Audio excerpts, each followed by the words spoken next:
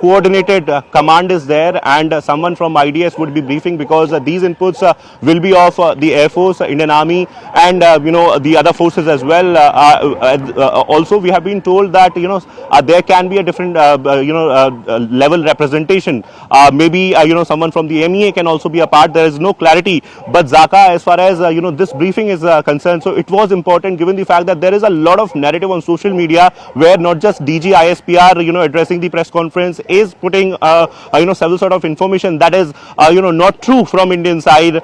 We have their social media handles that are propagating some sort of narrative, and that's the reason why there was a need for this urgent press conference in the morning. Also because of the sort of operations that have happened throughout the night. We know that how Indian forces have retaliated to the aggression of Pakistan, where they have been trying to attack the military infrastructure here in India from last 2 days. Last night also there were retaliation, there were operations, but India did not hit them. Akash, I believe the briefing has begun. My colleague Arunima is telling us that if we can get either her, if we can get a live feed or a phone or an audio feed of the briefing, let's try and go across to her. If somebody can just put her through on the phone. Let's try and make sense of the story for our viewers. The briefing has begun by the Indian Army officials. We're not sure if this is on camera, if this is on record, or this is an off-record briefing, but certainly senior officials of the Indian Army are briefing on the lawns of South Block, is what we're given to understand, to try and get a sense of what exactly is going on here. If we can please connect to Arunima. I've been asking for the last 5 minutes to our assignment desk. Please connect our reporters on the ground. Let's try and make sense of what the story is for our viewers who may be tuning in just now at 5:50 in the morning. It's been a very hot night between India and Pakistan. You can see those pictures. India has hit multiple locations in Pakistan, from Islamabad to Lahore to Rawalpindi. The Noor Khan Air Base in Rawalpindi, one of the biggest that Pakistan has been hit. Can we please put through some reporters to try and make sense of this story for our viewers? There is, of course, a briefing that is happening right now by top Indian Army officials in South Block, on the lawns of the South Block. They will be giving us an assessment of what is going on, what has been going on in these last 4 or 5 hours between India and Pakistan. So the attempt has now gone up a notch from drones. It is scaled up now to missiles. All right, let's go across to Anvit, who is on the phone line. Anvit, where are you and what are you hearing? Hi, good morning. We are in Jaisalmer, and they are observing a complete blackout. They had been shut all lights and vehicular movement from 6 p.m. till 6 p.m. in the morning, and even now vehicular movement has been restricted. What we are reporting, from where we are reporting, is 70 to 80 kilometers from the border, because the last village, that is Ramgarh, beyond that, army is not allowing any civilian movement or any media movement as well. So we are reporting from here, but last night, even from here, we could clearly see the flares in the skies, and we could clearly see the ammunition coming in from Pakistan. But last night had been relatively peaceful. No visuals in the sky. Skies had been clear since last night. But yes, police have been making patrols, heavy patrols. In fact, we had also been hearing sirens, because on the forward areas yesterday, also in Jaisalmer and in Barmer, the sirens were being played out, as some drone sightings were also done. Following that, sirens have been played out, but so far as the ammunition is concerned, nothing has landed into Jaisalmer in the city side. However, some developments were... We'll come back to you. Aman is also joining us. Aman, I believe there's a briefing by senior Indian Army officials that's going on in South Block. What are you hearing? Pakistan has shut off its airspace now for the next 6 hours till noon. I believe there's going to be a further escalation by Pakistan in the next few hours, but India has hit multiple air bases, from the Noor Khan Air Base to the Sukur Airport in Rawalpindi. Multiple air bases have been targeted by surface-to-air missiles. Let us know what is going on. What are you hearing this Saturday morning? See, Jaka, what we are hearing from Indian government sources is that Pakistan has launched its counter-strike to Operation Sindoor. On May 7th, we saw India strike through Operation Sindoor, and the officials were saying last evening also that these drone attacks, which were launched by Pakistan over the last 2 days, were more of an intelligence gathering mechanism to assess our air defense capabilities. This seems to be the real attack coming from Pakistan. Of course, our air defense system is engaging all these offences which are being launched by Pakistan. As you said, they have closed down their airspace for the next 5 to 6 hours. Seems that Pakistan is trying to now hit our air bases and they are trying to launch missiles. That is what we are hearing. The Indian government briefing is about to start. It was to start at 5:45, but it's still not started in the lawns of South Block. Shortly, Indian officials will be briefing us on what exactly is happening. But it seems that this is Pakistan's response. And India is very, very clearly saying that this response is very, very escalatory in nature. We are warning Pakistan to stop this, or India's response to this will be even more severe. Pakistan seems to be escalating the situation, Zaka, and that is what the Indian government sources are saying so far. We'll await the official press briefing, which is to happen in the next few minutes, Zaka. Okay, Anshul is also joining us from Pathankot. What's happened there overnight? I believe there was multiple drones flying over the Pathankot airbase overnight. What is the latest that you can share with us, Anshul? So yes, specifically over the last half an hour to 45 minutes, there has been at least 30 to 35 loud explosions that we have heard ourselves over here. I'll just try and move out of the frame and try and give a sense as how close is enemy at this point in time. The hills that you are seeing over there, these hills actually belong to the Pakistan. So we are, in fact, Pathankot is very, very close to the international border, and from this direction itself, there were several projectiles that were launched from the side of Pakistan, but our air defense systems have made sure that all these projectiles that were launched from that end were actually controlled in the air itself. They were blasted in the air itself. Nothing untoward has been reported till now. The Pathankot airbase is absolutely safe, is what we are being told. The situation is still tense because the blackouts are still continuing. There is no electricity across Pathankot over the last 4 hours. The blackout was supposed to end at 4 a.m. It is still continuing over here. There is constant announcements, and there is constant patrolling that is being done by the local police over here, trying to give out this message that people do not need to panic, do not need to step out their houses. They just need to follow the SOPs and everything will be fine. But yes, India's air defense system proving yet again that these Pakistani missiles, these Pakistani drones. Akash is also there with us. Akash, I believe that off-cam briefing has been cancelled. Now we'll have a regular briefing at 10 a.m. Any idea on why that off-cam briefing has been cancelled and what's going on? What's the word you're picking up from MOD headquarters? The operations are ongoing, situation is evolving, and that's the reason why they have in fact they have cancelled the briefing. We have been learning, Zaka. In fact, this briefing will be happening after 10 a.m. we have been told, and this will be a regular briefing since we are hearing about several attacks at different places throughout India. Specifically, they are targeting Pathankot, Jammu. In fact, I'm learning about some attempts in Jaisalmer as well once again, but then we'll wait for the confirmation. They are firing ballistic missiles at places. We have been told that there are places where they have been firing ballistic missiles. Artillery is very much on at the LC, and situation is evolving. That's the reason why MOD officials may have cancelled the briefing, but we have been learning. In fact, Pallavi is talking about the briefing that is going to happen at 10 a.m. Zaka, this is the major escalation. We have been talking about it, how India retaliated, and then once again in the morning time, in the daytime now, the attack is on, which is in fact going towards a major escalation, a war possibly. But then at this point in time, Indian armed forces are very much ready and capable, and they, we have been in fact told that air defense systems are very much active, and in Jammu, in fact, there are attempts at least there are 5 to 6 attempts in the last half an hour, we have been told, in Jammu, but all of these attempts are thwarted, and in fact drone attack is there, missile attack is there, and rocket propulsion is something that officers are talking about, possibly a missile when we say rocket propulsion.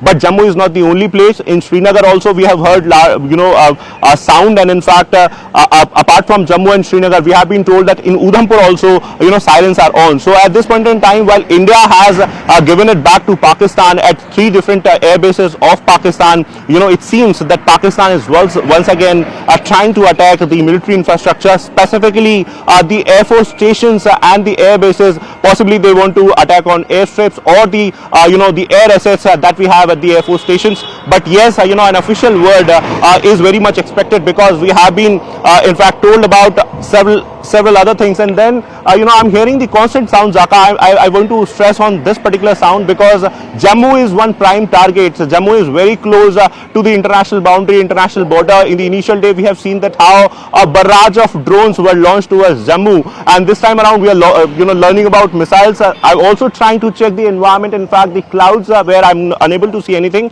Very close to the airport I'm standing, and at that particular place only we are seeing, in fact we are seeing this sort of action, where we have been told that missiles are there, missiles are coming towards the Jammu Air Force station and the airport. Both are in close vicinity. Also, other than Jammu and Srinagar, we have been told that there is a target in Haryana. I'll of course not name the location, but there is a target in Haryana as well, which has been in fact thwarted. Missile was launched. We know that how a missile was launched towards Delhi as well, the national capital. They clearly want to escalate it further.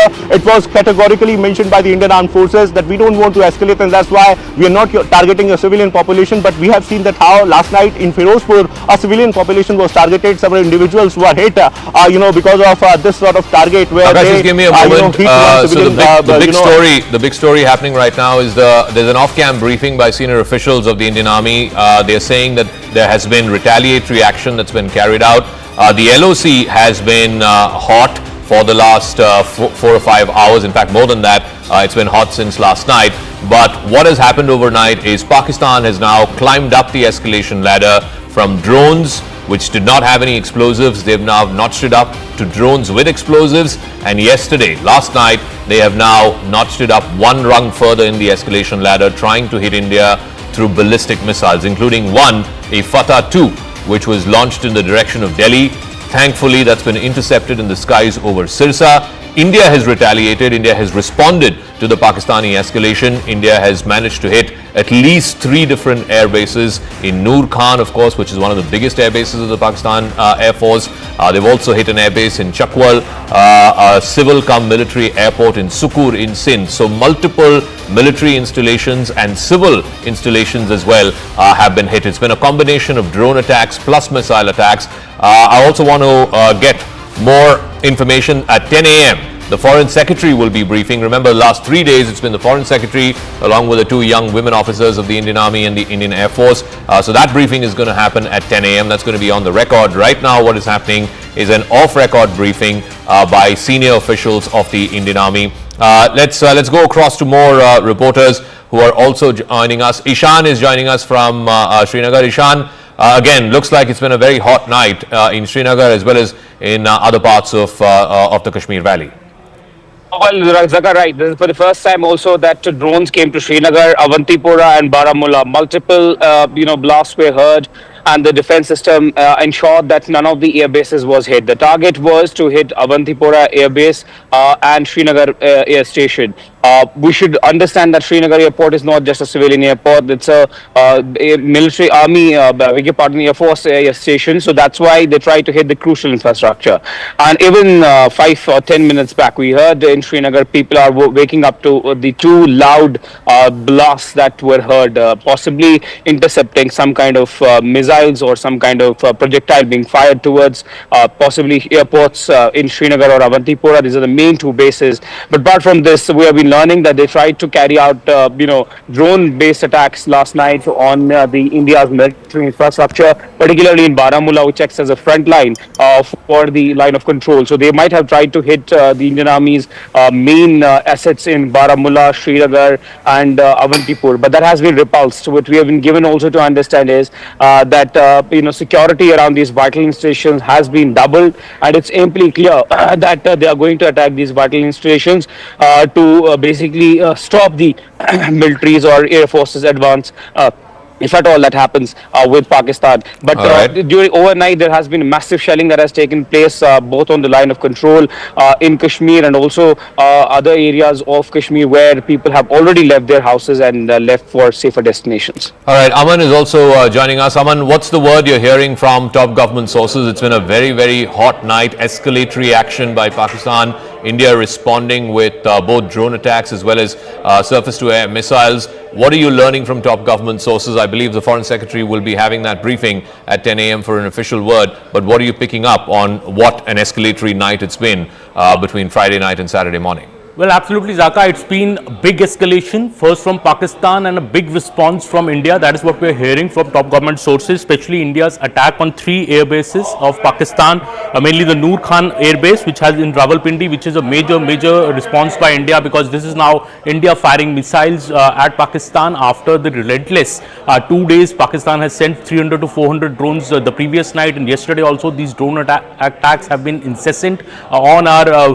forward, cities, and all major cities of India are now on high alert, because there is also news that Pakistan fired a missile towards India, which has been intercepted at Sirsa. So Pakistan is really escalating the situation. This seems to be their main attack in the last 2 days. Maybe, as Indian officials were saying at the briefing yesterday, that those attacks were mainly to gauge India's air defense system capability and gather intelligence. This seemed to be the main attack which has happened last night, and though it has been foiled to a larger extent, and we'll get details of that at 10 a.m. when the Foreign Secretary and the government brief us on what exactly has happened. But so far it seems Pakistan is escalating the situation. Indian government sources are saying that Pakistan should stop, because if it doesn't stop, the Indian response is going to be even more fierce. India is ready to go to any lengths to protect its assets, to protect its territory from such missile and drone attacks by Pakistan and by hitting Rawalpindi. India has shown the capability it has to hit in the heart of Pakistan. We have seen these visuals on the screen as well.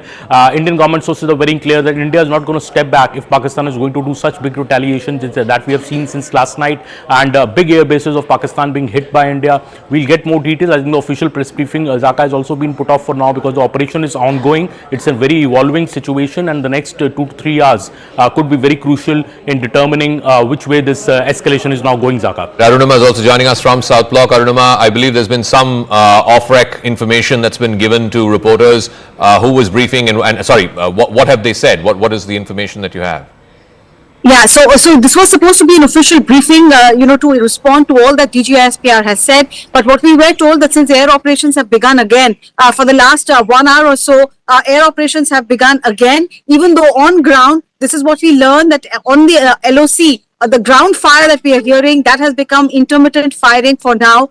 So the entire focus is on the sky, and because of those ongoing air operations, the briefing has been delayed now. The briefing is now expected at 10. But what we can confirm is that, South Block is carrying on retaliatory attacks after Pakistan carried out its misadventure at 26 locations last night as well. And these are air operations mainly that are going on. DGISPR and Pakistani officials claim that Pathankot and Jammu air bases in India were targeted, but there's no confirmation that is coming in from South Block at this stage about whether Pathankot or Jammu air base was targeted at all, because we have seen over the last 2 days also such attempts were made and the attempts were thwarted. India, however, is confirming that three Pakistani air bases have been successfully targeted as a retaliatory action after Pakistan's misadventure. At around 10 o'clock, we're expecting a detailed list of the overnight operations that have been carried out. One must emphasize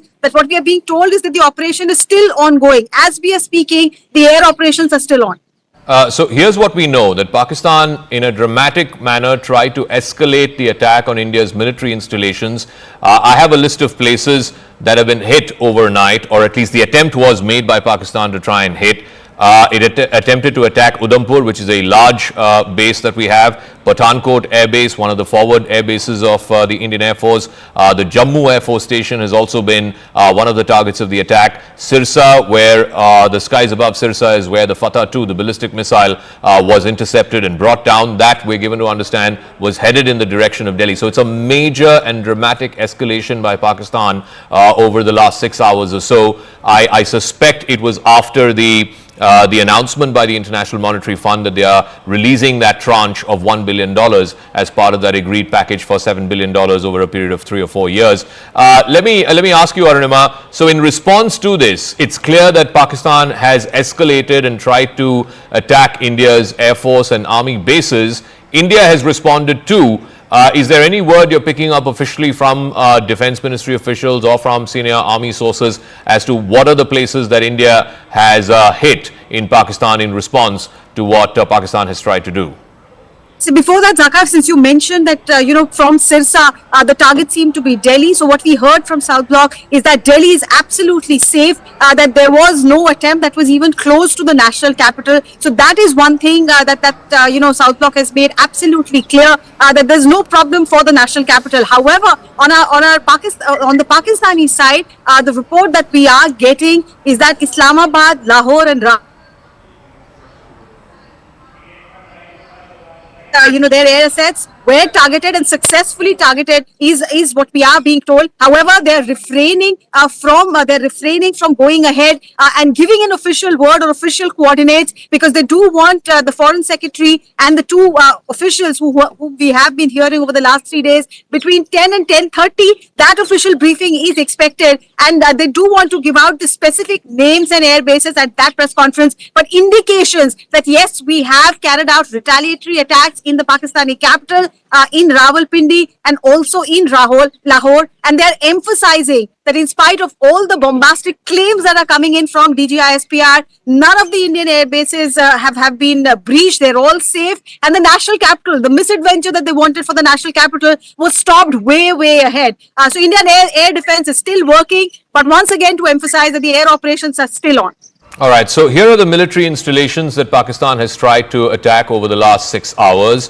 There was an attempt at the Udhampur station, at the Pathankot Air Force Base, the Jammu Air Force Station, and of course over Sirsa, which again is a large Air Force base, Air Force station in Udhampur as well.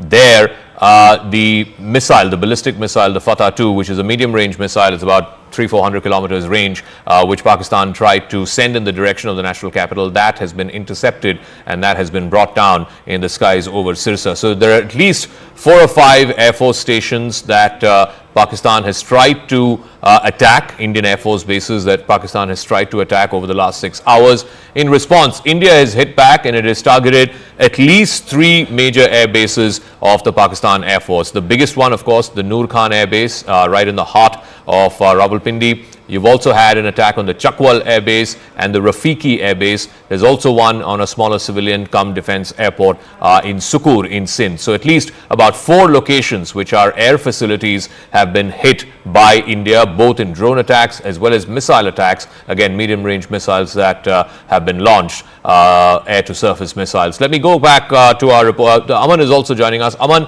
again, just putting this into perspective for our viewers. So up until last night, till that IMF announcement happened, till about midnight or so, Pakistan was sending these exploratory drones, these probing missions. At least on the first night, none of them seemed to have explosives attached. Last night, there seemed to be explosives with some of those drones. But post-midnight or so, this dramatic escalation by the Pakistani Air Force to try and target specifically some forward Indian air bases, and now India in response hitting back and successfully targeting some Pakistani Air Force air bases. This is now a definitive climbing off the escalation ladder. Put it into perspective for our viewers. Well, absolutely, Zaka. What government sources just told me that, when we attacked Pakistan during Operation Sindoor, we did not target any military installation. These were all terror targets under Operation Sindoor. It is Pakistan which started off 2 days back, by first attacking our military installations, trying to send these drones, to attack the Jammu airport, the other Bhatinda air station, which was mentioned yesterday in the briefing as well, that Pakistan tried to target. It is Pakistan which started it. But yes, over the last 2 nights, what the drones which were sent by Pakistan were more, as you were correctly saying, not were armed, many were not armed. These was most of an intel exercise to assess the capability of our air defense systems, more like a recce missions, which government sources are saying the real attack was kept off till the IMF bailout happened. Soon after the IMF bailout has happened last night, Pakistan has actually launched its operation by trying to target our air bases, and that is why India has retaliated and done this big strike, especially at the Rawalpindi Air Force Base, because that is a major Air Force base of Pakistan. By attacking that, India has shown its capability that Pakistan should immediately de-escalate, because what Pakistan is doing is actually to escalate the situation by trying to target our Air Force bases, our military stations. India did not do that in Operation Sindoor. Our strike was only against the terrorist infrastructure. But Pakistan, by its response, especially today morning, and this news that a ballistic missile was fired towards Delhi is an open, I would say, Zaka proclamation of war by Pakistan. And, India will respond in greater, greater strength now. That is what sources are telling me, that India will not stop now unless Pakistan stops, because we are committed to defend our military installations, and this kind of an attack by Pakistan will be responded very, very strongly, and we'll hear that, Zaka, from the FS at 10 a.m. All right, so the Foreign Secretary briefing is going to be at 10 a.m. Likely that he will be flanked by both the Indian Air Force and Indian Army officers, the lady officers.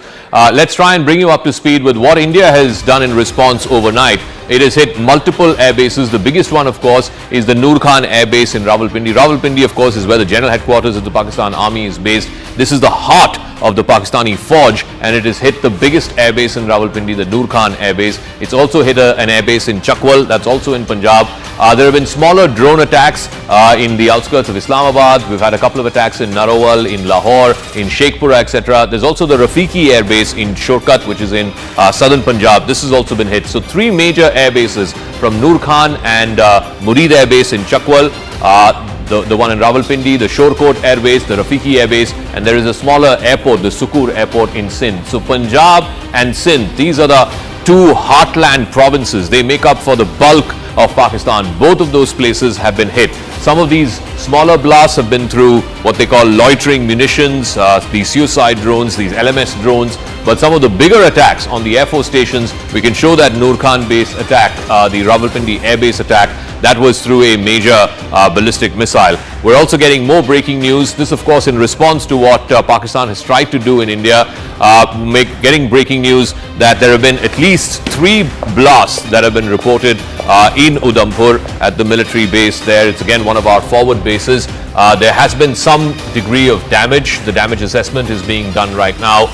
There has been shelling, and this is, of course, keeping the LOC active and hot. There's been massive heavy artillery shelling that's been going on across Surankot, Jammu, Naushera, as well as Rajouri.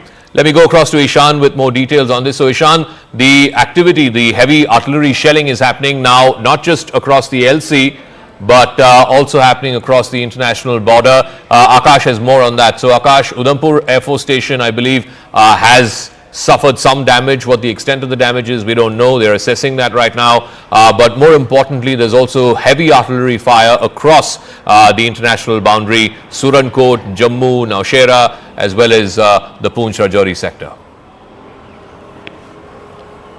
Right, so a ceasefire violation is there, at the LC, but yes, Udhampur was one target, and Manoj Gupta is, reporting, in fact, that how, Udhampur has got hit, in fact, but in fact, there were sounds in the Udhampur, and there we have the headquarters of the Northern Army Command, and that's why it is very crucial place.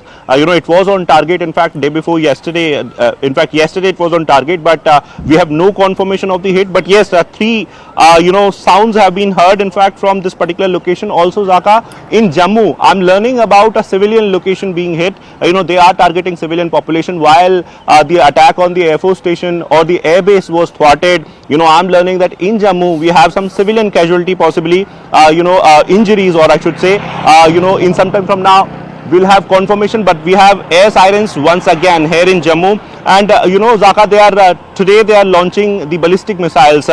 We know that how they have Fatah series, which has got 120 kilometers of range, and they possibly have been launching the Fatah missiles. And in fact, there is a plan of further escalation, given the fact that DG ISPR addressed the press conference and said a number of things which in fact have not been confirmed by Indian Armed Forces. At around 10 a.m. we'll be having confirmation. But yes, artillery fire has been going on in Srinagar. The explosive sounds are in fact, very much there, in fact, have been heard by the locals, and Ishan has been reporting from there. In Poonch area, shelling has been happening at the line of control, where we have reported that how civilian population was targeted, Gurudwara was targeted. In Rajouri as okay, well. Akash, just stay on with us. I'm going to come back to you in just the, 1 second. I want to bring our viewers up to speed and give them a degree of reassurance as well that Pakistan has been attempting to hit multiple Indian Air Force bases, forward air bases, but the good news that I can share with you is that all are safe. There's been relatively minor damage that has happened,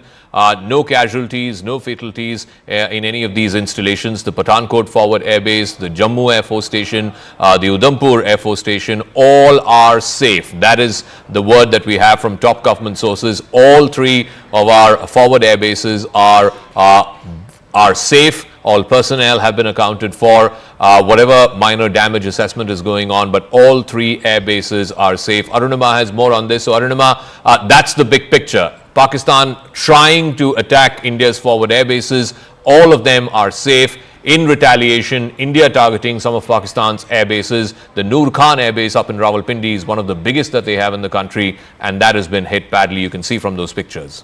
Arunima. Successfully targeting Pakistan is what we are hearing as well. One must underline that officially at 10 a.m. we are expecting location by location, coordinate by coordinate briefing by the Ministry of External Affairs. Most likely Foreign Secretary will take the podium once again, along with the two officers from the Indian Army and the women officers from the Indian Army and the Air Force. But what we are being told is that even though Pakistan attempted to attack Pathankot, they attempted to carry out attacks in Udhampur and also in Jammu. All these three air bases, the air assets were targeted, but Indian Air Defence managed to thwart all these three attacks at Jammu, Udhampur, Pathankot. No damage done. All our assets are safe. There's no casualty, no injury to any personnel present in the in the air base complex. All right. Arunima, we'll try and come back to you as you try and, look, reporters are spread all across the country, particularly in some of these points that have been hit or attempted to be hit by Pakistan. There has been cross LC as well as cross IB firing. This is heavy artillery shelling that Pakistan has been undertaking for the last couple of nights at least. In the Jammu, Poonch, Rajouri, that sector, in Surankot, in Naushera, as well as in Rajouri, overnight there's been heavy artillery shelling. Ishan is there with us with more details on that.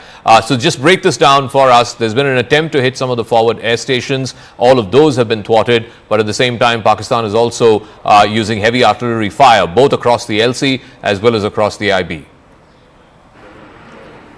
Well, absolutely right, Zaka. Even it started yesterday before the sunset. Generally, they would fire towards Indian positions after sunset, but yesterday they started firing at around 4:30, and then India had to retaliate. This is happening in Uri, this is happening in Keran, Tangdar, Kupwara. Every place in line of control has been impacted by the ceasefire violation. People have been moved, people have been taken out to safer locations and safer shelters, and now we're hearing that the exchange is still happening on the line of control. Look, what we have also heard is that there have been, at least 3 sounds that have been heard in Srinagar, which has woken up people. We're getting messages from people, but we should tell our viewers that there's no need to panic, because there's a lot of panic around after hearing those sounds around Srinagar and other parts as well, as a possibility that they might be also trying to hit India's important assets in Jammu and Kashmir. Yesterday, they tried to attack through drones by sending drones to a couple of locations which are very important for the defense forces, but they were immediately the air defense system ensured that they are brought down. Sources told us at least 8 drones were seen around Srinagar, Baramulla and Awantipur, which hosts one of the big air bases of Indian Air Force in Udhampur. So they try to attack the vital assets. All right, so Ishan, we'll come back to you. There's some forward air bases, including Udhampur, Pathankot, I believe even Udhampur again in Haryana, which is again a forward air base, has also been tried to be hit. Akash, what are top Ministry of Defence officials, Indian Army, Indian Air Force officials telling you? Clearly, I think Pakistan is climbing the escalation ladder, no doubt about it. That has been the attempt. The attempt has also been to try and target some of India's forward air bases and air force stations. All of those attempts have been thwarted by India. India, in response, of course, has successfully carried out major strikes from the Noor Khan Air Base to the Chakwal Air Base to the Rafiki Air Base.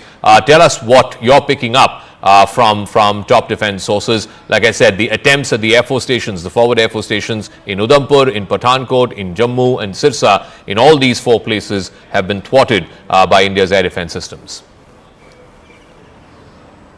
Right, you rightly pointed out the Air Force stations in Jammu and Pathankot specifically are safe, and in fact I am learning that there is in fact some sort of damage in some civilian infrastructure. We'll get it confirmed by the civilian authorities as well. But till now all attempts in fact have been thwarted, and Dhaka armed forces in fact are very much capable and ready. This is what the defense sources are telling us. In fact at around 10 AM we'll get the official word as to what they did last night, and also what is the sort of retaliation that they are planning now, given the fact that Pakistan is launching ballistic missiles and has shown that they want to escalate it further. Dhaka, we have been seeing that how from last 48 hours, in fact in the last 72 hours a number of things have happened. Specifically we talk about the current times. Yesterday it was happening in the night hours, but today in the early morning hours we have been seeing these attacks specifically targeted towards Udhampur and Jammu, because in Udhampur we have one military base, and there we have constant sounds here. In fact in Jammu, ballistic missile is what has been tried here in Jammu as well. It was tried for Delhi, it was tried for one location in Haryana, very crucial location in Haryana. I'm not putting out the details right now, but very crucial location is being targeted there in Haryana as well. It has been thwarted, all safe. In fact as far as the assets are concerned, so all our air assets are safe. In fact, they have been trying, the core headquarters of Leh, I'm told, and in fact last night it was tried, but it was thwarted once again. Air defense is in play. In Udhampur, we are learning, several, sounds, in fact, but we have no confirmation on the sort of explosions that are being reported from that particular location. In Punjab also, they have been trying, they have been launching their ballistic missiles for Punjab. In fact, especially in Pathankot, also because of the sort of air defense we have in Pathankot.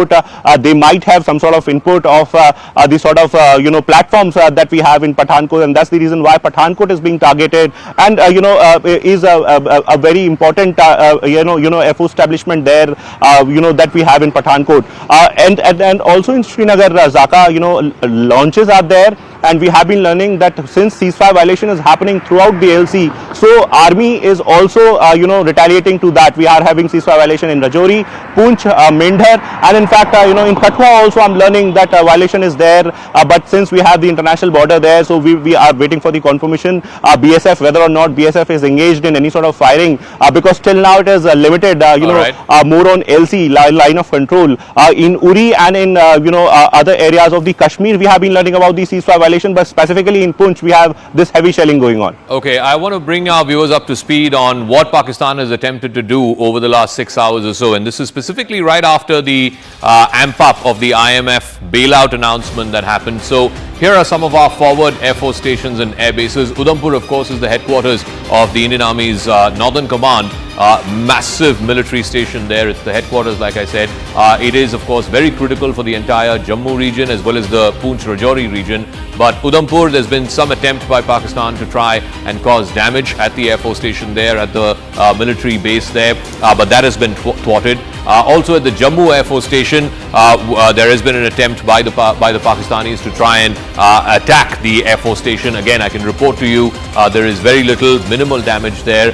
The Air Force station is very much functional. Pathankot is one of our forward air bases, one of the largest in the country. It's on the outskirts of Pathankot city. It is literally on the border with Pakistan. Remember, in 2016, it was the Pathankot Air Force station that was attacked in a terrorist attack. Of course, that after that attack, India tried to give access to an ISI team for a joint investigation. That investigation really did not go any further.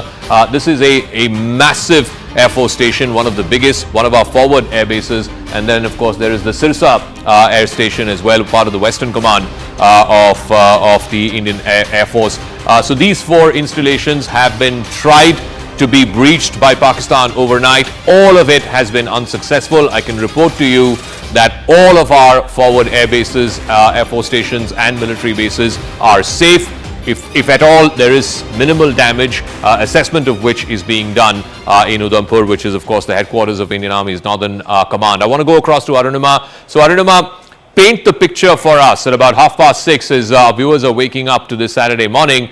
It seems very clear that Pakistan has attempted to go up the escalation ladder. They want to try and take this to the next level. They've been sending in missiles, they've been sending in drones that are fitted with explosives, trying to take out some of India's air bases. All of those attempts have been thwarted.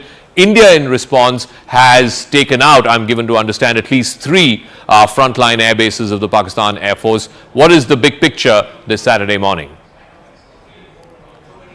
Yes, so the source-based information that we have, first thing first, Indians should just have trust in our defence forces. It's all good, it's all safe. Attempts that were made at Pathankot, Udhampur, Jammu, all attempts thwarted. There was an attempt at misadventure towards the national capital of Delhi as well, over Sirsa. I think even that has been, the Fateh missile has been intercepted. So that national capital is safe as well. But what is it that we have done in terms of retaliatory action in Pakistan? Some details just coming in. What we are being told by sources is that there was a calibrated and purposeful military target hit, and the adversary has got a bloody nose after those 26 locations in India that Pakistan targeted last night as well. The Noor Khan Air Base, it was hit. We have been reporting this since morning, Zaka. The strikes have happened near the vicinity of Joint Staff Headquarters at Chakala as well. So there is source-based confirmation coming to that.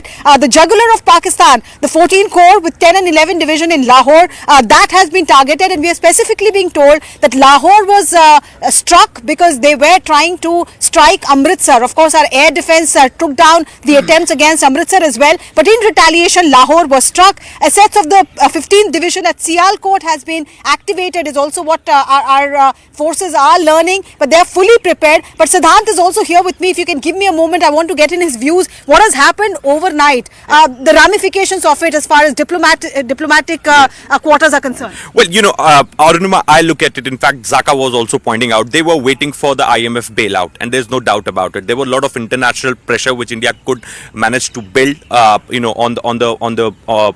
the committee which sanctions it. There is no vote provision there.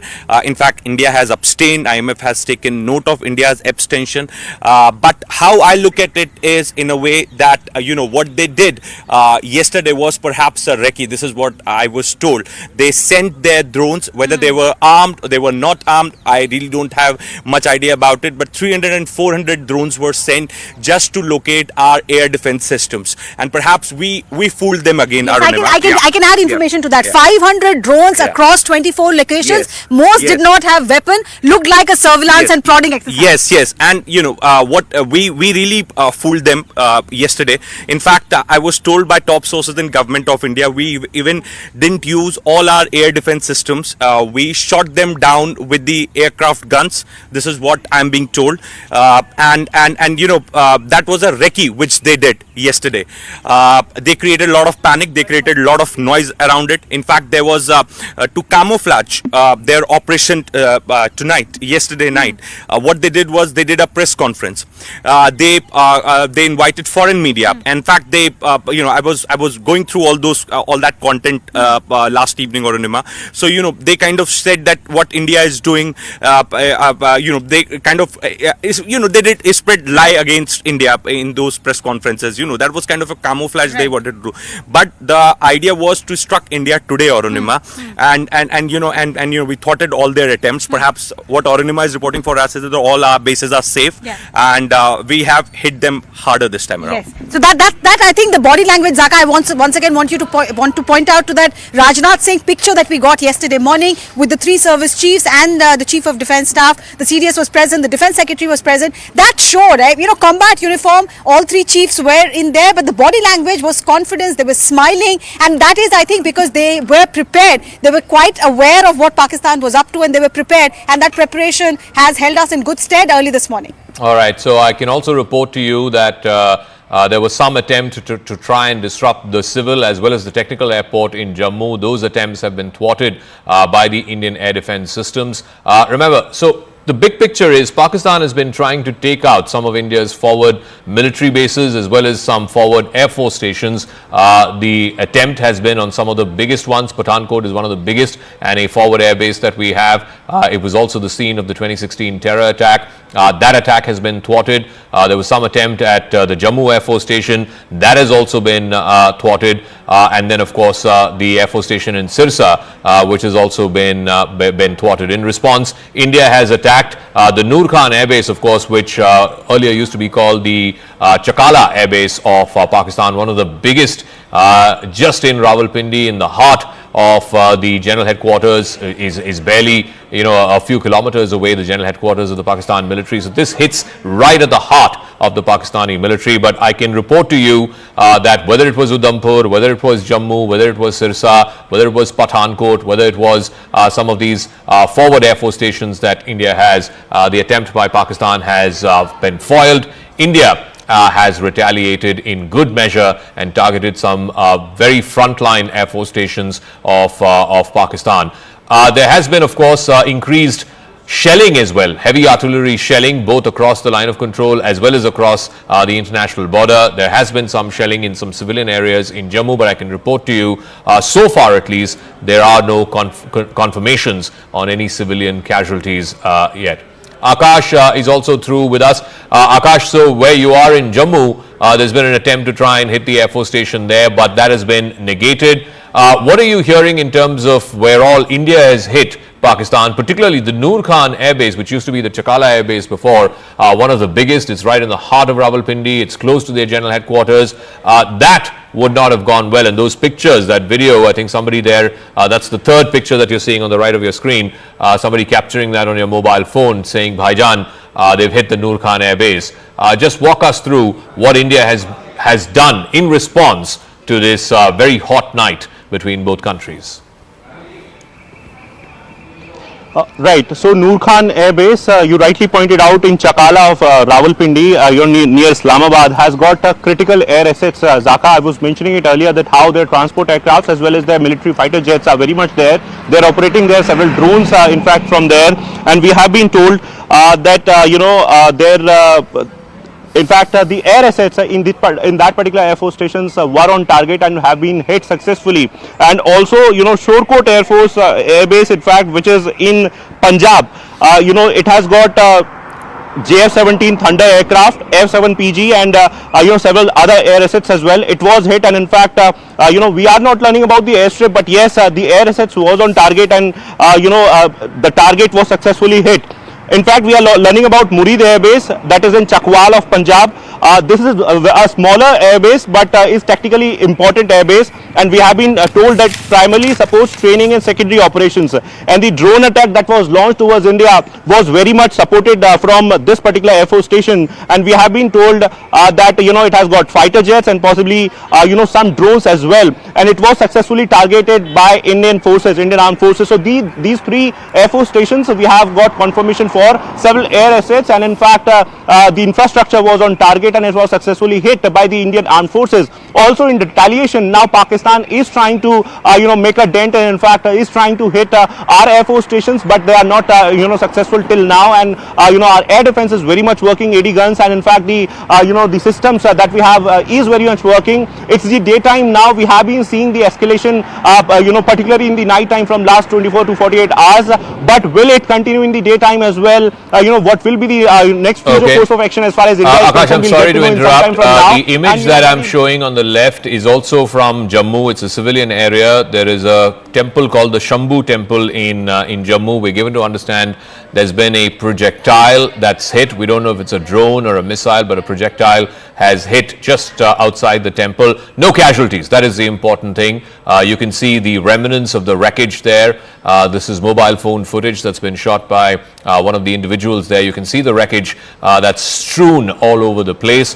This is called the Shambhu temple in Jammu. Again, the good news is that there is no casualties there. There you can see the main gate, the pillars leading into the temple. So on the outside perimeter of the temple complex, there's been a projectile hit. Again, the good news being that there is no reports of any civilian casualties in the Shambhu temple attack. Aman is also joining us. Again, I want to go big picture for our viewers who are tuning in a little past 6:30 this morning, this Saturday morning. There has been a visible amping up by Pakistan. India has retaliated. Pakistan's attempts have been foiled. The attempt was to try and target some of our forward air bases in Pathankot, in Jammu, the military station in Udhampur, etc. But all of that has been foiled, Aman. In response, India has hit back with a combination of drones as well as missiles, and some of the Air Force station attacks in Pakistan have been very, very successful. What are you hearing from top government sources? The big picture that we're hearing is that the government is very, very clear that April 22nd was the original escalation by Pakistan. India responded to that escalation through Operation Sindoor, and our attack was on the on the terror infrastructure in Pakistan, the terror headquarters in Pakistan of Jaish, of the LET, of the Hizbul, and this was because Pakistan did not act against them, and over 100 terrorists were killed in the Indian strike. For India, the offensive had ended there. India did not want to take it further beyond there. India very clearly said we did not target any civilian population, neither any Pakistani military infrastructure in Operation Sindoor. The escalation the Indian government feels is now coming from Pakistan, first through these drone attacks for the last 2 nights, which now seem to be, Zaka, more of recce missions. These drone attacks seem to be more to assess our strength of our air defense systems, our alertness, where are our air defense systems located, maybe also to try and exhaust maybe some of our air defense systems before the actual attack comes. Indian government is also now seemingly very clear that Pakistan decided to wait for the IMF bailout before launching its big strike, because it did not want its IMF bailout to be jeopardized in any manner. And this shows that soon after the IMF bailout, Pakistan cleared its airspace today morning and has launched an attack through ballistic missiles, not only at our forward Air Force bases in Pathankot and the Udhampur, it has also tried to attack our major cities. So this is a major escalation by Pakistan. That is what India is saying. India never targeted earlier Pakistan's military infrastructure, but because Pakistan has now upped in a way the game, India is not shying back, and this attack on the airbase in Rawalpindi by India is to show how deep India can hit. And I think India is still trying to tell Pakistan to get the message to de-escalate, but if Pakistan does not de-escalate from here, Zaka, Indian government sources are telling me that we will also not stop now, and Pakistan will be taught a lesson. All right, so our reporters are spread across the length and breadth. Ishan is joining us from Srinagar, Akash is joining us from Jammu. In Delhi, we have Arunima and Siddhant joining us from South Block. There's going to be a briefing by the Foreign Secretary at 10 a.m. Last 3 days, the briefing has been done by the Foreign Secretary along with the 2 young women officers of the Indian Army and the Indian Air Force. Siddhant is also joining us from South Block. What are you hearing, Siddhant, in terms of what the MEA has to say? The briefings have been going on by the Foreign Secretary. Any word you're picking up on, our international players trying to intervene? I believe there was a statement put out by the G7. The Saudi Deputy Foreign Minister, who was here in Delhi a couple of days ago, he was in Islamabad yesterday. And this visible upping the ante by Pakistan has happened after the announcement of the IMF, the bailout announcement of $1 billion. What are you hearing from MEA?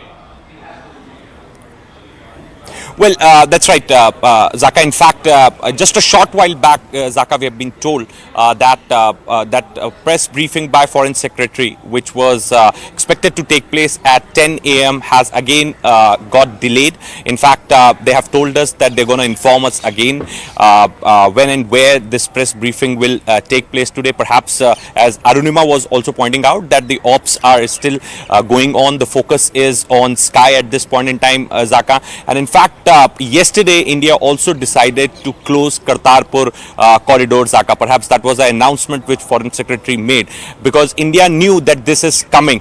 This is coming. The time Pakistan will secure the bailout package from IMF, they are gonna hit us. Day before yesterday, Zaka, what happened post midnight? Perhaps they sent more than 300 UAVs. Perhaps we have also been told that those UAVs were not even loaded, were not even armed. Those UAVs were only sent to locate our air defense systems. Perhaps we knew about it, and we did not use our best of the systems in place. In fact, we shot them down using aircraft gun. This is what I'm being told. In fact, since then, India was preparing that what they did day before yesterday was a recce visit. Perhaps they are going to hit India, and they could target forward bases, Pathankot, Jammu, etc., those locations. So India was fully prepared for it. As you rightly pointed out, at a diplomatic level, perhaps India is not escalating. Foreign Secretary again reiterated yesterday that the first and the only escalation was the 22nd April attack in Pahalgam. India is only responding to the escalation by Pakistan. In fact, yesterday in the press briefing also, Foreign Secretary highlighted Zaka, that how religious sites have been targeted in Poonch. There's a convent school which has been targeted. Yes, I'm going to come back to you. We're getting more information, courtesy Manoj Gupta, our investigations editor, that a bunch of missiles have been fired. I can't reveal the exact number, but a bunch of missiles have been fired from the Srinagar airbase. That too, Pakistan has tried to attack, but there is very minimal damage that has happened there. So from the Srinagar airbase, missiles have been sent, and a PAK Air Force jet, at least one we can confirm, possibly more than one, but definitely one Pakistan Air Force jet has been shot down by missiles that have been sent from the Srinagar airbase. So that is a big development. One Pakistan Air Force jet being downed by India. Remember, Pakistan has a combination of the F-16s, which are the American fighter jets, the fourth generation fighter jet, and also a combination of the JF-17 and the J-10. The JF-17 is the 4.5 generation Chinese fighter jet, and the J-10 the 4th generation fighter jet. So it's a combination of Chinese as well as American military jets, fighter jets that the Pakistan Air Force has. We don't know which of this has been brought down, but at least two Pakistani Air Force jets have been downed by India in missile strikes that have been launched from the Srinagar Air Force Station. Arunima, what more details are you hearing? There was supposed to be an army briefing earlier this morning. I believe there wasn't much information that came from there, but at 10 o'clock the Foreign Secretary is expected to brief the press. But this big development that we are breaking right now on our screen, at least two Pakistani Air Force fighter jets have been brought down by missiles that have been fired from the Srinagar Air Force Station.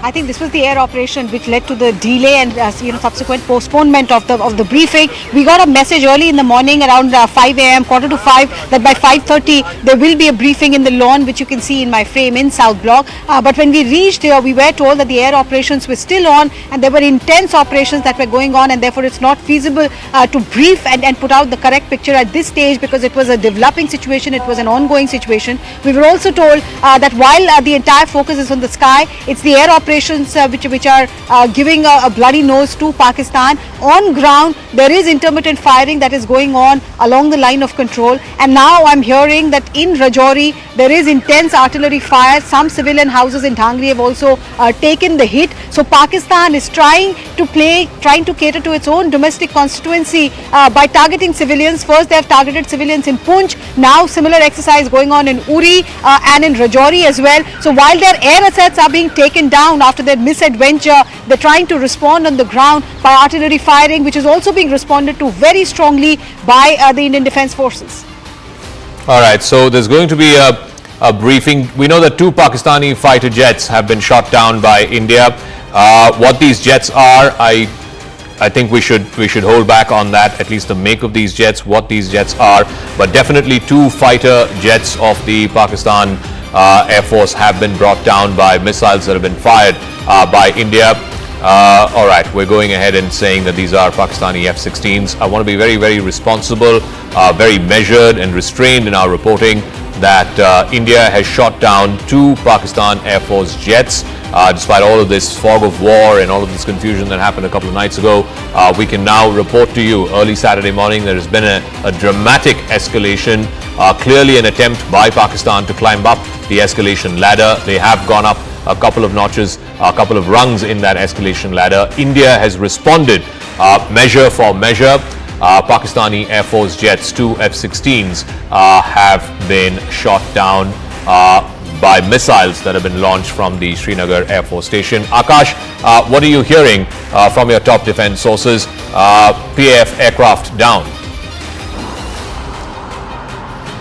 I have no independent confirmation on that. Manoj Gupta is bringing us this input where, he has been reporting that how two F-16s, have been in fact brought down by the Indian Air Force. So we'll wait for the official confirmation as well. But this is big, Zaka. This is big. We have seen that how, F-16 was very much there, a part of the sort of, activities that happened in 2019 when the dogfight actually happened between MiG-21 and F-16. And even at that time, we know the whole episode of Wing Commander Abhinandan, but this time around, we are learning that, we have shot down these F-16s. I'll check for with the Air Force as well for the independent confirmation. But Manoj Gupta has been reporting that how two F-16s, in fact, have been downed by, the Indian Air Force. In fact, we have got several sort of videos, that are, in fact, somewhere confirming, the debris and, in fact, some sort of smoke, coming from a distant place. Ishan has been reporting this. But it is big, Zaka, given the fact that Pakistan Air Force, consider, itself as a superior force. They have always challenged, Indian armed forces and, in fact, Indian Air Force specifically for the dogfight because they think that their machines are superior, their training is superior. And this is one development where, it is a slap on their face where, they have been trying the military establishment, military infrastructure in different places. Here in India, none of, them is successful. But this time around, we are learning that in Srinagar, at least two F-16 aircraft have been downed by the Indian Air Force, Zaka. So two Pakistan Air Force jets have been downed by the missiles that have been hit by the missiles from the Srinagar Air Force Station. So bringing you up to speed, the big picture that Pakistan has escalated over the last 6 or 7 hours post midnight after the announcement by the International Monetary Fund that they were releasing the tranche of $1 billion, part of the $7 billion package that Pakistan has managed to procure from the IMF, emergency bailout money. Right after that, and right after the Deputy Foreign Minister of Saudi Arabia left last night, there's been a dramatic escalation by Pakistan. Multiple attempts at forward air bases, at Air Force stations from Jammu to Pathankot, which is one of the biggest Air Force stations in northern India. In fact, it is bang on the border with Pakistan. It was also the scene of the terrorist attack that happened in 2016. We're also learning that the Sirsa Air Force Station was also one of the targets of attack. But all of that, the Udhampur military station, all of that has been thwarted by India's air defense systems. And now in retaliation, India is hit and brought down two Pakistan Air Force jets. They've been brought down over Srinagar is what we're given to understand. These are deferred visuals we're getting from Udhampur, and the visuals that you're seeing on the left side is India attacking the Noor Khan Air Base, which used to be called the Chaklala Air Base earlier, hosts a big military college as well. It's very close to the general headquarters, the heart of the Pakistani military. There's been a massive attack there on the Noor Khan Air Base by India in retaliation to what Pakistan tried to do overnight. Let me go back to Aman, Arunima, reporters. Aman, again, as we await the Foreign Secretary's briefing in about 3 hours' time, what's the word that you're getting in from our top defense sources? India, of course, wanting to be absolutely certain that we are the responsive authority here. We're responding to the escalation by Pakistan. It is Pakistan that is choosing to climb the escalation ladder. Zaka, and what government sources are also saying that we were prepared for this. We knew that a major attack by Pakistan will happen. We were very, very clear that the drone attacks which were happening, on Friday night, we also saw these big drone attacks. This was mainly, Friday morning, was mainly to assess our air defense preparedness. Pakistan was waiting for the IMF bailout. This information and this intel was there with the government that the Pakistan will only launch its big strike after the IMF bailout process is over, and that is what has happened absolutely in the way India anticipated. India's defense system was at an all-time high early this morning also, and we were anticipating this to happen. That is very, very clear. India is also saying that this upping of this escalation by firing these Fatah series missiles, not just on our forward air bases like Pathankot and Jammu and Udhampur, but also at our major cities, especially Delhi, is a major escalation by Pakistan. This shows that Pakistan's intentions are not good. We have to safeguard our territory, we have to safeguard our assets, and that is why we've hit at the heart of the Pakistani army in Rawalpindi, the Chokala Air Base. A very secure facility inside Pakistan which India has managed to hit. This shows that India is giving this warning to Pakistan that you need to stop here, because if you escalate further, India then will not stop, because India considered Operation Sindoor as it's a major operation, in retaliation to what happened on April 22nd in Pahalgam. But this is now showing that Pakistan, Zaka, is in no mood to stop, and India is responding in equal measure. So there's also visuals we're showing on the top right of your screen, which is from Jammu. It's a Shambhu temple. There's debris of a projectile that you can see strewn all over the place. This is just on the outer perimeter of the temple. Let me also go to Arunima. Arunima, who's in South Block for us. Arunima, what are you hearing? What are you hearing from your top government sources? This Pakistani jets being downed, it's a huge statement by India. Pakistan Air Force jets that have been shot down over Srinagar airspace. But the attempt by Pakistan to try and target some of our forward military stations, forward air bases, that has been thwarted. And in response, India has targeted, among others, the Noor Khan Air Base or the Chaklala Air Base, which is one of the biggest that Pakistan has. Also the Chakwal, the Murid Air Base, again in Punjab. And you also have one more, the Rafiki Air Base. 3 air bases of Pakistan have been targeted in missile strikes by India. What more do you have? Yes, so Zaka, they had put out a statement late last night saying that 26 places were targeted, and they're just sticking to that for now as far as official word goes. Yes, they have told us that the intense air operations are going on, but on that specific input that Manoj Gupta has about India taking down a Pakistani jet, the South Block is not confirming that as yet, and understandably so perhaps, because even day before yesterday night there was intense speculation that similarly a Pakistani jet had been down and a Pakistani pilot had been taken into custody, but India has remained non-committal. They've not confirmed, not come on record on that. So in this case also, I think they will take their time, and once they are ready to share the details, only then will they come out with an official confirmation. Because of course, even though both sides officially are just calling this a conflict, the terminology of war is not being used officially. The fact is that if that is the situation, and if you have someone in your custody, then the Geneva Convention will apply. Prisoner of war rules will apply. That perhaps is the reason why they're calibrating their next step. But Manoj Gupta is learning that the air operations has resulted in one more bloody nose for Pakistan. Their top of the line asset, their top of the line aircraft has been down. We're not taking the names and the details as yet. But there is worrying news coming in from the line of control as well. Intermittent firing is targeting civilian population there in Rajouri, in Poonch, in Uri. It has been on and off. Intermittent is what we've seen over the last 3 hours. But while India is giving them a bloody nose in the sky, they are trying to retaliate by taking out their frustration on civilians. All right, Arima, stay on with us. So if you're joining us at 7 o'clock, top of the hour this Saturday morning, it's been a hot night between India and Pakistan, both along the line of control as well as the international border. But the important one is the air attacks. There have been attempts by Pakistan to try and neutralize some of our forward air stations, forward military bases. Let's look at what Pakistan has attempted to do, and I'll get to what India has done, and successfully at that, in response to that. Udhampur is the headquarters of the Indian Army's Northern Command. The attempt there has been to try and neutralize the Air Force Station. It's a smaller Air Force Station there. Pathankot is one of the biggest. In fact, it is our forward air base. It's spread over 2,000 acres. Multiple, squadrons of our fighter jets are stationed there. It was the scene of the 2016 terror attack. Again, that has been foiled by India. In Jammu too, the Air Force Station there, the Pakistanis tried to try and neutralize. Why is this happening at the level of the Air Force stations? That is the first line of defense. When countries go into conflict, when states go into conflict, the first attempt is to try and neutralize the ability of the enemy to scramble his jets. That's what Pakistan attempted to do. Sirsa too, again part of the Western Command. It's one of our big Air Force bases, stationed to squadrons of the fighter jets. This is what Pakistan was attempting to do. In response, what has India done? India too has targeted Pakistan's forward air bases. Let's get out that second map.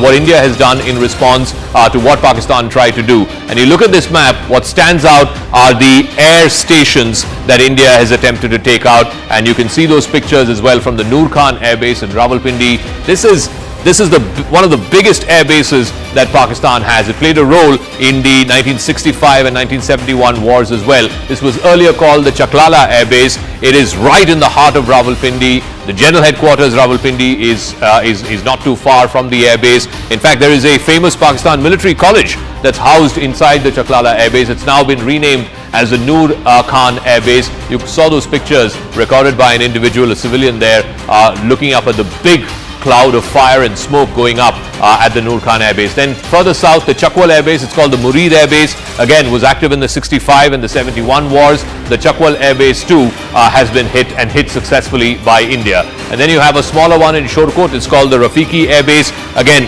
a lot of transport aircraft, the C-130s, the Il-76s, they've been housed in some of these air bases. The Shorkot Air Base in southern Punjab has been hit as well. And Sukur, which is a civilian defense technical airport, Sukur has also been hit in Sindh. So basically in the heart of Punjab as well as in Sindh, these are the two biggest provinces in Pakistan. They have been successfully hit by Indian Army and by Indian Air Force. So what happens when a conflict begins? The first attempt by both parties is to try and take out the other side's air bases, because the ability not to be able to scramble jets, that is a significant tactical advantage in any conflict. So the attempt by both sides has been to try and take out each other's air bases, particularly forward air bases, render the runway unusable. That is the attempt. Once the runway becomes unusable, then it's difficult to scramble your jets, and thereby you are taking off a tactical advantage that the enemy has. That's what India has done last night to some of these forward air bases in Pakistan. Noor Khan, of course, this will have huge ramifications that are running through general headquarters, the military headquarters of Pakistan. Pakistan's attempts, whether it's in Udhampur, in Pathankot, in Jammu, in Sirsa, have been thwarted, and India in response has carried out significant damage to some of the air assets that Pakistan is hosting. Akash is there with us from Jammu, Ishan is there with us from Srinagar, Arunima in South Block, Siddhant is also joining us from South Block. Akash, first things first, the Jammu Air Force Station, Pakistan did try to take down the Jammu Air Force Station and render the runway unusable, but that has been thwarted by India. What are you hearing from what attempts have been made by Pakistan overnight, and what India's response to that has been? Zaka, possibly they have been trying the batteries, the air defense batteries, because the locations, I will not specify, but the locations that they have been trying, are somewhere carrying the air defense batteries and the systems, and they want to, destroy the air defense system, given the fact that, yesterday it was done by India. Last night also they tried several Air Force stations, but they failed in that, and in fact after India retaliating back, they are trying it once again in the morning. We have been learning about Pathankot, that how they tried Pathankot Air Force Station.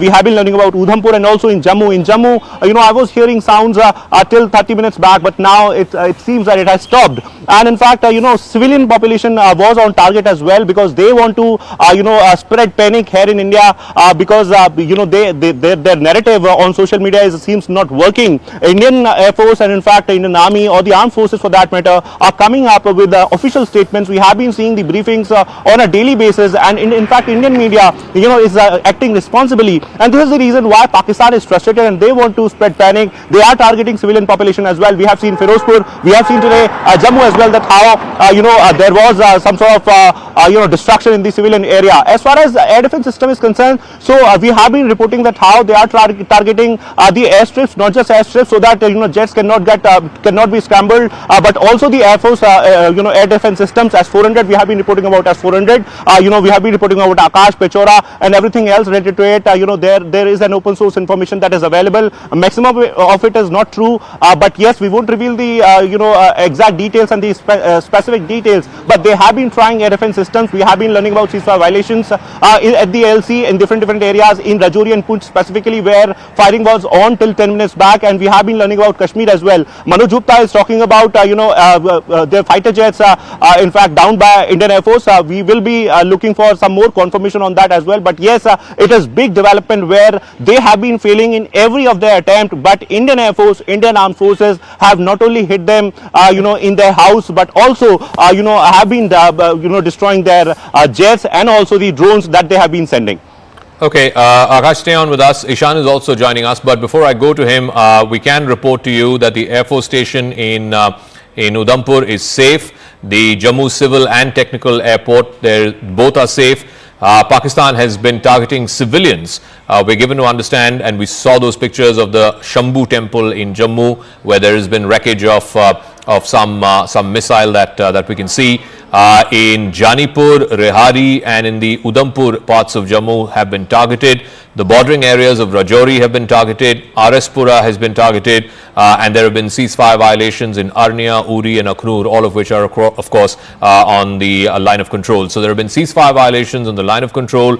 There has been violations across the international border in Rajouri, in Pura, in Udhampur, Janipur and Reasi. These are all in Jammu. So both on the IB as well as the LC, there have been heavy artillery shelling that Pakistan has tried to carry out. Also, that important word that we got overnight, Pakistan launched the Fatah-2 missile.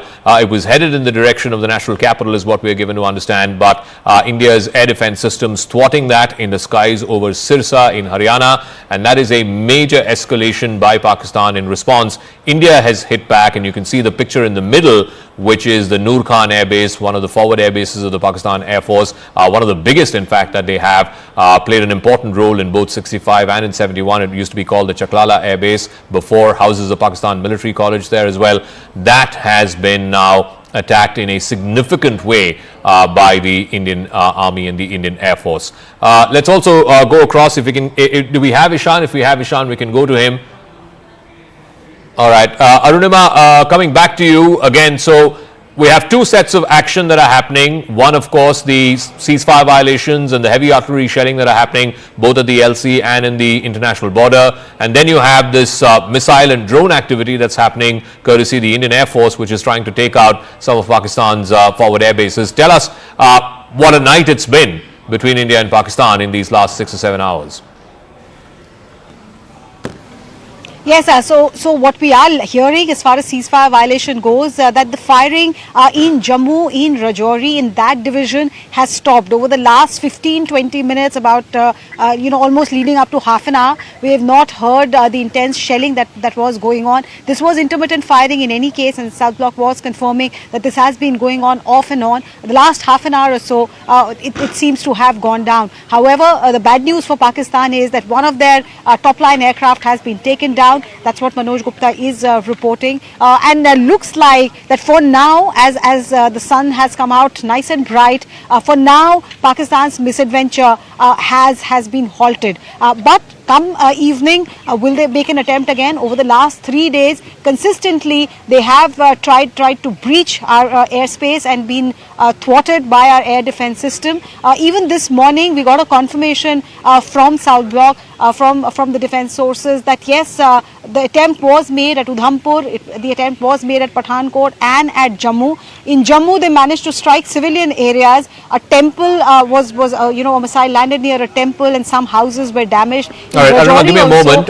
We're just showing pictures of wreckage from a drone. This is in Amritsar, in the outskirts of Amritsar, in the rural parts of Amritsar, I believe. You can see the wreckage of the drone there.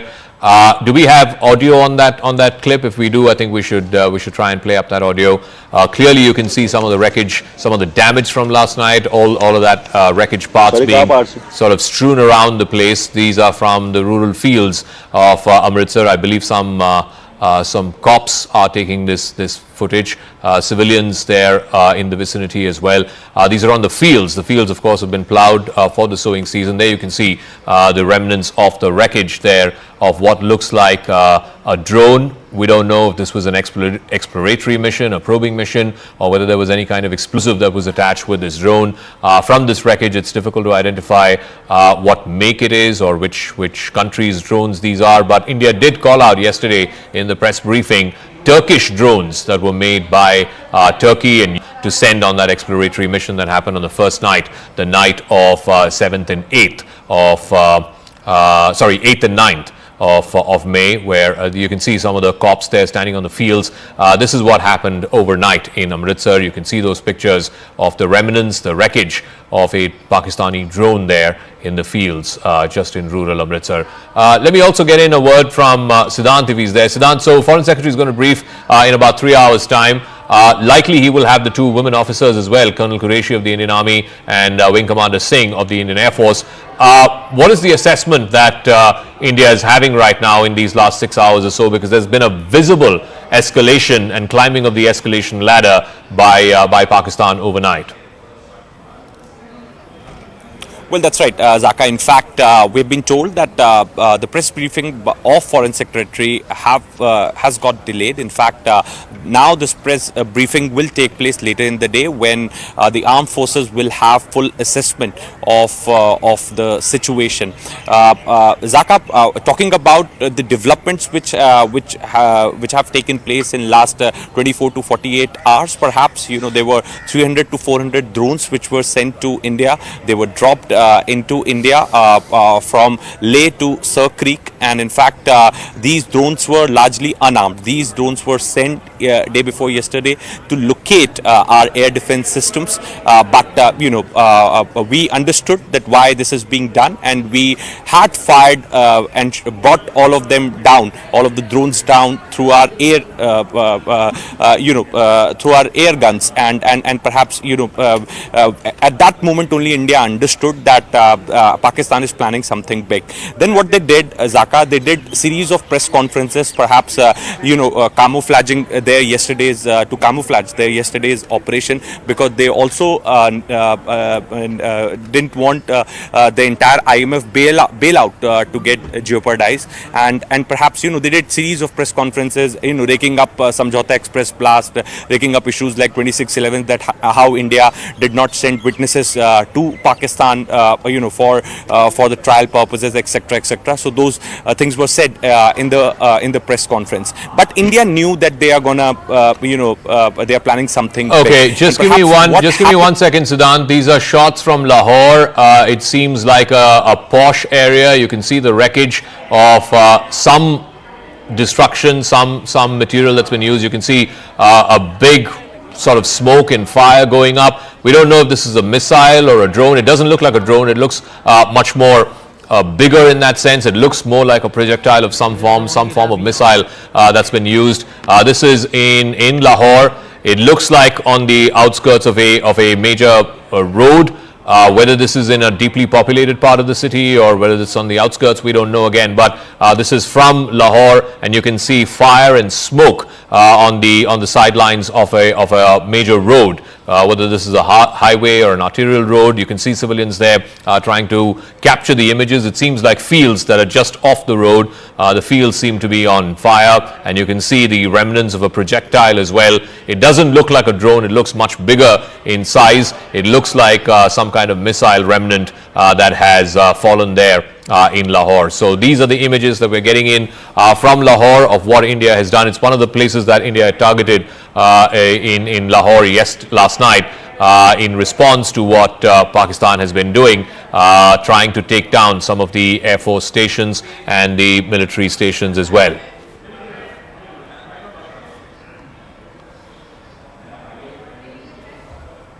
So bringing you back to what happened overnight, we also know that 5 missiles have been fired from the Srinagar Air Force Station.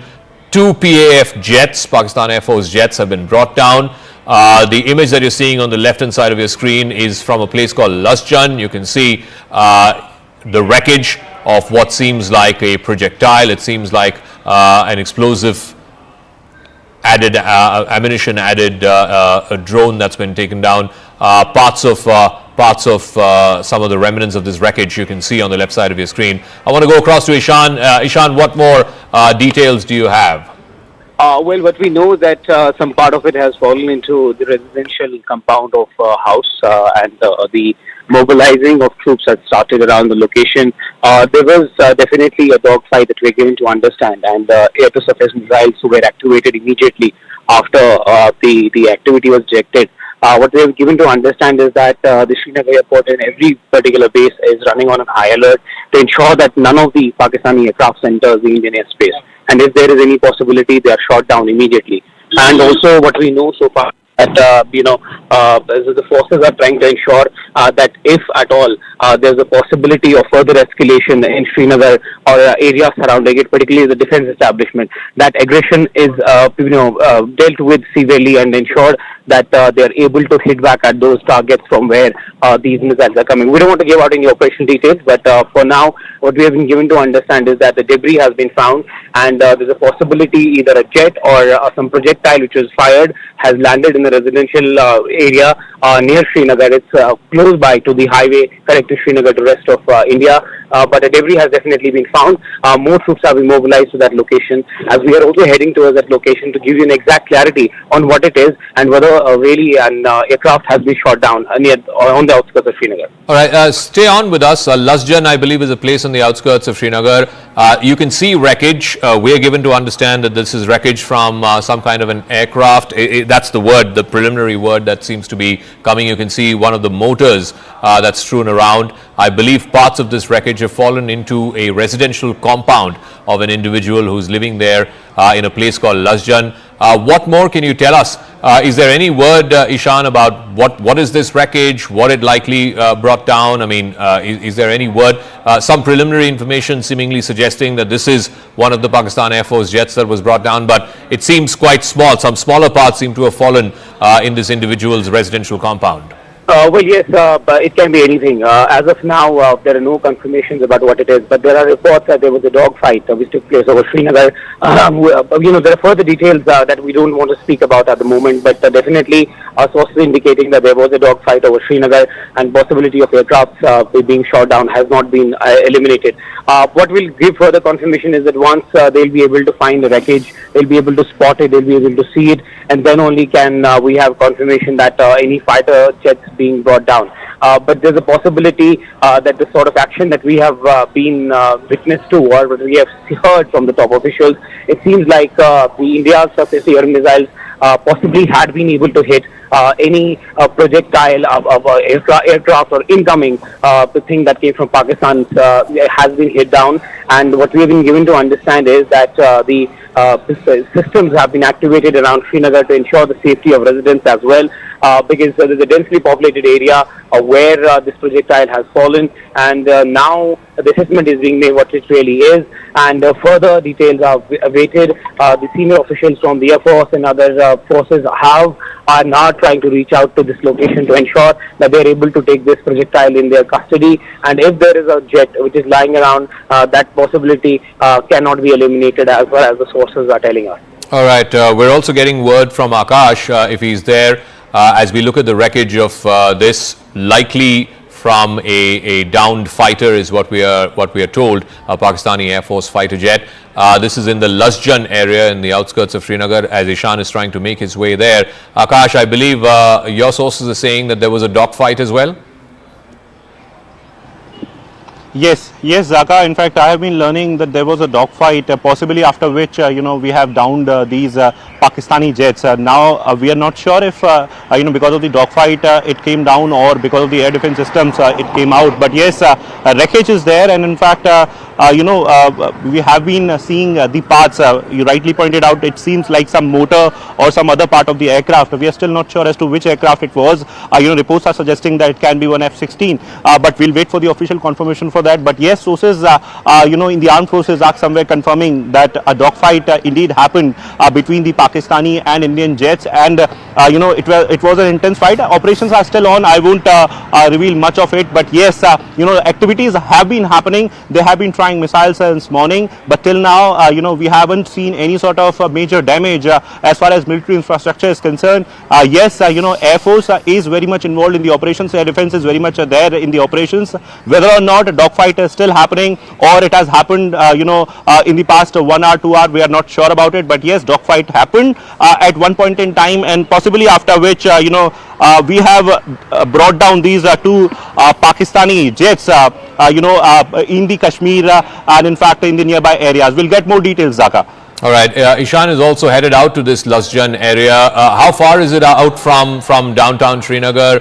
And do we know any further information about where this has landed, Ishan, and whose house this is? These are, so I want to be very clear, and we should be very clear with our viewers. This image is from Lahore. This is the likely remnants of a projectile or a missile that India has hit Lahore with. You can see some of the fields just off the main road up in fire. You can see some civilians trying to take pictures of what is happening. So this is Lahore. I want to be very, very clear. We should tab that with where the location is of these pictures. And the other image that we were showing, the daytime image, this is overnight. The daytime image that we were showing is from an area called Lasjan, which is on the outskirts of Srinagar, where you can see some of the wreckage of what is believed to be a Pakistan Air Force jet. Can we go back to Ishan to try and find out, do we have any information on where this has fallen? I believe it's the house of some individual, who this person is and what he has managed to find in his residential compound. How far out is this place from downtown Srinagar, for example?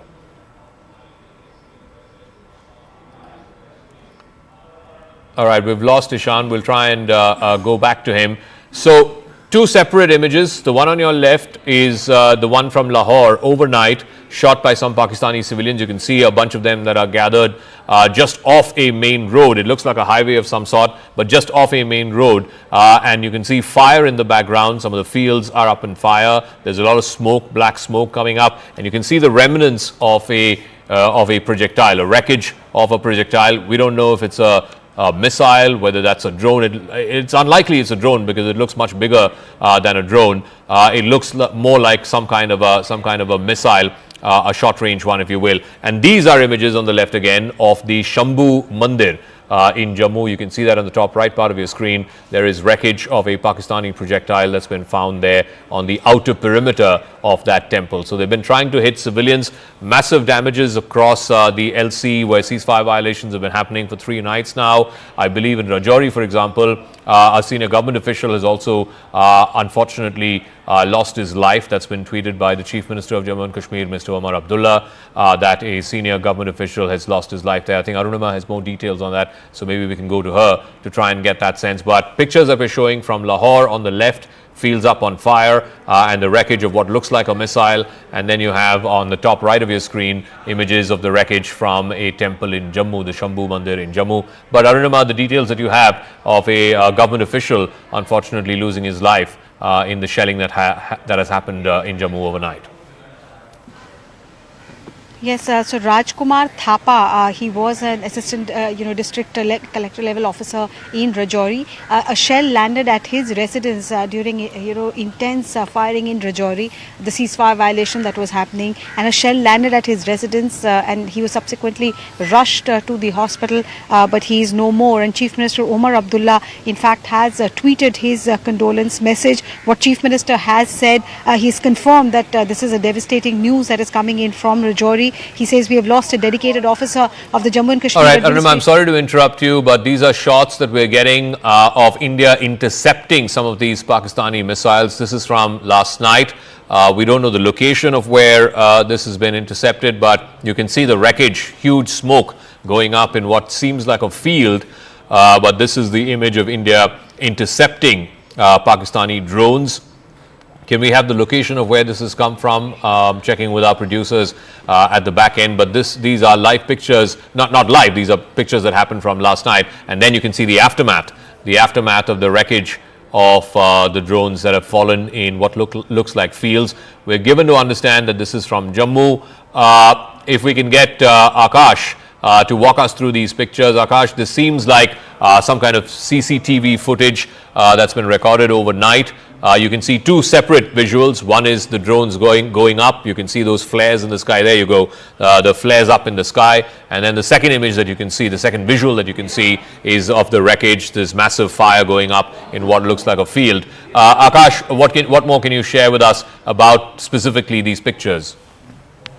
So, Zata, while we know that drones have been sent by the Pakistani forces towards India, we know that many of these drones are being operated from the forward post of Pakistan, the military post of Pakistan. This is one video where Indian Army has basically destroyed one such post where, which was in fact earlier a terrorist launch pad. Infiltration was happening in that particular area, and there were inputs in fact that, it is happening from that particular post. It is working as a launch pad. And now we were learning that, drones are being operated from that particular place.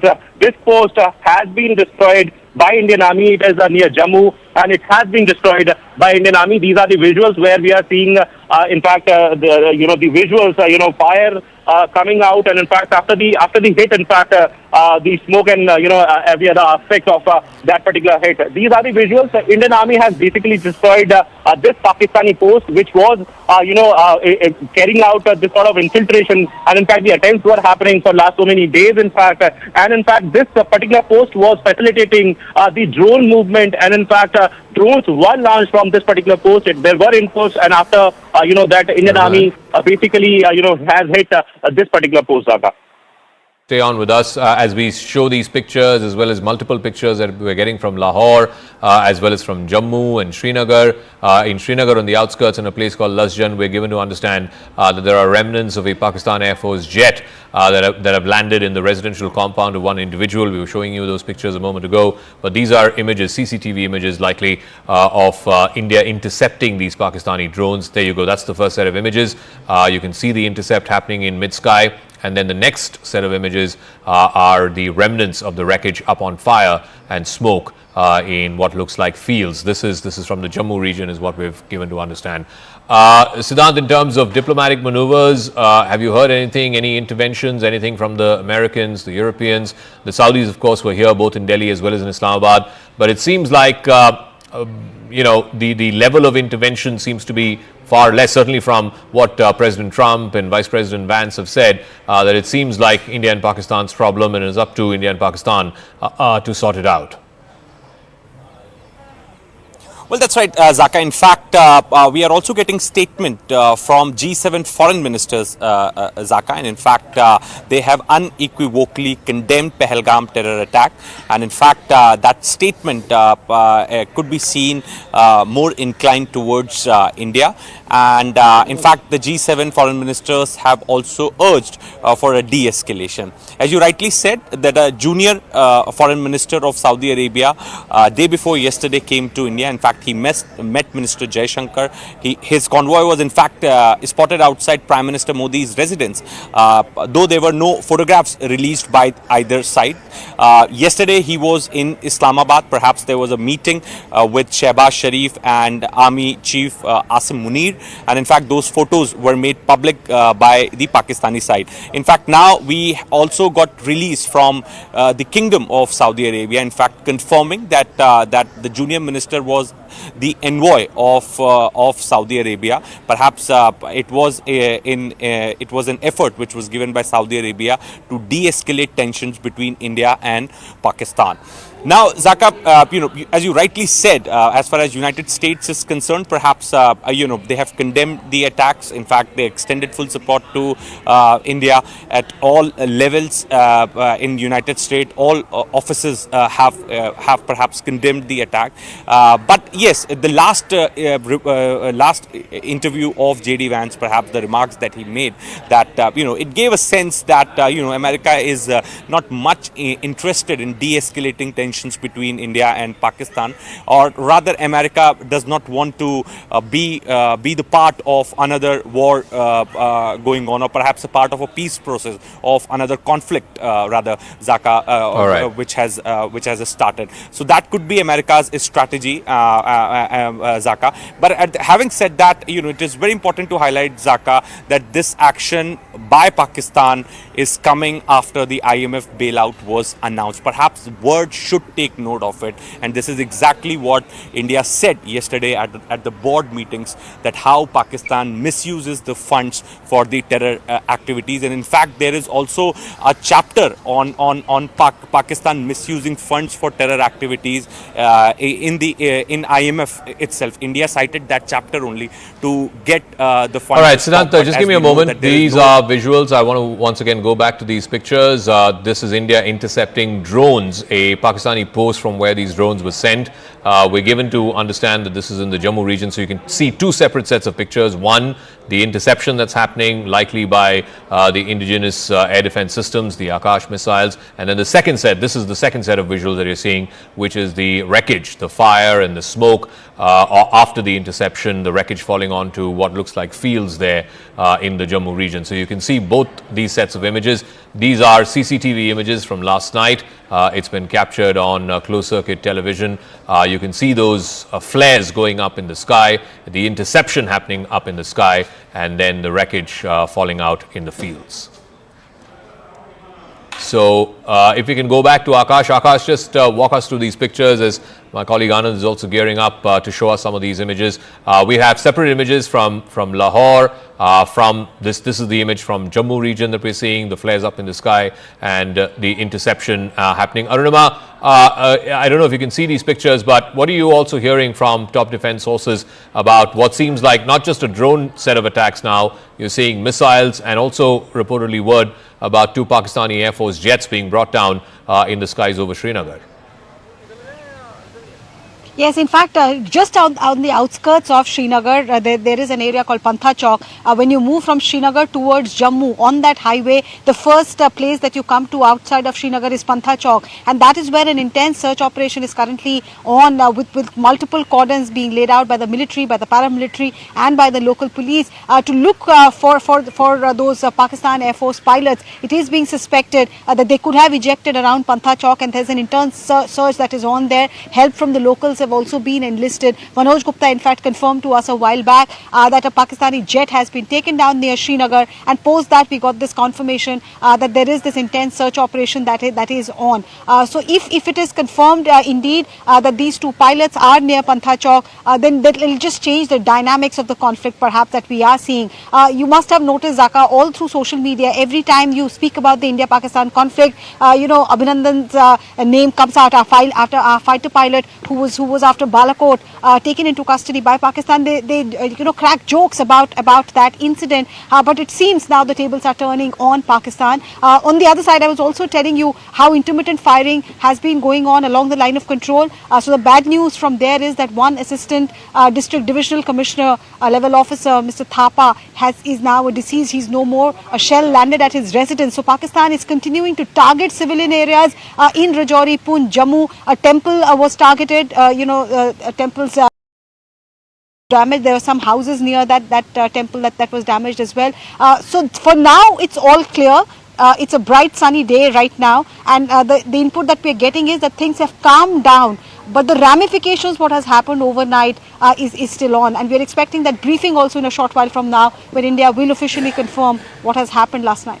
All right, so we have pictures from Lahore, pictures from Jammu. These are all images that we are broadcasting here on CNN News 18. So just to bring you up to speed, there has been an escalation in the drone and missile strikes from Pakistan's side overnight over the last 6 hours, specifically after the IMF announcement happened. And then India, in retaliation, has targeted at least 3 major air bases, including the Noor Khan Air Base, the old Chaklala Air Base of Pakistan.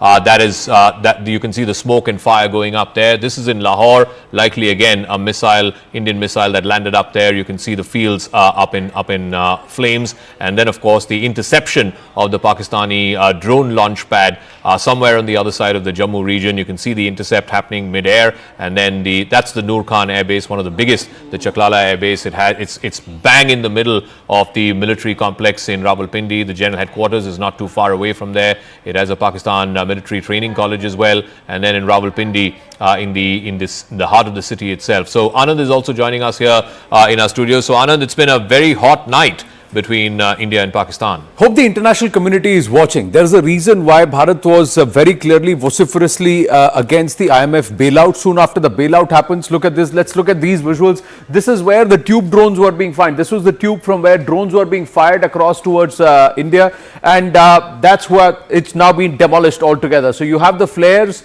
and thereafter, then you see the flames. This is where this has been destroyed. This is where those Turkish drones and a lot of the Chinese drones were being pushed into India. The more important part is that these drones were actually probing. They were coming there to try to see where the air defense systems are placed, and thereafter the Pakistan was trying to send across ballistic missiles. Fatah ballistic missiles have been fired towards Bharat. That's the level of escalation that has happened soon after midnight at about 12:05 a.m. That's when the first news came in that there were ballistic missiles that were fired in the direction of Bharat, and that have been intercepted over Sirsa.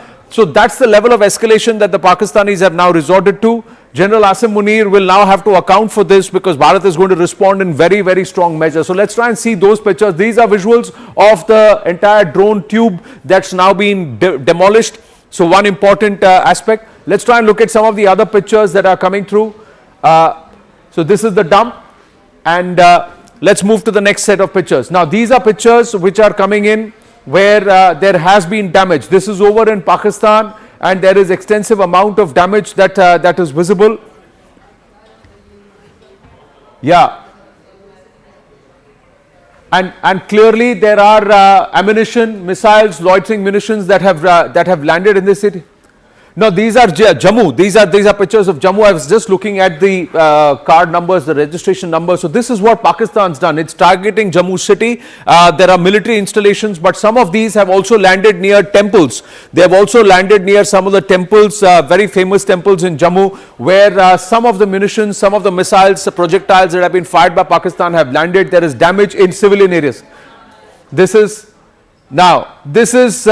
These are the two jets. There is a serious dogfight that's been registered. There are dogfights that have been registered, and Asim Munir is actually called Chachu Whiskey there in Pakistan. So his team has suffered losses. 2 of his jets are down. What is the make of these jets? We don't know. But 2 of the jets are down in a dogfight. Indian Air Force has really knocked down 2 jets. It's a big setback and big embarrassment. Further embarrassment heaped on Asim Munir and the PAK military. These are the remnants. They have landed very close to Srinagar city. And that's why there is a possibility that the 2 pilots have ejected and they have landed on Indian soil.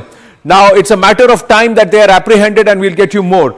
Now this is more of the drones. These are parts of drone, remnants of the drone in Amritsar. Clearly the make of the drones this time, and this entire wreckage that we are seeing in Amritsar, this time around the drones are bigger. They seem to have been equipped with explosives and munition, and with the attempt to target positions in Amritsar. Now one of the treacherous things that Pakistan was trying to do was to try and attack the Golden Temple in Amritsar and blame it on India, and activating their entire Khalistani cronies to try and push this whole thing on social media, but it's been called out by India. And look at this. This is in Amritsar. These are PAK drones, PAK sent drones. So clearly huge amount of escalation. But Bharat is also responding, and the response is in far greater measure. There have been severe reversals for the Pakistanis. Critical air bases have been hit, and this is in Lahore. The Lahore people are now seeing parts of the Indian Jawabi Karwai, if I may say, and this is the damage. Now it looks like a field, but it's clearly that it's just one of the projectiles that's landed there. But in Lahore, along with the ADS system near the Walton Airport, there are some critical facilities that have now been impacted because of Indian Air Force or the Indian Forces response. Let's look at Rawalpindi. The Rawalpindi Air Base, again, this is confirmation that 3 of the PAK air bases were not able to operate their machines from these air bases after the response. This is post midnight. Once Pakistan went up a ladder on the escalation, this is the response that India has given, and saying, you try to target our bases, you try to target our capital, or you try to target our cities, we will hit you so hard that you will not be able to fly your machines. So these air bases have actually been rendered ineffective overnight. Rawalpindi is one. There is also the Noor Khan Air Base, where there is a huge amount of damage. Now look at the damage that is seen at the Noor Khan Air Base, and there is this proof.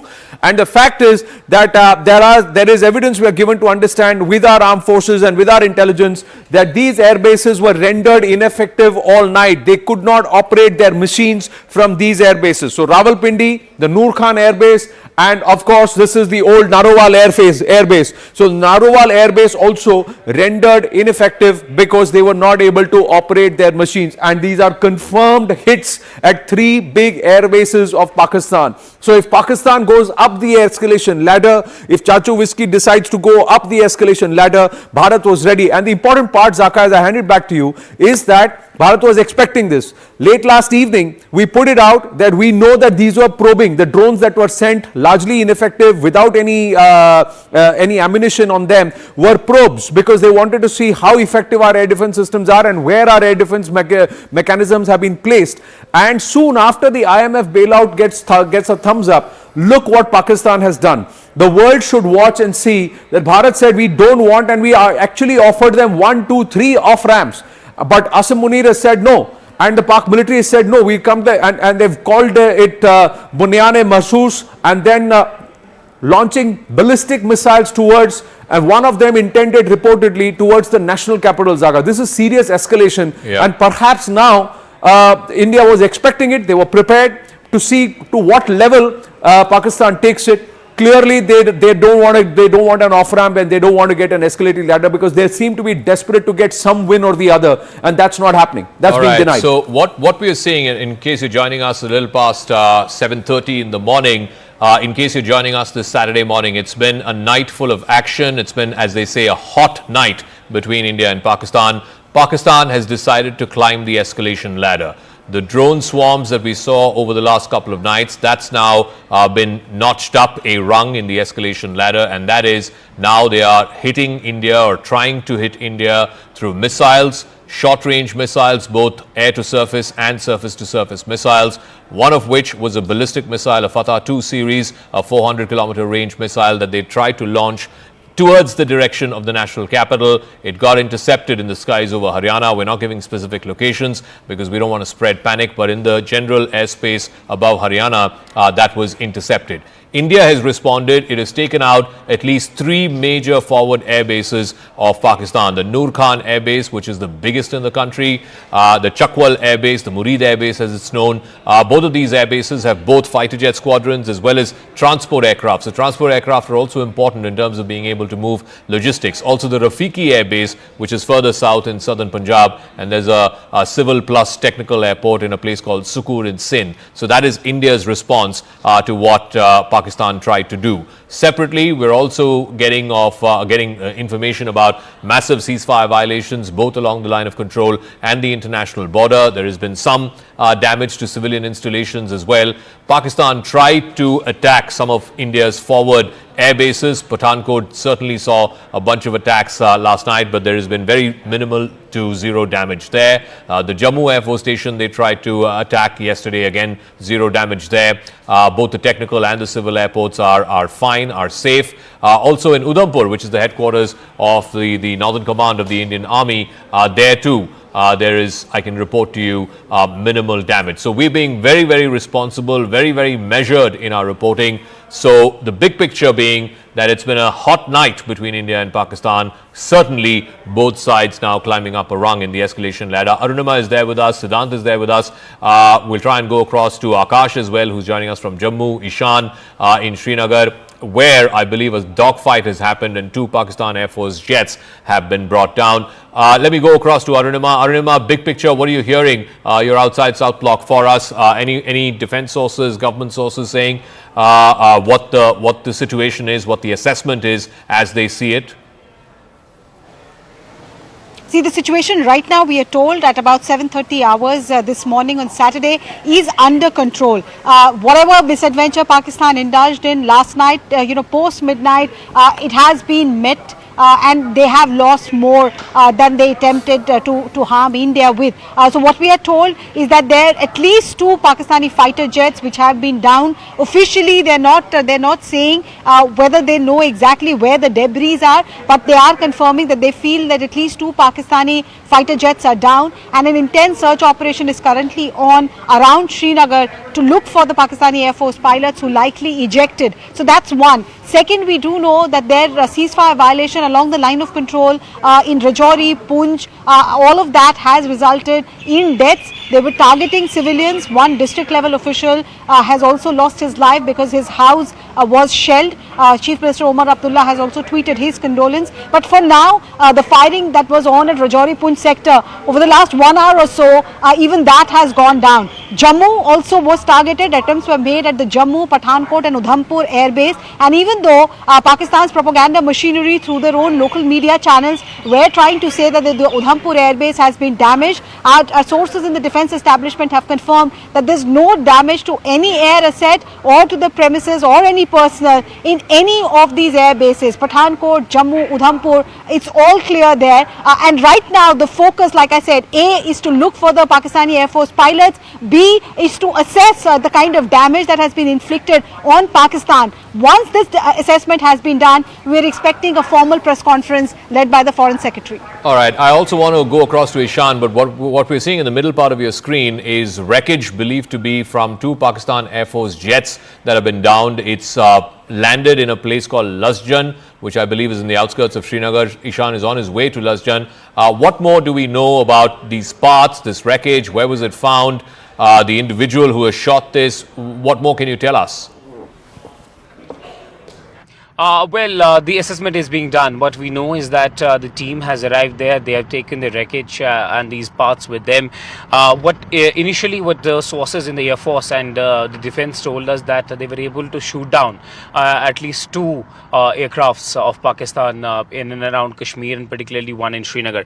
But the assessment is being done what it really was, whether it was a missile, whether it was a drone, or whether it was a jet that has been basically shot at by the Indian Air Defense. But right now what we have been given to understand is that the Indian defense is running on maximum in Kashmir to ensure the safety.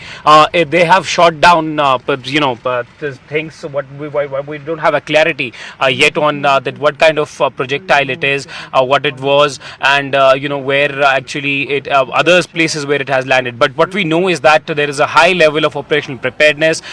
The forces are checking everything that is coming in their radar to ensure that they are brought down immediately. There is an attempt to actually inflict damage at 2 important locations. One is the Awantipora air station, and one is Awantipora air base, and one is the Srinagar air station. Both of the targets are being done by the Pakistan drones, and Pakistani aircrafts and rockets are being shot at there. And also what we know is that this landed in a residential house of one person, but there is no damage, immediate damage that we know about that has been caused. Our sources have been telling us that people have been asked to stay a little vigilant but not panic at all. There's no need to panic as air defense of India is running high in Kashmir at the moment, and the line of control is also hot. Remember, the LOC areas are also right now hot. What we have been given to understand is that the firing is still going on the line of control. There is a possibility if it is a pilot-based aircraft that was hovering around Srinagar, that the pilots can also be possibly anywhere. But yes, one has to wait for the IAF team to actually give us a confirmation to really what it was and what it really is. But they believed initially that they have brought down a fighter jet around Srinagar and in the Lasjan area.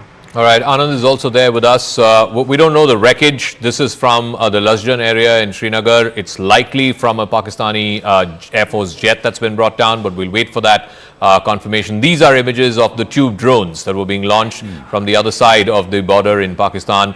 That has now been brought down by the intercepts of the Indian Army and the Indian Air Force. Anand, walk us through those pictures, please. Well, let's have a look at this. This is a PAK military post where there is, if you see, they were launching the tube drones, and that they had the drone tubes, and this was a PAK post, and that's where this is that we are seeing on the in picture. This is right across the Jammu region, across the international border. That's where they had these this post from where drones were being launched. That's been totally decimated. So this is a big uptick because every time Pakistan, what they were trying to resort to do was sending these drones, and these drones were nothing but cannon fodder. They wanted to do that because they wanted to see how much of a backup. Now these are pictures. These are pictures. These are the latest. These are the latest objects that have been found in Jaisalmer. This is a huge projectile. Now, have a look at this. This is nothing short of a ballistic missile. But it's a huge projectile if you look at it, and it's mangled. We don't know if there is live ammunition in it, but this has been brought down. It's landed in a residential area in Jaisalmer. And quite a long one, at about 10 to 15 feet in length at least, this projectile, if not more. And it seems that the head has come off and it's just landed. This seems to be the head of the projectile, and quite a big one. It's landed there. Whether it has live ammunition or not, we do not know. There have been some sounds of explosions in some other places, but this one has landed here, and you can see the way it's landed, there are a few craters just around the fact. It seems to have landed with a thud and then rolled over across to this bush, if you see these pictures. So this is in Jaisalmer. The cops, the local police have been alerted, and they've asked the local residents there to not go close or to touch this, but to leave it as it is. But we can see the villagers and all of them who have seen this. They've taken the images, and clearly the local authorities have been alerted with this. So this is the latest. So clearly a lot of efforts that have been made by the Pakistanis to ratchet up and to try and damage certain installations across the entire western border has come a begging for them. It's not yielded results. Have we lost people? Yes, we have. There's report of a civilian death, 2 civilian deaths that have happened in Jammu Kashmir region. These are latest pictures. These are also latest pictures from Jaisalmer. This is also another spot that's come in. Is this live ammunition? This is also looks like part of a projectile. This also looks like part of a missile. Now this somewhere confirms the fact that the reports that we had, that Pakistan has actually launched ballistic missiles soon after the IMF thumbs up for the $1.3 billion bailout that's come for them. But look at this, and that's why Jammu Kashmir Chief Minister Omar Abdullah is asking the international community. He's just taken to X for that. But look at this, ballistic missiles have been launched, so this is clear escalation. Yes, Zaka. All right, Ishan is joining us live from Lasjan, where we believe wreckage of two Pakistani Air Force aircraft have gone down. Ishan, show us where you are and what you're seeing around you. Well, this is the residential area. This is the impact spot. You will see that one of that whatever projectile it was, it landed here. Look at the impact spot. This is possibly a part of it, which is in my hand right now, and that has been taken away by the police as soon as before we reached here. This is the impact spot where it landed. You'll see around here the sort of the sort of scene that is this here. This is where it had landed, and this is it has uprooted the entire thing here. And you will also notice here that one more projectile actually fell at this place, and then it was taken away by the police. And what we've been told is that there's an active investigation going on, what it really was, what it really is. Now the Indian Air Force will ascertain that what really it was brought down here. But initial information with the Air Force was that they have been able to bring down at least one jet around Srinagar and then on the outskirts as well. What is but this look place? At this spot Is where the it a impact house? spot is. Is it the backyard of a house? What is this place? Well, this is the backyard of a house. I'll give you an idea how close-knitted this locality is. You will see there are houses all around this place, everywhere. And luckily that it did not fall any of these houses. It fell in their back garden where nobody was present at that time. And you will see that there's a very less space present between these houses. And if it all had fallen on any of these houses, it would have created a lot of damage to them. But this is the impact spot. You will exactly see the sort of locality that exists, that there's nobody present at that time here. We spoken to the residents here. They said that there was a loud sound that they heard, and after that they came out and seeing that there was some projectile, 2 of them present here, and then it was whisked away by the police. But the impact has been like a good big impact around this place, and lucky enough for these people that it did not fall in any of these houses, any of these residential houses which are closely knitted and closely located with each other. But we have given to understand is that now the Air Force and and the teams of Indian Army will look at this particular object and see what it really was and the sort of damage it could have inflicted on the residential area. But definitely we had seen that there is a high air activity. We've been given to understand that there was a possibly a dogfight that took place in the skies of Srinagar. But right now it's difficult to tell what really fell here because it's part of the investigation by the agencies. All right, Anand, I believe you have pictures of what has gone down in Jaisalmer. Yes. It looks like parts of a missile. Just take us through what you're now seeing. this is close to the Pokhran region, we are given to understand, and the locals are saying when this landed there, they heard a loud explosion. So they're not sure whether this is a bomb, but the shape of it and the way it is, it looks like a missile. Now whether is it what make it is, what type it is, whether it is a portion of a ballistic missile, we have to wait and watch. But clearly this is a far bigger projectile than what we saw landing in Jaisalmer yesterday and day before. So that were about 5-6 feet. Those were the kind of projectiles that we had seen. This is more than 10 to 12 feet long, and if you see the whole length and breadth of this and this entire image, it very clearly shows. Look at the locals, and you can compare and contrast the size of this projectile based on the locals who are standing there, and that itself gives gives you that this is at least 10 to 12 feet long, if not more. And this is not even the whole projectile, this is not even the whole missile, and this is another portion that's found. Now this could be a live mortar shell or munition, so the locals have been advised that you take pictures and you stay away, don't touch it, keep minimum distance. Some of this may be live, some of this may be diffused, we do not know, but these have landed. So clearly the escalation ladder, Pakistan has really gone up the escalation ladder. With what intent? Can they sustain it? Is it desperation? But what also stands out is our air defense systems. Yes, there will be some reversals, there will be some aspects, but a 10%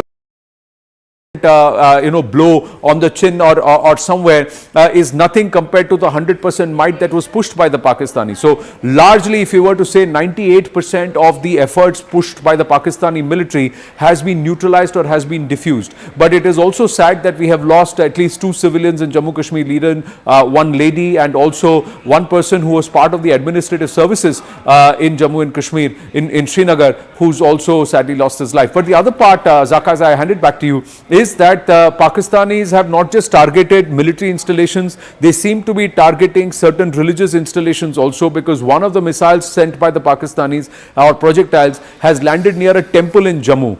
The other thing is they were flying around over Amritsar. With what intent? We have to see. Thankfully, majority of these have been neutralized. We are also awaiting details, and I'm very curious to see if there are locals who have sighted someone trying to come down on a parachute, because if there is a dogfight and 2 Pakistani jets have been downed, there is a high possibility that there could be 2 Pakistani pilots or enemy pilots on Indian soil. Now, whether they are apprehended, whether they've been sighted, we're waiting for those confirmations, but there is a confirmed report that there was a dogfight over the Srinagar skies this morning. All right, we'll leave it at that. Thanks for that, Anand. As we go across to Tejinder in Jammu, but those images from Jaisalmer, that looks like a significant piece of military hardware. That looks like a missile, possibly a short range or a medium range missile, the remnants of which landed up in Jaisalmer. We'll try and find out from our reporter there. We've got Anvit, I think, there in Jaisalmer. This is what the locals have spotted, and they have filmed it and they've sent it across. There's been some civilian casualties as well in Jammu, in Rajouri, Poonch. Tejinder has more on this. Tejinder, I believe a DC level officer has also lost his life. I think his house was attacked yesterday. There's been 3 civilian casualties in Jammu is what we are told. Just tell us what else are you hearing and seeing this morning in Jammu? Zaka, unfortunately, there has been 5 civilian casualties across Jammu since the Pakistani army launched this ceasefire violation targeting the civilian population. 3 people, including an additional DC Rajkumar Thapa, have been killed in Rajouri. There has been a fatality. A woman has been killed in Mender area of Poonch, and another civilian has been killed in the Ferozpur area of Jammu, as Pakistan army continues to target the civilian population. As Anand was rightly pointing out, that a missile launched from the Pakistan side exploded outside one of the famous temples in Jammu called the Aab Shambhu temple, but luckily there was no casualty in that blast. Another 2 missiles that were fired from the Pakistan side, one landed at a residential house in Janipur and the other one in Reasi. So clearly now the Jammu city, which never came under attack after the 1971 war, has been targeted by the Pakistan side. They are using drones, they are using missiles, heavy artillery guns to target the civilian population. And Zaka, as we speak, the line of control in Jammu as well as in Kashmir is really hot. Pakistan army is once again targeting the civilian population living along the line of control in Uri, in Tangdhar, Keran, Machil sector in Kashmir, and in Jammu region, Poonch, Rajouri, Kathua. These are the areas which are being targeted by the Pakistan side. But yes, the Indian army is giving a befitting response to Pakistan. We are told that several positions of the Pakistan army, from where they are launching their tube projectiles, from where they are targeting the civilian population, have been completely decimated by the targeted fire of the Indian armed forces. So the 3 sets of images that you're seeing, one from Amritsar in the fields there, that's the wreckage of a drone clearly. Remember yesterday India called out Turkey and said there were Turkish-made drones that were being sent from Pakistan to India. The middle part of your screen is debris from a Pakistan Air Force jet. We don't know the make, could be an F-16, but we don't know the make. It's in a place called Lasjan. You heard from Ishan a moment ago. He's landed in that residential colony in Lasjan. Thankfully, it fell on the backyard of an individual. And then on the right side of your screen, it seems like a massive projectile of some sort. This is from Jaisalmer. We'll try and get to Anvit as well to try and get a sense of what this is and how the villagers managed to find this. Arunima is joining us. So the big picture at 8 o'clock this morning, this Saturday morning, it's been a hot night between India and Pakistan. Multiple drone and missile strikes both ways. Pakistan upping the ante, escalating going up the escalation ladder after the IMF bailout announcement, trying to attack India's forward air bases and military stations from Jammu to Udhampur to Pathankot to Sirsa, Udhampur were all under target, but all of those attempts have been thwarted. India in response taking out some of the forward air bases of Pakistan, the Noor Khan base being the topmost one. It's one of the biggest air bases, one of the oldest air bases of Pakistan. It used to be called the Chaklala Air Base, right in the heart of Rawalpindi. There's one in Chakwal, the Murid Air Base, a smaller one which has transport aircraft, and then one further south in Surkot, the Rafiki Air Base. Arunima from South Block, what is the big picture that you're hearing from top government and defense officials?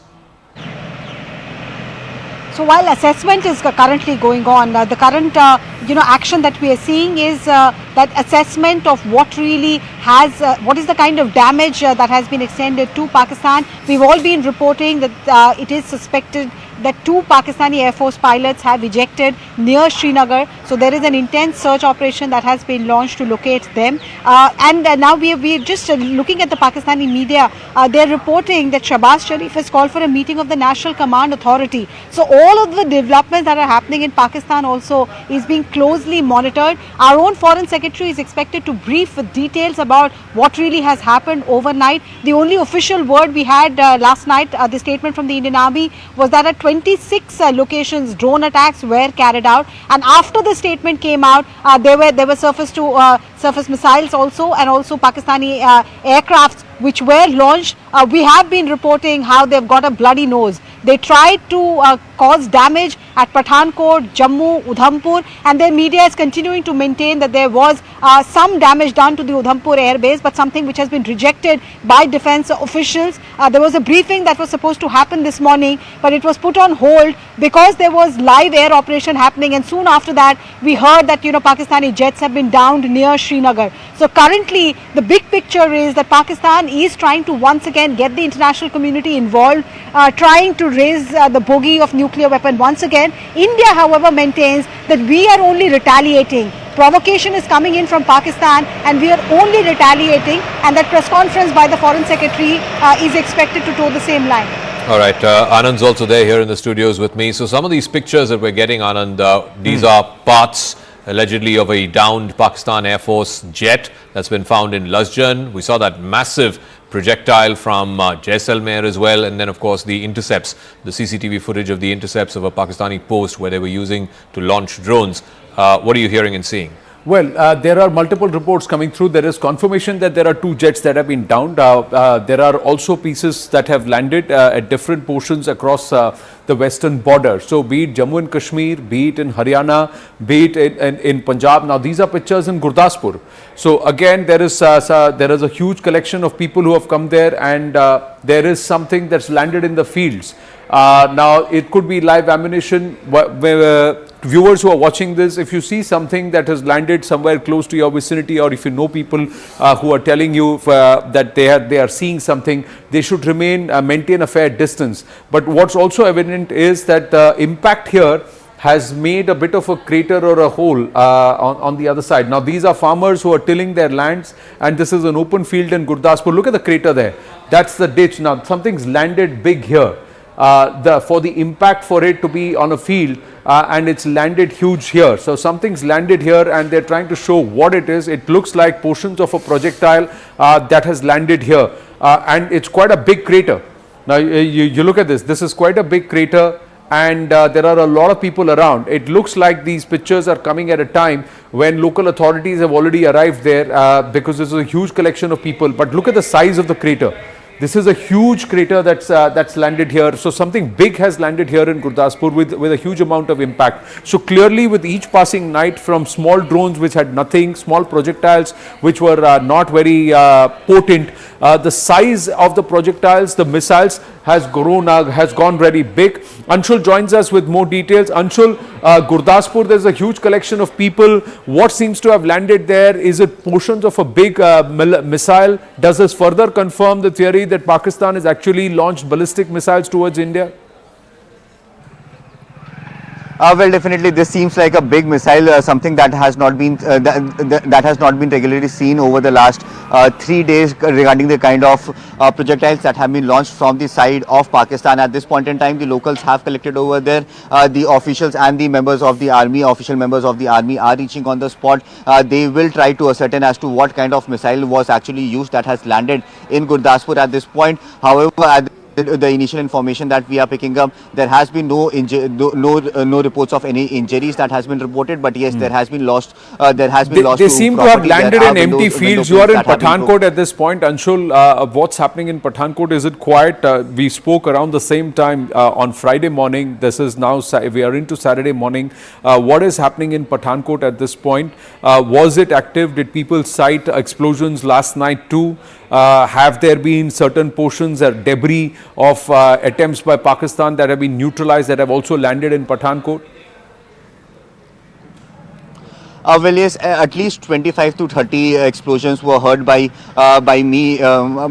myself, and all these 30 explosions were actually of projectiles that were sent from the side of Pakistan, but all of them were actually neutralized by our air defense systems. Especially from 5 a.m. this morning, there were one after the other that were attacks that were launched from the side of Pakistan, and that had landed over here.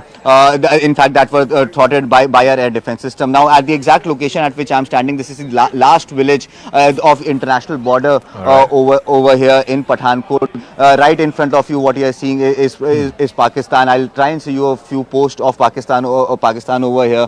This village is a very, very important village, because the manner in which there has been amplification that has been done from the side of Pakistan. There are reports of certain firings that might have happened, but this is the international border. Over the last few hours, this has remained absolutely calm. But yes, a few locals actually claim that late last night they saw a few projectiles being launched from here. These projectiles were actually neutralized by our air defense systems. I'll just try and get in a word from a few people. भैया आप यहाँ पर रह रहे हैं, किस तरह का माहौल है यहाँ पर? बिल्कुल पाकिस्तान सामने है आपके, और काफ़ी अभी टेंशन बढ़ी हुई है। माहौल तो सर अभी ख़राब ही चल रहा है, आपको भी पता है, माहौल तो ख़राब ही चल रहा है। माहौल ऐसे अभी रात को तो कोई रहता नहीं इधर, जो लेडीज़ है जेंट्स है सब चले जाते हैं। कुछ लोग तो रहते हैं गाँव, कोई 10-15 जी रहते हैं। कितनी आबादी है इस गाँव की? इधर 450 आबादी है। हाँ जी। तो कैसा है, कभी वहाँ से कोई अटैक होने का? अभी तक तो कोई नहीं हुआ सर, अभी तक इधर तो नहीं हुआ, बाहर होगा, लेकिन इधर नहीं, सिंबल गांव में नहीं हुआ। हाँ जी। So, Anshu, thank you for that. Let's also bring you up to speed a little past 8 o'clock in the morning. The big picture is that there has been a hot night between India and Pakistan. Pakistan clearly climbing up the escalation ladder. What you're seeing are visuals from different parts along the northern and western sectors. Jaisalmer, a massive projectile of some sorts. It looks like a missile of some form. And then in Lasjan in Srinagar, you're seeing visuals of what is likely remnants of a downed Pakistan jet, a Pakistan Air Force jet. So let's bring you up to speed with the headlines that we're seeing. First, in Lasjan in Srinagar, in the outskirts of the city, parts of a Pakistani jet have been found. The pictures of the wreckage have been accessed. You can see this was inside the residential compound of an individual. Headline number 2, India managing to intercept Pakistani drones. We can show that CCTV footage as well. This is on a Pakistani launch pad they were using on the other side of the international border in Jammu. Top defense sources saying that India has destroyed this Pakistani post that was trying to launch drones, and of course the launch pads that have been used. The second image that you see is that of the destroyed drone. You can see the intercepts happening in the night sky, and then the second image, smoke and fire in the fields there. Headline number 3, part of a drone has been found in the fields of Amritsar. Again, Amritsar, bang on the border, just 60 kilometers between Amritsar and Lahore. So parts of a drone have been found in the rural parts of Amritsar in agricultural fields. You can see that as well. Headline number 4, a projectile from Pakistan has been found in Lasjan. This is, like I said, believed to be parts of a fighter jet of the Pakistan Air Force that was brought down in a dogfight over the skies of Srinagar. A bomb-like object has been found in Jaisalmer. This is in a place called Jamla village close to Pokhran. The Indian Army has neutralized the Pakistani projectile. It seems like parts of a missile. There's also that image of a much larger, almost 10 feet large projectile that's been captured there in Jaisalmer as well. So these are the various images that we have. We have Arunima Siddhant joining us. Siddhant, what's the international community saying? Has there been any response, any form of, wanting to calm down tempers, de-escalate the situation? It seems like both India and Pakistan are now locked in this escalatory phase, climbing the escalation ladder. Someone's got to come in and try and mediate and try and get both parties to back off, or are they saying, as Vance and Trump seem to be suggesting, that look, it's their problem, let them figure it out? Well, yes, that's right, Zaka. In fact, international community is urging both sides to de-escalate. In fact, we have a fresh statement from G7 foreign ministers. Perhaps, first they condemned Pahalgam terror attack, then they urged both sides to de-escalate for the sake of regional peace and stability. In fact, Saudi Arabia is one country which is giving efforts for de-escalation. In fact, this offer had come from various countries for mediation and for giving for offering their good office for the mediation purpose between the two between India and Pakistan. But at this point in time, Zaka, you need a country which has leverage with both India and Pakistan, and Saudi Arabia seems to be the one. So this is the reason that in fact the special envoy of Saudi Arabia was in the national capital day before yesterday. In fact, he met Foreign Minister Jai Shankar. He in fact met Prime Minister Modi, though there was no photographs released of him meeting Prime Minister Modi. Then yesterday he was in Islamabad, and in fact Islamabad released those photographs of him meeting Shehbaz Sharif and Asim Munir. Perhaps we really know very little about what was conversation all about. In fact, when he was here also in the national capital, there was nothing which we got in terms of information from Ministry of External Affairs or any other government wing regarding the conversation. Perhaps was he carrying somebody's message? What is the position of Saudi government? Whether that was conveyed to the Indian government, etc., etc. So we know very little. And today Saudi Arabia has come up with a statement, Zaka, confirming that this envoy was sent on a surprise visit to both India and Pakistan, perhaps to give efforts to de-escalate tension. But it doesn't look like an unscheduled that, visit is the steer that we're getting. He's gone to both Islamabad as well as to New Delhi. First New Delhi and then Islamabad. Before I go to Anand, Aman is also joining us. Aman, what's the big picture? What are top government sources telling you? Because clearly things have escalated. This is the third night, the night between the 9th and 10th of May. It's the third night after Operation Sindoor. Clearly, we're now looking at an active conflict between India and Pakistan. Well, absolutely, Zaka. As you correctly say, India, Pakistan both are on an escalatory ladder, and India is totally and squarely blaming Pakistan for what is happening. India is very clear, Zaka, that our attack, our retaliation was over with Operation Sindoor on May the 7th.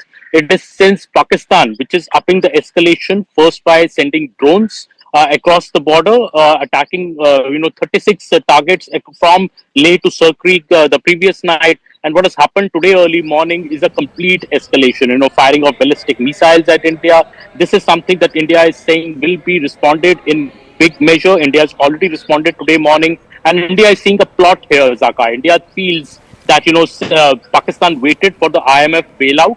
Till then, the drones which came were all recce missions, intelligence gathering missions, trying to test our air defenses, maybe trying to exhaust our air defenses. But Pakistan has been caught by shock and surprise today morning when it launched its full attack soon after getting the IMF bailout. India also trying to now tell the world that, look, you have bailed out a country. IMF has given a bailout to a country which has launched ballistic missiles at India, which is exporting terror. So the world community also needs to, sit up and take note.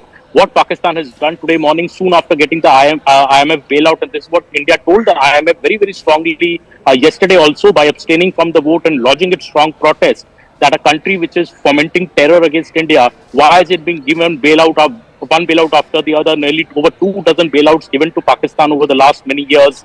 India made that point on the world stage. India was not able to stop the bailout because of the way the IMF is structured.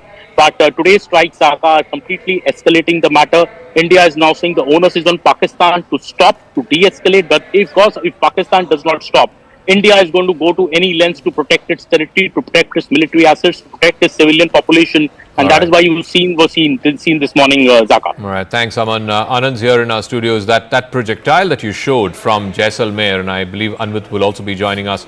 We can go across to him. It's from a village part of the Pokhran, Jaisalmer, that belt. Can you show us that projectile, Anand? And there's a massive crater that's been left on the ground. Well, these are updated images, Zaka. These are updated. Now, this is what, see, the serial numbers are also there. The UCP 213-15956. And the serial number is also put out. So there are more images coming through of the projectiles that were launched. This is confirmed proof that it is Pakistan that has launched ballistic missiles and also sending huge projectiles. Look at the impact which is there on the field. It's landed on a field and people are now, we'll go across to that side where the size of the projectile itself shows that this was a missile. This was not a smaller one, and it was not mounted on a drone or anything. This was a ballistic missile. This is the person who's walking us, and he's taking us to the place where the actual portion of it has landed. It has come through that area. That's what they are trying to show. See, there are other pieces also.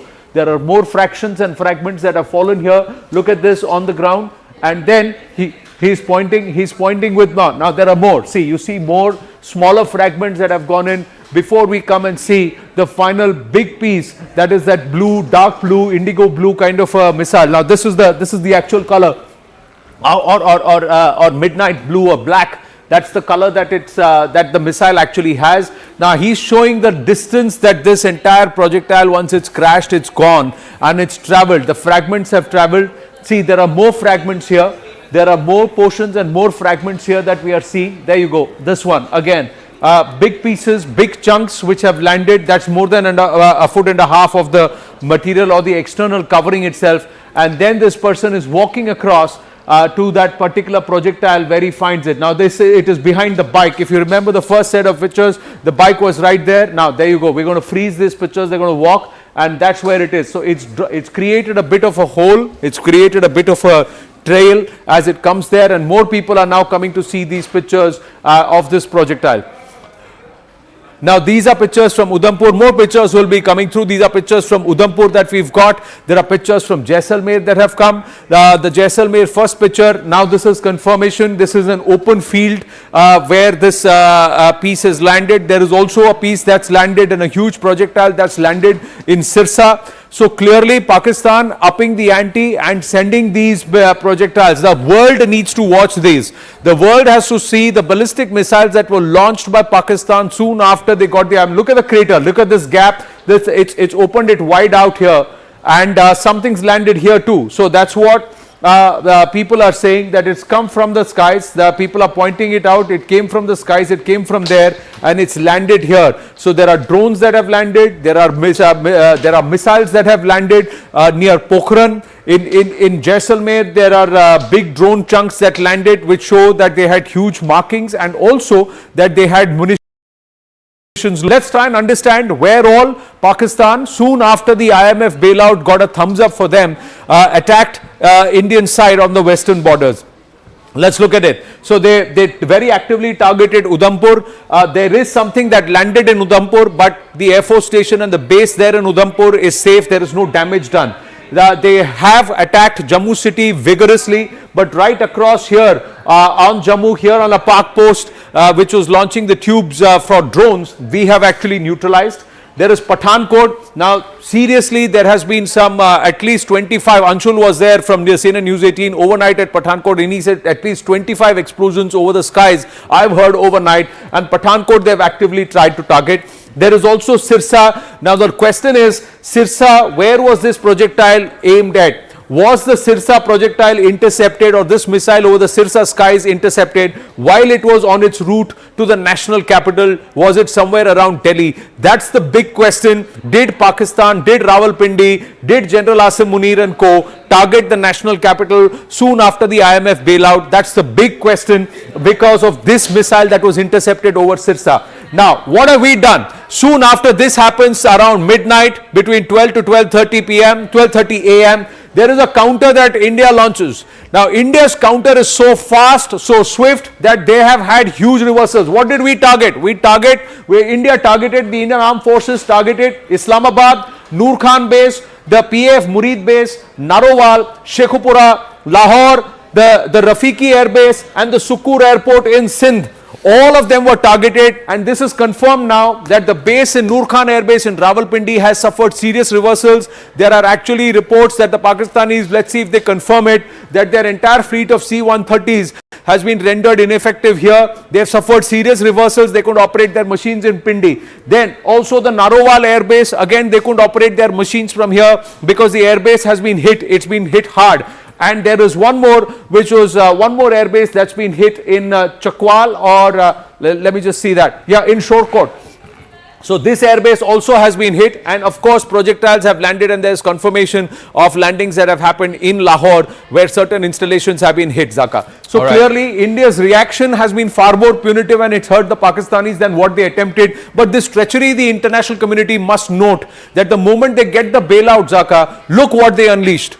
Absolutely. And I think Omar Abdullah has underlined that point as well, that it can't be that Pakistan is given this bailout after bailout after bailout, and then some of those monies are diverted into directing terror and active aggression against India. I also want to get a quick word in from Anvit, who's in Jaisalmer, where we saw that massive image. It was a 10 feet long projectile, a rocket of some form. Anvit, if you're there, which part of Jaisalmer is it? It seemed like rural desert. What are the locals telling you? I mean, when did this land? How did they end up finding it? And I presume that either the army or the police would have taken away these wreckage, this remnants. Yes, Zaka, the piece that has fallen has fallen in Pokhran. We were attempting to go towards the border, international border, ahead of Jaisalmer. We were stopped in, ahead of Tanot. We were stopped in Ramgarh. Ramgarh stands to be the last village beyond which civilian movement is not allowed. Media is also not allowed. Army has taken over, and the BSF posts. From there, all the vehicles are being returned. You can see this road is completely blocked. We are ahead of Jaisalmer in Ramgarh right now.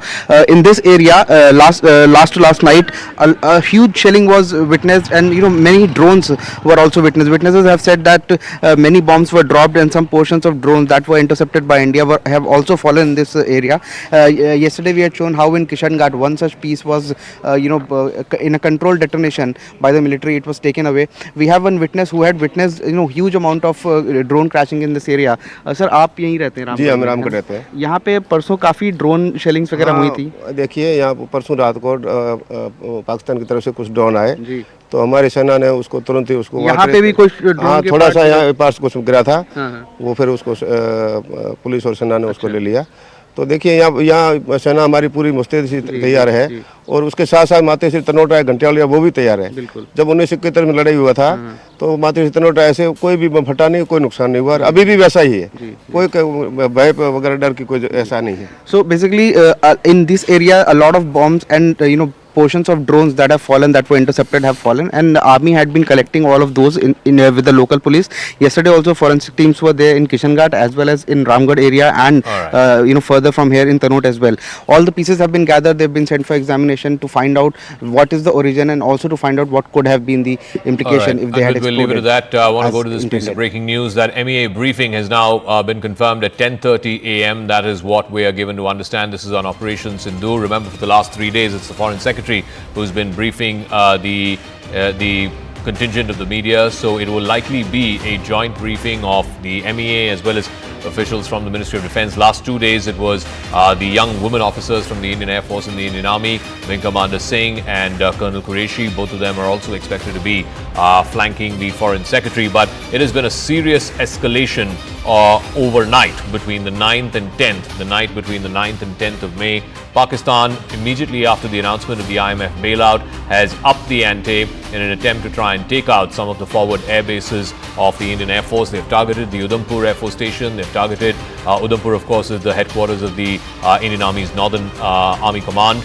Also tried to hit the Jammu Air Force Station, Pathankot, which is our biggest forward air base. It has some of the squadrons of our 4.5 generation fighter jets. Also over the Sirsa Air Force Station. So multiple Air Force stations the Pakistanis tried to take out overnight. And this is the first sort of rung in the escalation ladder where two states or two armies, two air forces that are trying to take out each other's air force stations, because if the enemy cannot scramble his jets, then that is a serious tactical advantage that you have at the starting of any conflict. Siddhant is now joining us with further details. So the MEA briefing at 10:30 a.m., is it just going to be the Foreign Secretary, or is it going to follow the same pattern that we saw the last couple of days, Siddhant, the two young Army and Air Force officers also flanking the Foreign Secretary? Well, so far, Zaka, we have a very limited details, but perhaps it could be the same format. What we have been seeing in last three press briefings of Operation Sindoor. In fact, we just got the confirmation from the government that at 10:30 there's going to be the press briefing, the joint press briefing of Ministry of External Affairs and Ministry of Defence. Perhaps there was a briefing which was scheduled early in the morning at around 5:45 a.m. Zaka.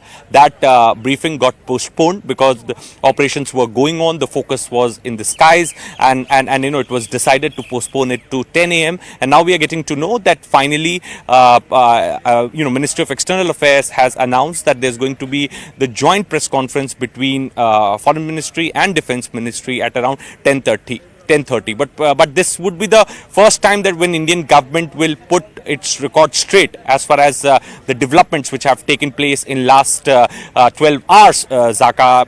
Both sides are climbing the escalatory ladder. Perhaps Indian side has taken down the PAK air bases. In fact, Pakistan has attempted to target key Indian military installations. In fact, Fateh missiles have also been used by Pakistan. The attempt to target Sirsa was thwarted by the Indian forces. So, okay, so we're going to come to you as and when that briefing begins. I want to bring you up to speed. If you're joining us at 8:30 this Saturday morning, these are the 5 or 6 big headlines that you need to know. It's been a hot night between India and Pakistan. Multiple locations targeted by Pakistan here in India, and India giving it back in kind. Headline number 1, in Srinagar, in the outskirts, in a place called Lasjan, parts of a Pakistani Air Force jet, wreckage of a Pakistani Air Force jet have been found. These are the pictures of that in the Lasjan area. It's landed, thankfully, in the backyard of a residential complex, and therefore no one has been hurt or injured in the process. Headline number 2, India manages to intercept Pakistani drones. This is from the other side of the Jammu border, on the other side of the international border in Jammu, a place called Narwal. We're given to understand, you can see 2 sets of pictures. One, the intercepts happening on the background of the night sky. These are CCTV images. The intercepts happening in the middle of the sky. And the second set of images are the wreckage. There you go, the smoke and fire out in the fields of Jammu. You can see that happening. That's headline number 2. Headline number 3, we're given to understand a part of a drone. This is wreckage that's been found in the fields of Amritsar. Amritsar over the last couple of nights has been hot. There's been a lot of activity, drone activity. This again seems to be the wreckage of a drone. Yesterday, India did the unprecedented step of calling out Turkey and saying Turkish-made drones were being used by Pakistan on probing missions, on exploratory missions to try and test India's air defenses. Headline number 4, a Pakistani projectile has been found in Lasjan. Like I said, this is believed to be parts or remnants of a downed F-16. There's also confirmation of a dogfight that happened over the skies of Srinagar. 5 missiles, we're given to understand, were fired from the Srinagar military base and then believed to have brought down what is believed to be a Pakistan Air Force jet, the make of which we don't know. Hopefully we will get some confirmation of that from the Foreign Secretary's briefing in about a couple of hours' time. Headline number 5, a massive bomb-like object. It's about 10 to 12 feet long. It's huge. It's been found in a place called Jamla. It's a village in Pokhran in the wider Jaisalmer region of Pakistan, of Rajasthan. That, of course, you can see the second image, which shows that massive almost 10-12 feet long rocket-like projectile that's been landed there, that's been neutralized there. The Indian Army has neutralized this missile attack in the sky. So this is headline number 5. Headline number 6, Pakistan also targeting civilian areas. In Jammu, there have been, unfortunately, 5 deaths, 5 civilians who have died. In Rajouri, a district collector level officer has also passed away. Unfortunately, his house was the target of heavy shelling. There's been heavy artillery shelling, both on the line of control as well as on the international border. Pakistani projectiles also hitting a temple, a famous temple in Jammu called the Shambhu Temple. Headline number 7, damaged parts of a drone or something like a drone has been found in Udhampur. This is in the Narsu part of Udhampur district. We don't know further details, but it seems like wreckage from a drone yesterday. Udhampur, of course, is the headquarters of the Indian Army's Northern Command, and the attempt there was to try and target the Northern Command headquarters as well. Security forces have reached the spot. I also want to show that Shambhu Temple picture. Again, this is wreckage from a projectile of some sort at the Shambhu Temple, a very famous temple in Jammu. Thankfully, again, it landed in the outer perimeter of the temple complex, and therefore there's been no injuries or no one has been hurt. That, of course, again, a famous temple in Jammu. So clearly, the activities have increased between both India and Pakistan in the intervening night between the 9th and 10th of May. Akash is joining us from Jammu, where multiple attempts have happened in civilian pockets as well as the Air Force station, but all of it has been thwarted. Akash, what is the latest that you're hearing from top defense sources? Right, Zaka, I'm standing in this Rehari colony. First of all, I'll try to give you a sense of what has happened here. There you have forensic teams and, in fact, the police here. This is one civilian property that has got a damage because of the sort of attacks that we have seen in the morning today. And there I am being given this sort of, this is something, a part of possibly a drone or the missile or the projectile that came here. And there you have. There you see, these are the individuals who have handed over this thing to me, and they are saying that this was a part of the sort of damage and, in fact, the projectile that came here. I have been told that many people who were, here in the house got injured. I'll try to talk to them as well as to what actually happened. But before that, I'll try to give you a sense as to what actually happened. There you have the top floor of the house that has got damaged. Multiple cars that have been standing here, in fact, have got the damage. There you have in the close vicinity around 50-meter area, is damaged. We still not, don't know as to if it was a drone or missile. But I'll try to, in fact, talk to the individuals as well. I'll try to talk to them. Sir क्या हुआ था यहाँ पे और कितने बजे हुआ बता पाएंगे आप अभी आए हैं यहाँ का कोई है क्या हुआ है यहाँ पर मिसाइल वगैरह वो रेड नीचे छत पे कितने लोग रहते हैं इस घर में यहाँ पे ऊपर 4 रहते हैं सेकंड फ्लोर में भी 4 रहते हैं नीचे 6 रहते हैं तो वो ठीक है अभी हाँ जी उनको कोई चोट वगैरह लगी उनको चोट वगैरह लगी अभी ये फॉरेंसिक्स वगैरह टीम कितने बजे हुआ लगभग कितने बजे कहा ये 5:50 पे सुबह 5:50 पे तो किसने देखा कोई मिसाइल वगैरह थी या ड्रोन वगैरह था क्योंकि लगा लोग सोए हुए थे अचानक से आवाज आई सभी उठे जम्मू मेडिकल कॉलेज पास में हमें बोला जा रहा है कि शायद वहां पे टारगेट था कुछ ऐसा कुछ बताया यहाँ पे जो एजेंसीज काम कर रही हैं Alright, Zaka, forensics teams are here once again. I'll try to give you the visuals of this particular house. This is the house, that has in fact got the damage. I'll show you the in fact visuals of the workers who have been in fact there, the police, Jammu Kashmir police, and also the civil defense staff. Forensics teams are basically checking the sort of damage and in fact the sort of the projectile that was used. But it is unfortunate that civilian properties are being targeted. Either it is a failure or it is intentionally being done.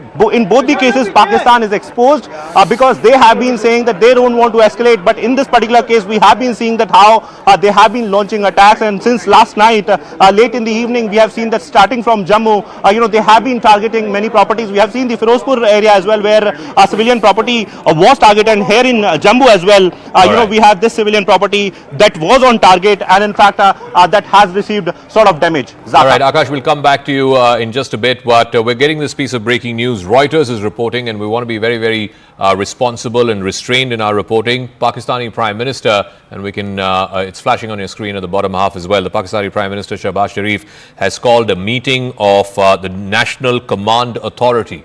It is the authority that has overseen the nuclear powers or the nuclear command authority of the Pakistani military. He has called for a meeting of the National Command Authority today on Saturday. The Pakistani military has confirmed this to Reuters after Islamabad launched a major military operation against India in the night between 9th and 10th.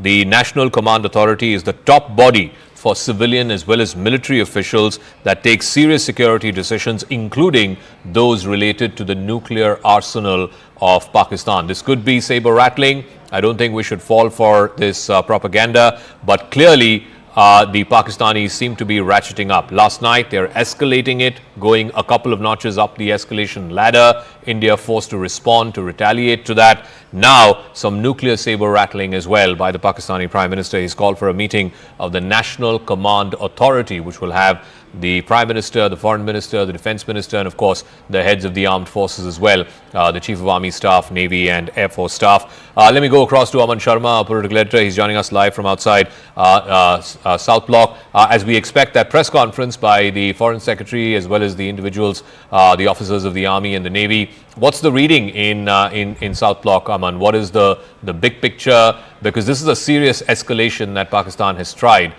in the last 6-7 hours or so. Well, Zaka, what I'm hearing right now is that top government sources are slamming the IMF bailout to Pakistan last evening. They are clearly saying what has happened since today morning underlines India's objections yesterday to IMF of the possibility of the misuse of the debt financing funds for state-sponsored cross-border strikes, terrorism by Pakistan. India is underlining this again, saying that the IMF bailout was completely mistimed and Pakistan actually was waiting for this money to start its big operation against India. India sources are saying that with billions in the bank, Pakistan is now putting missiles in the air against India. The world community needs to realize this, wake up to it, and what it has done by arming Pakistan again and again with these IMF funds. So I think at this press conference, which we will see at 10:30 a.m., India could raise this point that this IMF bailout is ending up arming Pakistan against India, and especially its terrorist activity and the escalatory ladder that Pakistan is on. See, Zaka, government sources are very, very clear that the original escalation is of April 22nd, the Pahalgam attack which Pakistan did. India did its offensive on May 7th, 96 hours ago, by doing Operation Sindoor, but only targeting terrorist infrastructure of Pakistan, not targeting any military infrastructure, not targeting the civilian population. The targeting of the military infrastructure, that cycle, Zaka, Indian government sources are saying has been started by Pakistan. On the morning of May 8th, we saw the first these 300 to 400 drones trying to attack our front air bases, and today morning, with missiles, Pakistan is trying to take out our multiple air bases, Pathankot, Udhampur. All these attacks have been foiled, but Pakistan intention is very clear to take up this escalatory ladder, and they stopped till the IMF payout. They didn't do it. It was more an intel exercise, this drone which were flown, but now this is the ultimate attack by Pakistan, and India is responding very, very strongly. India has decided that if you will target our military infrastructure, we will take out your military infrastructure as well. And India has targeted Rawalpindi's airbase. This is deep inside Pakistan, Zaka, and this is a big, big message to Pakistan that if Pakistan does not stop here, India will go to any lengths to teach Pakistan a firm lesson. We'll hear more about it at the 10:30 briefing. I think I don't want to get ahead of myself, but I think Indian government is very, very upset over this IMF bailout, and is very clearly saying that Pakistan is to blame for this escalation ladder that we are on. And just very quickly, there was some note or some justification of why India abstained at the IMF meeting yesterday. What's the rationale? What's the reasoning behind that?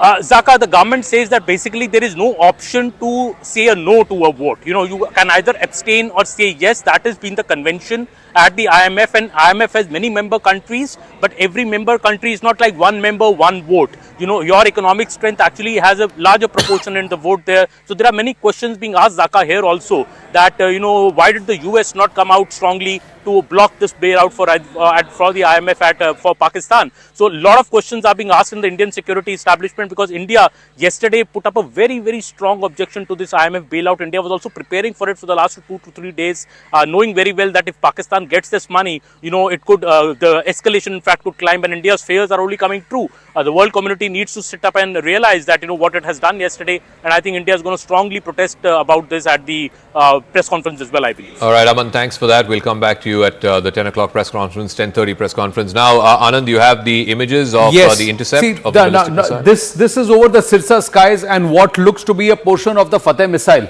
So this is from Sirsa. It's landed on a field. It was intercepted on the skies of Sirsa. I'm going to check with our team if we can put out the map and also the visuals. We can split it on this wall so that our viewers can understand the map graphics and with these visuals, because it's landed on Sirsa. And why this Sirsa is important?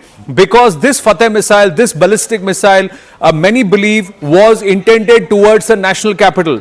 It was intended towards Delhi. We'll try and show you these visuals and then try and split it here on this wall itself with the map graphics and these pictures, because then you can understand where this is. So if you can just pull this out, put this out, and just the map, because where Sirsa is, we need to understand where Sirsa is. Sirsa and the trajectory of the missile, many believe, was headed towards the national capital. And this is the big portion. This is the big portion. This is the big portion of the back end of the Fateh missile. So you'll see the tail, and that's the tail portion of the Fateh missile. Now you see, these are authorities who are already there. The local police is already there, cordoning off, and now they're taking them away. It's being carted away. The portions have been now lifted, put on the back of a big vehicle, a pickup truck, and then they'll be carted away. This is the big shot. Now this is the picture. Now look at this. This is the Fateh missile back end. Now if you have seen pictures of Pakistan flaunting the Fateh missile,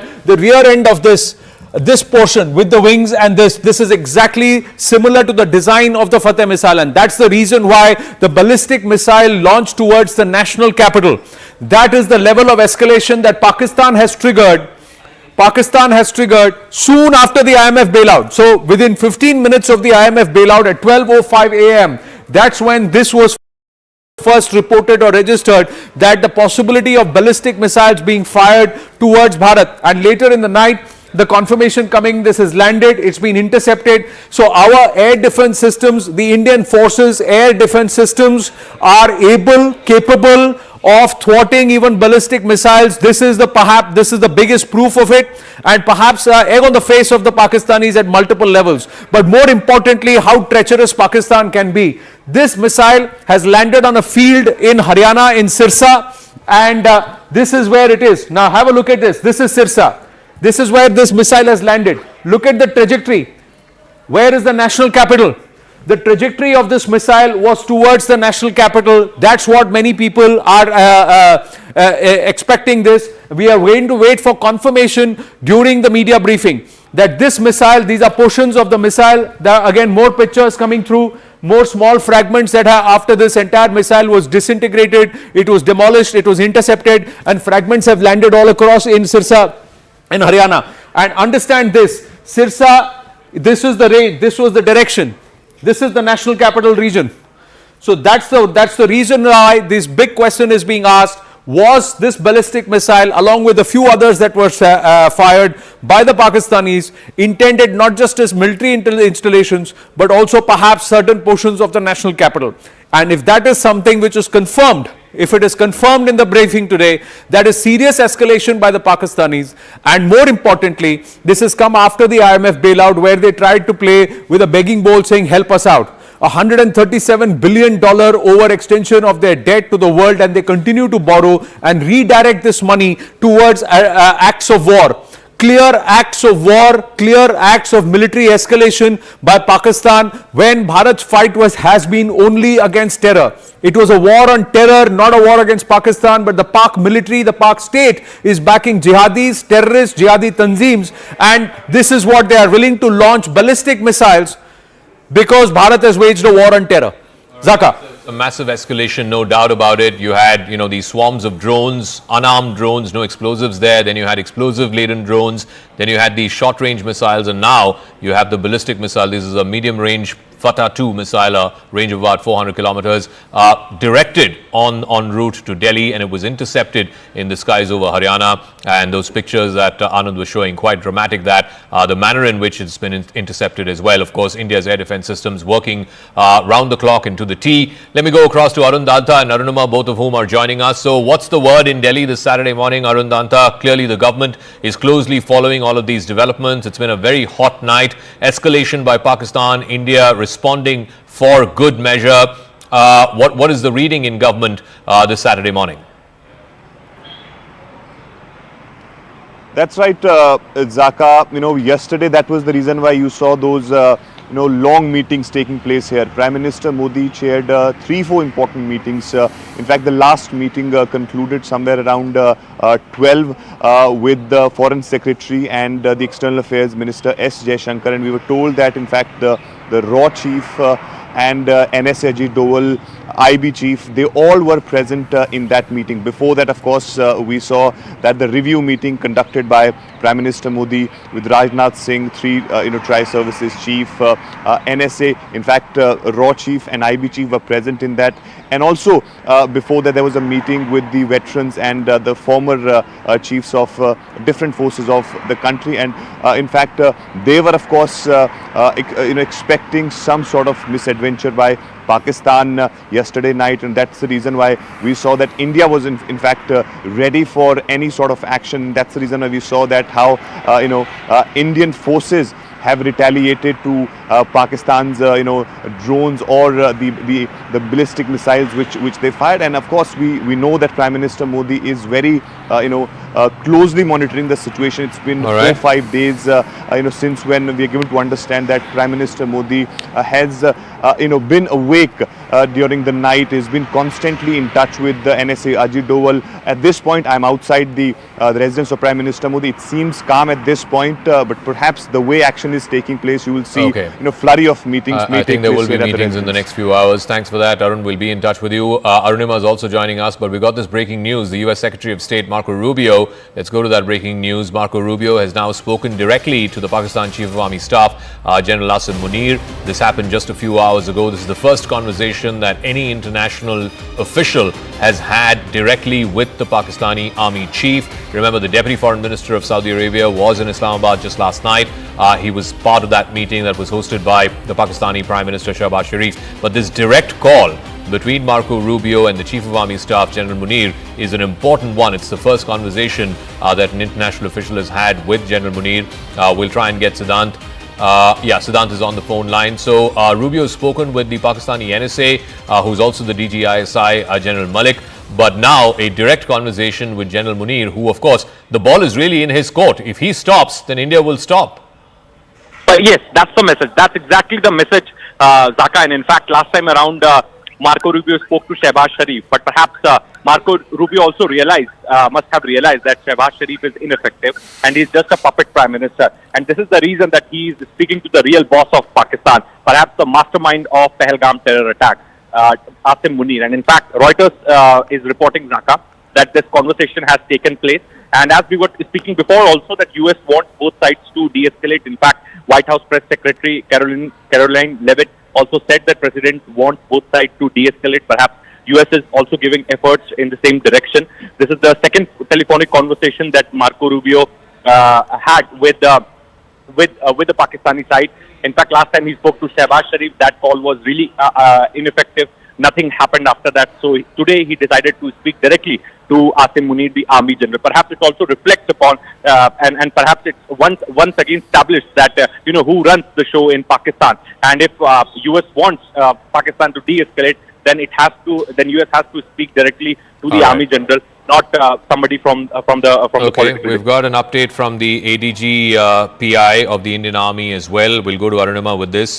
Basically, the ADG PI putting out a tweet saying Pakistan's blatant escalation with drone strikes and other munitions continues along our western borders. In one such incident today, approximately around 5 a.m., multiple enemy drones were spotted flying over the Khasa Cant, the Khasa cantonment in Amritsar. The hostile drones were instantly engaged and destroyed by our air defense units. So now we're getting to hear of multiple such drone and missile attacks. Arunima, you're in North Block, South Block. Whereabouts are you, and what is the word in from government this morning? Yes, so the Raisina Hills is abuzz with activities. South Block has had called for a press conference at about 5:30, but I think this is the air operation which led them to postponement, and now at 10:30 the Foreign Secretary is likely to brief. What ADGPI has put out is that at about 5 a.m. this morning there were multiple enemy armed drones that were spotted over the Khasa camp in Amritsar. The hostile drones were instantly engaged and destroyed, and Pakistan's blatant attempt to violate India's sovereignty and endanger civilians' life is unacceptable. 3 civilians have been killed in what has happened since last night, including one district level official there in Rajouri. And what the border security force has also put out is that while the Jammu air base was getting targeted around 9 p.m. 2100 hours last night, there was intense firing at the Jammu stretch of the international border as well. So back to back 2 days now we've seen. Day before yesterday we saw it in Samba, yesterday at Jammu, attempts to also carry out infiltration while these air raids are going on. Yesterday they had shot dead 7 from the Jaish-e-Mohammed module in Samba. Yesterday also BSF confirming that there was firing at the Jammu sector, and now ADGPI confirming that there were hostile drones over Amritsar as early as this morning 5 a.m. Around the same time, tentatively we were told there was a dogfight in Srinagar, and for that we're still waiting for the ADGPI and for the Air Command to tell us exactly what is the situation, but definitely things have escalated in the last 24 hours. All right, I also want to go across to Akash Sharma, who is more on this. So the Army's first official statement this morning, the ADGPI saying there's some hostile drones, a swarm of drones over the Khasa cantonment in Amritsar, and those have been neutralized. Akash, what more are you hearing? Right. So first of all, two important things in this tweet by the ADGPI. First one, that they are somewhere acknowledging the attack launched towards Amritsar today in the morning that we had also reported Zaka. And second, that they are saying the message is loud and clear that it cannot be accepted. Armed forces are in fact reacting since morning, and we have been learning, as Arunima pointed out, the dogfight, of course, the air defense, thwarting the attempts and destroying the enemy drones, and also Indian Army destroying the enemy posts. So a number of things are happening, but civilians are somewhere affected, Zaka. I have been mentioning this since morning, that while they are targeting the military infrastructure, they are also possibly targeting and intentionally targeting, civilian properties, and this is the reason why we have the damages like such that I am showing you in the visuals in the backdrop. Zaka, Indian Army and in fact Indian Armed Forces are going to brief us officially in some time from now, where we'll get to know as to what was the sort of action that was taken last night in retaliation. Of course, we know that how their air defense systems at different Air Force stations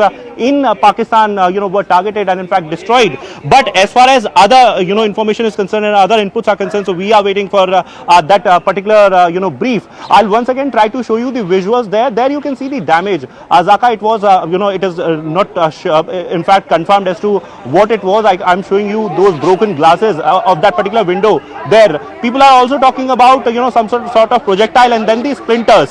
So possibly it can be a kamikaze drone that hit the building and then got destroyed. So we are waiting for the confirmation. Okay. But looking at the damage, it seems there you have the main target was that building. Rajesh ji, if you can show that building was the main target, Zaka, and then okay, I believe CM is there. Yes, CM is there, and I'll try to. All right, we'll come back to you, Akash, in a moment as you try to go across and see if we can get a soundbite from Omar Abdullah. But the ADGPI's tweet showing these pictures as well. Those are the remnants of the Pakistani drone that was sighted above the Khasa cantonment in Amritsar. Arunima is also there with us. I can see some wheels. I'm not sure what the wheels are. Clearly, it seems to have hit something on the ground. Those are the remnants, the wreckage that you can see from the drones that were sent over the Amritsar cantonment. Arunima, what more do we know? So there's also a video that has been tweeted out by the ADGPI handle. I think it is showing how the drone attack, the hostile drone attack, was taken down, and these pictures gives you a sense of the marking that you see. YHAPFWH, the filling date is mentioned there, the filled lot is mentioned, the explosive lot, the weight, the total. So this looks like an ammunition that was being carried with the drone that the ADGPI has tweeted out. The ammunition and the remains of the drones, and also the time when the drone was intercepted. So there's visual proof, there's video evidence that is now being given out, and this is a trend that we have seen ever since Operation Sindoor has begun. And top government sources, government functionaries actually confirmed this to me, that after Balakot and after the surgical strike post Uri, there was a lot of question mark. Pakistan tried to negate the surgical strike by saying that nothing has happened really here. But this time India has gone prepared with technological advancement. Also, it is better prepared. It's putting out evidence to show Pakistan's complicity. All these labeling on the ammunition, the filling date, the batch number, the lot number is going to be shown to the international community to prove that Pakistan's escalation, and Pakistan is trying to target civilians, target our military base, escalate the entire situation. And Pakistan is definitely suffering a bloody nose by the way their misadventure is being countered by our air defense system. All right, Arunama, we'll come back to you. That's the Indian Army statement. On the left, you're seeing images from Rajouri in Jammu, where the Chief Minister, I believe, has gone to the residence of the affected victim there. I believe Akash is there for us. Akash, tell us, did Omar Abdullah say anything as he came into this in this house that's been hit yesterday by a Pakistani projectile? Did he say anything to the media, or are we waiting for him to come back and then speak to the media?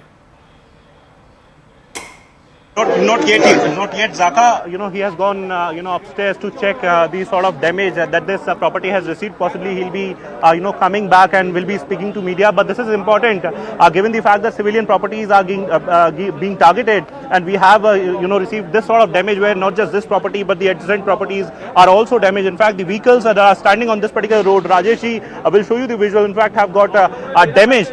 We have these security officials who have been trying,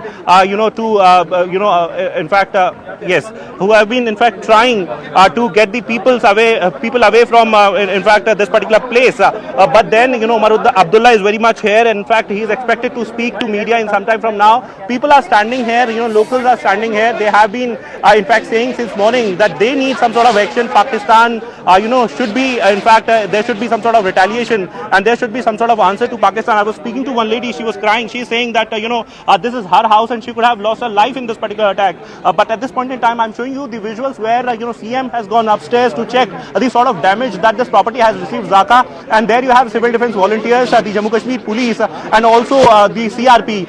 In some time from now, it is expected that Omar Abdullah will be speaking to media. But yes, at least 10 people we have been told have sustained injuries in this particular attack in this vicinity, Zaka. All right, Akash, thanks for that. Anand is also here as we try and bring you some pictures. There's been a whole bunch of pictures of remnants of drones, projectiles, missiles that have been spotted in different parts from Jammu to Jaisalmer.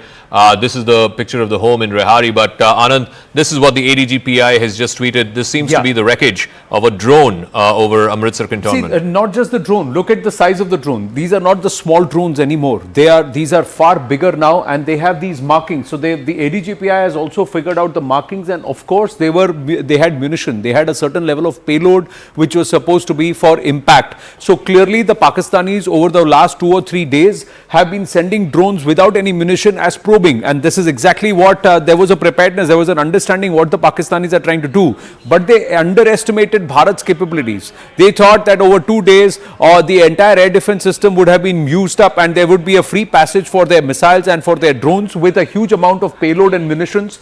So that is something that's been marked out, but they've been neutralized. They've been neutralized by our air defense systems, and perhaps the Pakistanis don't understand. They have a stomach for escalation only for 3 days. They cannot fight an intense war for more than 3 or 4 days. That's the reality. Bharat is ready for 6 months. Bharat is ready for 6 months, and if required more. That's the difference. So they don't know who they are taking panga with, and the fact is that this is egg on the face again for 4 nights in a row for General Asim Munir. 4 nights in a row, he's just met with more failures, and on the other hand, look at the losses. The Noor Khan airbase in Pindi has not just been destroyed, but there is a huge reversal for the Pakistanis there. Their machines can't take off because they have been rendered ineffective across 3 air bases. That's what's happened. But here, this time around, the locals need to be aware. Our hearts go and our prayers with those who are having material loss of, because of their houses and their fields being damaged, and also because of people who are getting injured or loss of lives of civilians. But please don't go close to any of these munitions. That's the important part. Stay away, stay clear, because some of these may be live munitions. So Yes, Zaka. we're getting live pictures of Omar Abdullah just coming out from that house in Reasi. I believe he's speaking to the media. If we can go to those pictures. Omar Abdullah has gone to an affected home in Reasi in Jammu. Can we show those pictures, please? Yeah, there you go. That's the affected home. He's just come out. He's, I think, met with the individuals there. In Rajouri also, one district collector officer district collector rank officer has lost his life. In all, 5 people have lost, 5 civilians have lost their life in Jammu. Akash is there. Akash, Omar still inside the house. Is he making his way out? Has he said anything to the media yet? Omar Abdullah is still, assessing the situation. In fact, is taking a stock of the situation. In fact, he has gone inside the second house where the lady, who owns this house, has gone, in fact, inside and is somewhere briefing the chief minister as to what actually happened, at what time, and what was the intensity. And then there he is coming out. Possibly, we'll try to speak to him as well as to now when civilians are targeted and their properties are targeted. What is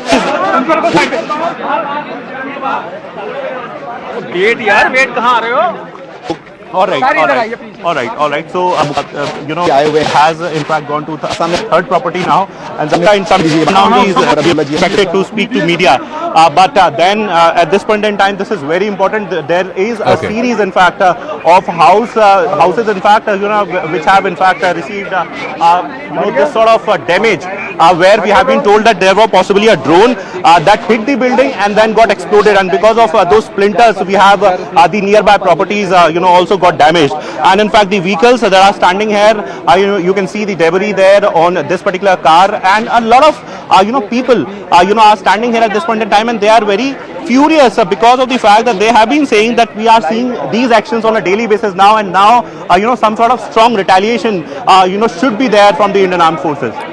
I'll come back to you, Akash, as and when the Chief Minister comes out. He's visiting multiple houses which have been affected in Reasi. Yes, Anand, you were showing us the ADGPI the tweet and the video. Let's go back to the pictures. The fact is that we'll go back to now. This has payload. Now, the only thing for our viewers and whoever are there in these local areas have to be that if there are fragments, portions that fall of debris or destroyed missiles, etc., or drones, just stay clear of them. Don't go and touch any of these parts, because a lot of them seem to have live munitions. The ADGPI has actually circled out, and this is live payload. So, with the aim, with the intent to destroy, destruct and hurt, and it's ballistic missiles, there are other projectiles, there's loitering munition, and also drones with a certain level of capability. If you see the wheels on these drones, it surely shows that it was carrying a significant level of payload with the intent of trying to drop and then perhaps head back. Though you can see these. So we have to see the nature, and a lot of these are either Turkey made or China made, these drones.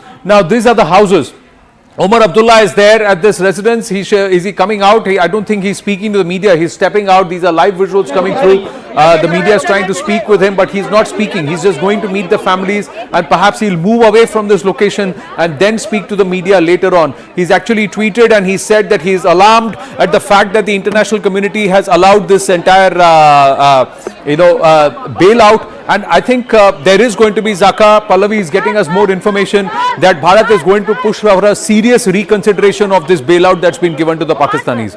This is treachery, and this is deliberate escalation. You said Marco Rubio has dialed General Munir, but the dialing has to go to the IMF. How did they approve this bailout without understanding PAK's intent? Look at what they've done. They're attacking civilian installations, a temple near Jammu. That lady is actually turned around and said, "Bahut ho gaya, Modi ji, ab maro inko."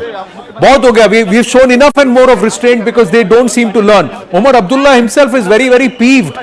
If you look at it, he's also showing great amount of restraint in his emotions when he's tweeting as a chief minister. He's putting out and saying, look what the Pakistanis are doing and look what the international community has allowed. That I think there is a serious dissent and dissonance with the IMF for what they have done in a situation like this. You can't go and give a nation which is actually standing for according state funerals to jihadis and proscribed terrorists. You can't give them a $1.3 billion bailout. And that's what the IMF has gone ahead and done. All right, we're getting that piece of breaking news now. Top official government sources telling Pallavi Ghosh that India will go back to the International Monetary Fund and ask them to reconsider the bailout that's been given to Pakistan. It's over $1 billion. It's part of the $7 billion tranche, the agreement between the IMF and Pakistan over a 4-year period. India shall use international pressure, diplomatic pressure, to wake the conscience of the IMF. Operation Sindoor is no way for closure. India has not and will not target civilians. The opposite is what Pakistan is doing. Pallavi Ghosh, tell us more. I mean, ultimately, look, if the Americans who have 17% weightage on the IMF board, if they say no, this bailout can be cancelled. But why haven't the Americans said that? And what is India's strategy from here on out? That's exactly the question which India is asking. Why is it that America said no? Because Donald Trump's earlier statement where he said that we've given $3.3 billion to Pakistan, but we've got nothing out of them, they've done nothing for us. That is something which India is going to use effectively against Americans as well, and make the point to them that you may be one of the largest contributors to the IMF. I know this logic is going around, your money, we use it the way we want to. That's at least how the stakeholders of the IMF were talking about. But the point is that isn't an international organization also to be held accountable? Aren't they also to ensure that the money that they're using and giving out is actually used for a good cause, or at least for the cause what it is meant to? You know, Zaka, if you look at the note which was released by the government of India yesterday in its response to IMF, and the statement which India made at the IMF meeting yesterday was that we leave it to your morality to decide how that money should be given and whether you should give a bailout to Pakistan because they have been an official offender. I think it's this conscience awakening call which is now being taken by the government, and therefore all right, going to Pallavi, go I'm back, sorry to interrupt, but apparently there's some air activity where Akash is. He's in Reasi in Jammu. Akash, yes.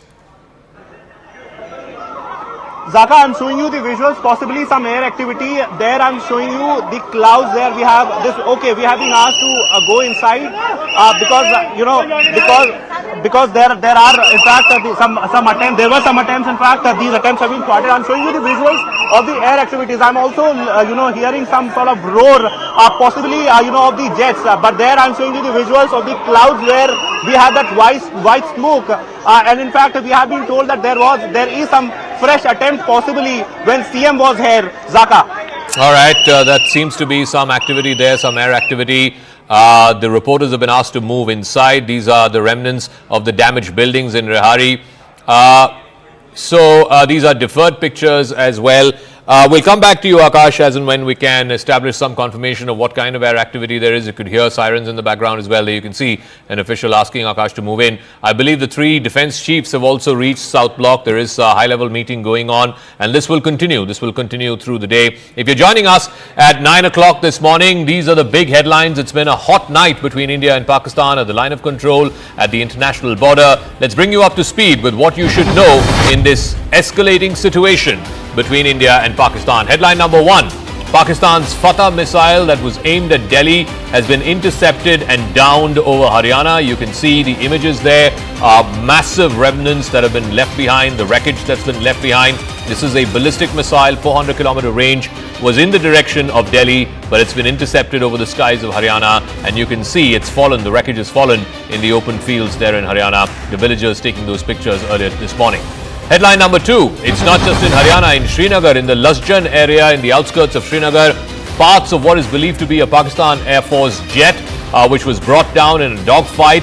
That wreckage landed up in the backyard of a residential complex. The individual whose house it was where this wreckage was found, he is of course now speaking with the authorities. He has taken these pictures in what is believed to be the wreckage of a downed Pakistani fighter jet. Headline number 3, India has managed to intercept Pakistani drones. These are 2 sets of images, CCTV images. This is the second set showing the wreckage after the interception happened. This is in the Jammu Narwal sector. The interception happening there. That's the first set of images. The interception happening in the night sky. And then the second set, which shows the destroyed Pakistani drones and the launch pad that was used by Pakistan to launch those drones. So you can see fire and smoke up in the fields in Jammu. Headline number 4, a part of a drone has also been found in Amritsar. You had the ADGPI. This part is what was found in rural Amritsar. You can see the fields there, the fields being ready for the next season. You can see the part of the wreckage. That's clear that these are drones in rural Amritsar. The ADGPI also tweeted the drone that was visible in the Amritsar Cant, in the Khasa Cant in Amritsar.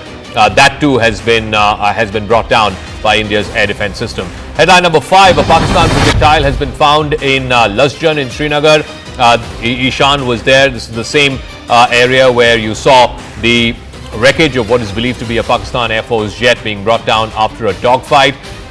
What that is will be established by the authorities. Our Ishan Wani was there reporting from the backyard of that residential complex where which is the point of impact. Headline number 6, a bomb-like object was found in a place called Jamla village in Pokhran in rural Rajasthan, in the deserts of Pokhran, Rajasthan. The Indian Army managed to neutralize this drone and missile attack in the sky, and what you're seeing is wreckage of that missile. Headline number 7, Pakistan targeting civilian areas. That's where our Akash Sharma was reporting from in Reasi. Multiple homes have been targeted.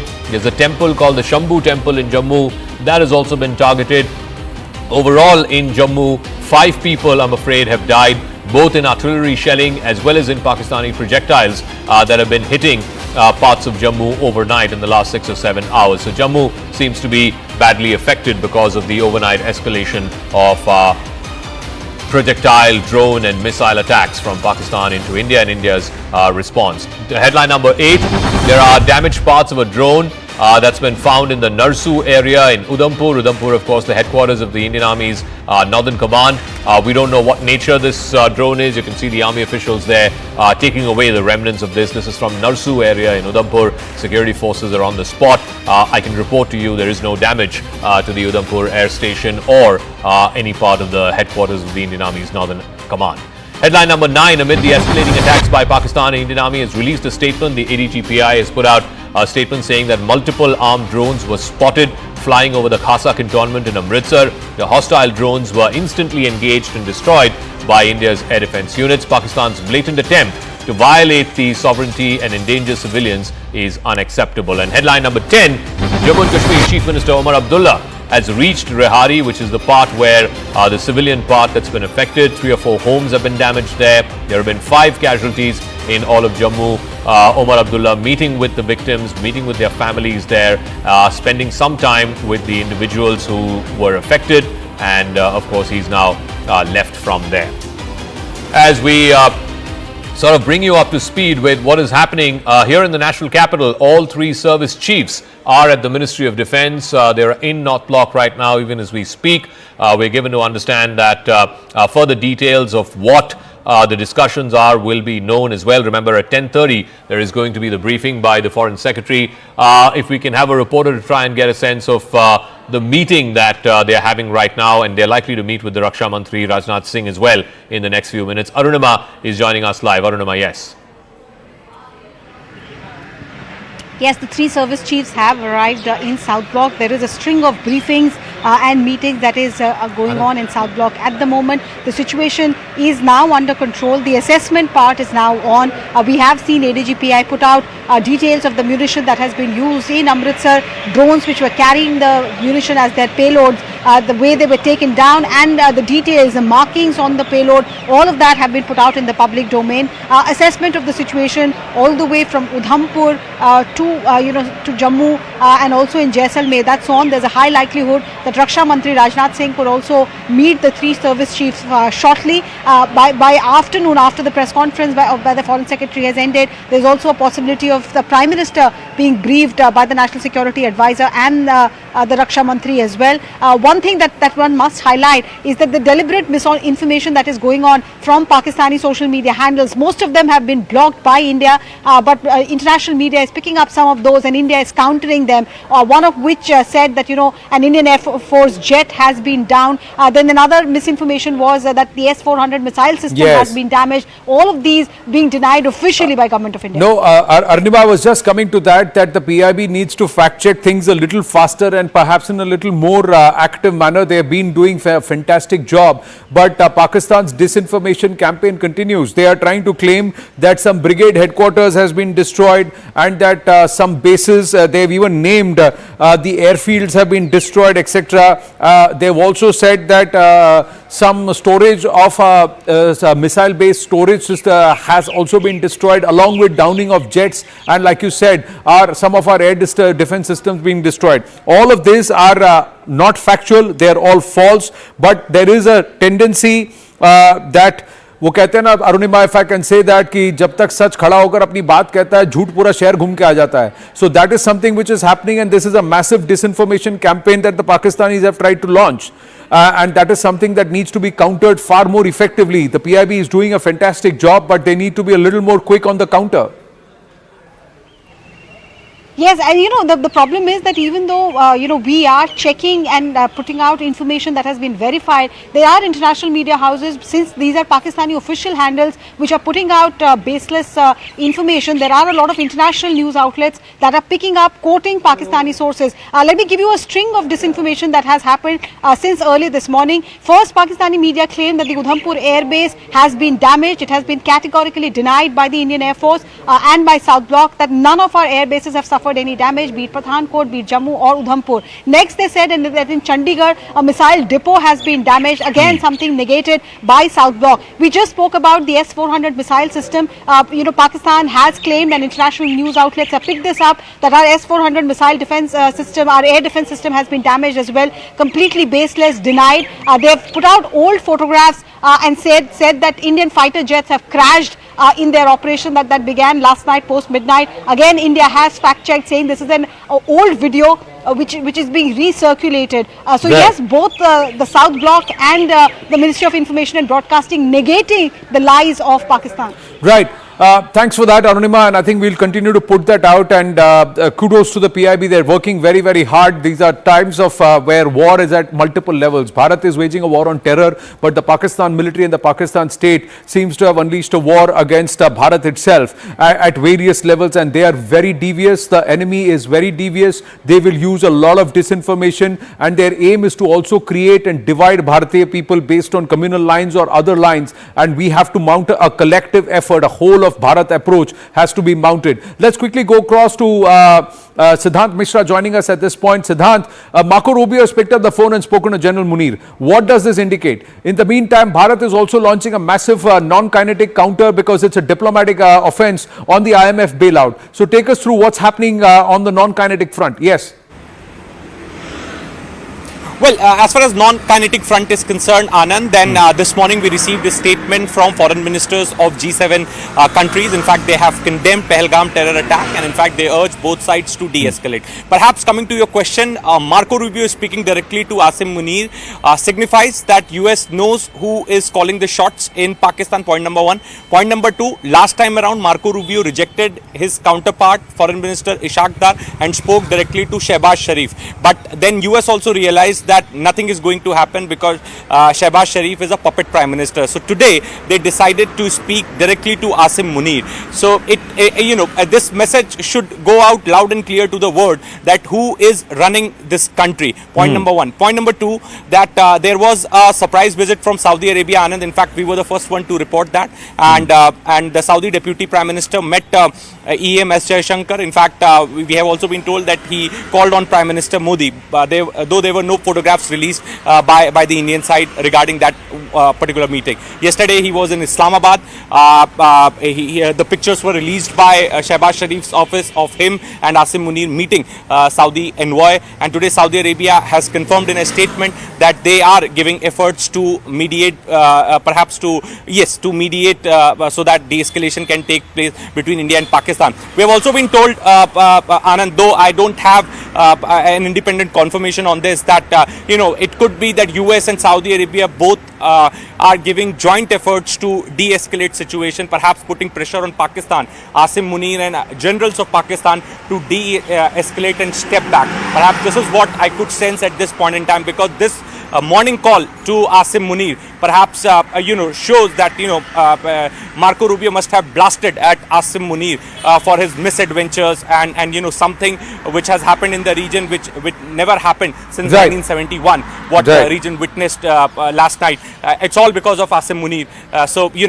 US is very angry, very upset with Army General Asim Munir. Right. Looks like the international community needs to be made apprised of, and that picture that was shown with Hafiz Abdul Rauf leading the prayers with the PAK military personnel standing right behind, and Pakistan giving state funeral to jihadis and terrorists, and a US proscribed terrorist leading those prayers perhaps was not seen by the quote unquote international community that has handed out this 1.3 billion bailout to Pakistan. So and now there are reports coming through that there is a checkered past of the DG ISPR Ahmad Sharif Chaudhry itself, and somewhere his connections to yet another group of jihadis and terrorists and connections to Osama bin Laden. All this perhaps lost on the international community. Let's hope that the PIB machinery facts check and also puts it out, and the diplomatic machinery puts out these facts to the world to see those who they think are benign have gone ballistic over Bharat with ballistic missiles. So that's what happened. Let's look at this. PAK jets down. PAK jets have been downed. 2 of them in Jammu and Kashmir region, one around in Srinagar, one in North Kashmir. So this is confirmed wreckage that's seen there. We'll get you more details, and let's hope that in that briefing all these details are put out. There is munitions with payload, drones that have been downed, and also in Pokhran there is a missile, a ballistic missile that's been seen. Another ballistic missile that's been noted is here in Sirsa. There are also a drone launch pad on the other side, Jammu international border. PAK military post with tube drones has been tube drone launch pad that's been negated, and that post was also a launch pad for terrorists, so that's been totally demolished. This is Lasjan Srinagar, again confirmation of projectiles falling and also possible debris of an aircraft that's been downed by the Indian air defense system, by our forces. Parts of a drone that's been found. This is a far bigger drone, and this perhaps was also carrying payload. The ADGPI has also confirmed where they've put pictures, a drone-like object found at multiple places, suspected drone hits. There are civilian areas that have been hit by drones. Homes have been destroyed or demolished or have suffered damage. Civilians have died. One lady has died. There is an employee or an administrative officer in the Jammu and Kashmir ministry who's been hurt or who's lost his life. Our salutes to them. There are people, civilians who are getting injured. There are some damages that have happened to certain military installations. That's what's being claimed, but nothing that is stopping any of the operations. And all claims made by the Pakistani military and Pakistan is nothing but disinformation. All our systems are intact. All our defense mechanisms are intact, and we have given them a bloody nose. That's what we've done. Now, this is another news. A missile-like projectile or object has been found in the village of Samastipur under Udhampur in Jalandhar. Now, the discovery of this missile has caused a certain amount of worry in the locals, but the cops have already reached the spot. Now, you can see the markings. These are PAK markings. These are PAK markings, and this is again at least an 8-10 feet projectile that's been found. Was it carrying what kind of payload it was carrying? We'll have to wait and see.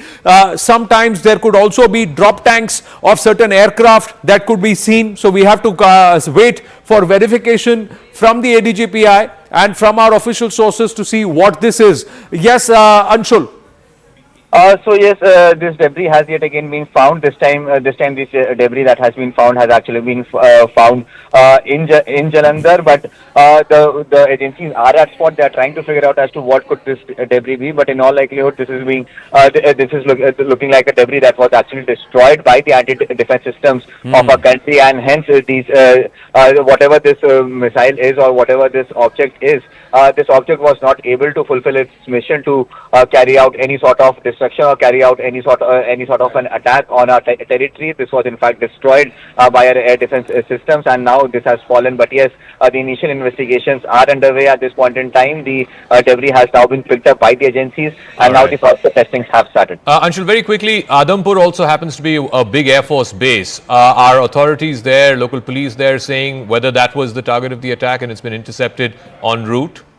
Well, yes. This is what is being said by the authorities over here, that the Air Force base was being targeted, much like what is happening in places like Udhampur and Pathankot as well, where they are trying to target our Air Force bases. But our air defense systems are very, very active and doing a great job at this point in time, thwarting each and every attempt that is made by the enemy state of Pakistan. Okay, thanks Anshul for that. So you can add Udhampur also to that list. So both Pathankot and Udhampur, two big Air Force stations that India has in the Northern Command. Both of them have been targeted. Of course, all of these have been reprised as well. So there's been no damage at all. And that's what top IAF sources have told CNN News 18, that there's been no damage at all to any of our aircraft or to our S-400 air defense systems. Siddhant is also there with us. Akash, if we can go across to Akash, he's in Reasi in Jammu. We'll try and go across to him in just a moment. So the big picture, if you're joining us at close to 9:30 o'clock in the morning on Saturday, the 10th of May, it's been a hot night between India and Pakistan. There are multiple missile, drone, even a ballistic missile attack that Pakistan launched on India. India has responded to each one of those. Our air defense systems have busted each of these attacks. And in response, India has taken down 2 or 3 important Pakistani Air Force air stations, including the biggest one in Noor Khan, which used to be called the Chaklala Air Base, one of the biggest that Pakistan has. That's been the attempt, of course, was to try and render the runway useless. Then there is the Murid Air Base just a little further down. And then you have the Surakot Air Base, the Rafiki Air Base in Surakot in southern Punjab. But remember, there's a lot of misinformation and disinformation, fake news that's doing the rounds as well. So the PIB, the Press Information Bureau, and their website and their social media handles have put out this. There is a claim by some Pakistani social media handles suggesting that the S-400 air defense systems, which India managed to procure from Russia, there is some disinformation doing the rounds that there's been damage to the S-400 systems. That news is absolutely fake. It's been now put out in the PIB fact check, their website, as well as their social media handles. And maybe we can have one of our anchors from our newsroom on our plasma screen showing that from time to time. So don't believe any of these fake stories, this disinformation, this misinformation. We'll try and get Griha or someone to go up there and show that to us in a second. But I also want to go across to Akash and try and get a sense, Akash. Now, you know, the picture, the meta picture seems to be emerging. I'll come to Rehari in one second, but the meta picture, which is what our viewers want to know. Clearly, there have been attempts at some of our forward air bases and air force stations from Udhampur, Srinagar, Pathankot certainly, even the one in Jalandhar. We will get further information. The pictures that we're showing, it seems like the Udhampur Air Force Station was the target. Of course, it was intercepted, and in response, India has taken down some of these leading frontline Air Force bases of Pakistan. What is the meta picture you're hearing from the Indian Air Force? Right. So you rightly pointed out some of the Air Force stations, in Awantipora, in fact, Jalandhar and Pathankot as well, were on target. And in fact, Jammu was very much on target. And, these attempts were thwarted. We know that how not only drones but missiles were fired. And we have been told that India strongly retaliated. And this is the reason why, we had a dogfight where we have a confirmation that dogfight indeed happened in Srinagar. And then the air defense also worked in a similar way. But Zaka, I want to highlight here, the Indian Air Force has officially denied that there is no impact or there is no hit, on S-400, air defense system. And in fact, there are several sort of locations that have been propagated by the Pakistani handles, and all of this information is in fact rebutted by the Indian Armed Forces, because this is very important at this point in time. Though we don't have access to these Pakistani handles, but yes, international media is somewhere picking the information, and the official version from Indian Armed Forces should be carried as well. And that's the reason why Indian Air Force has now come out in public and said that there is no damage or hit to any S-400 battery or the sort of system. Also, as far as these attacks are concerned, so Zaka, their primary target is, of course, the air assets, fighters, and the air defense systems as well. I was discussing it a bit earlier that how they have been targeting. They have, in fact, they want to try, S-400 and Akash missile system. One, they don't know the locations. Second, they want, and this is possibly the reason why they want to target all the, Air Force stations specifically that are very close to the borders. Akash, they are masters at disinformation. They are masters at disinformation. The Pakistanis will try anything and everything. To all our viewers, to all those who are getting active on social media, let's do our job responsibly and let's stand up for our country. Let's not push any claim that's being made by any pro-Pakistani or Pakistani handle, because it's disinformation. Look at what our defense systems are capable of. Trust this. This is what, for 4 nights, not a single missile projectile has been able to find its mark. They have all been neutralized. This is a live picture of how our air defense systems, the Indian Armed Forces air defense systems, are neutralizing projectiles, missiles, loitering munitions sent by the Pakistanis. And this is all happening in the air. Listen to this. You can see the projectile trying to travel over the Indian airspace, and there you will see the flares first coming in, which are the distraction, and then the mechanism, how it works, and the entire projectile then being damaged, split into multiple parts, into shreds. It's being torn into shreds on our skies. So these are the fireworks courtesy the Indian Armed Forces. So these are the fireworks courtesy the Indian Armed Forces, and what's being blown to bits is the Pakistani devious intent. So have a look at this. Let's play the nats again. Let's look at the whole sequence. Have a look at the whole sequence.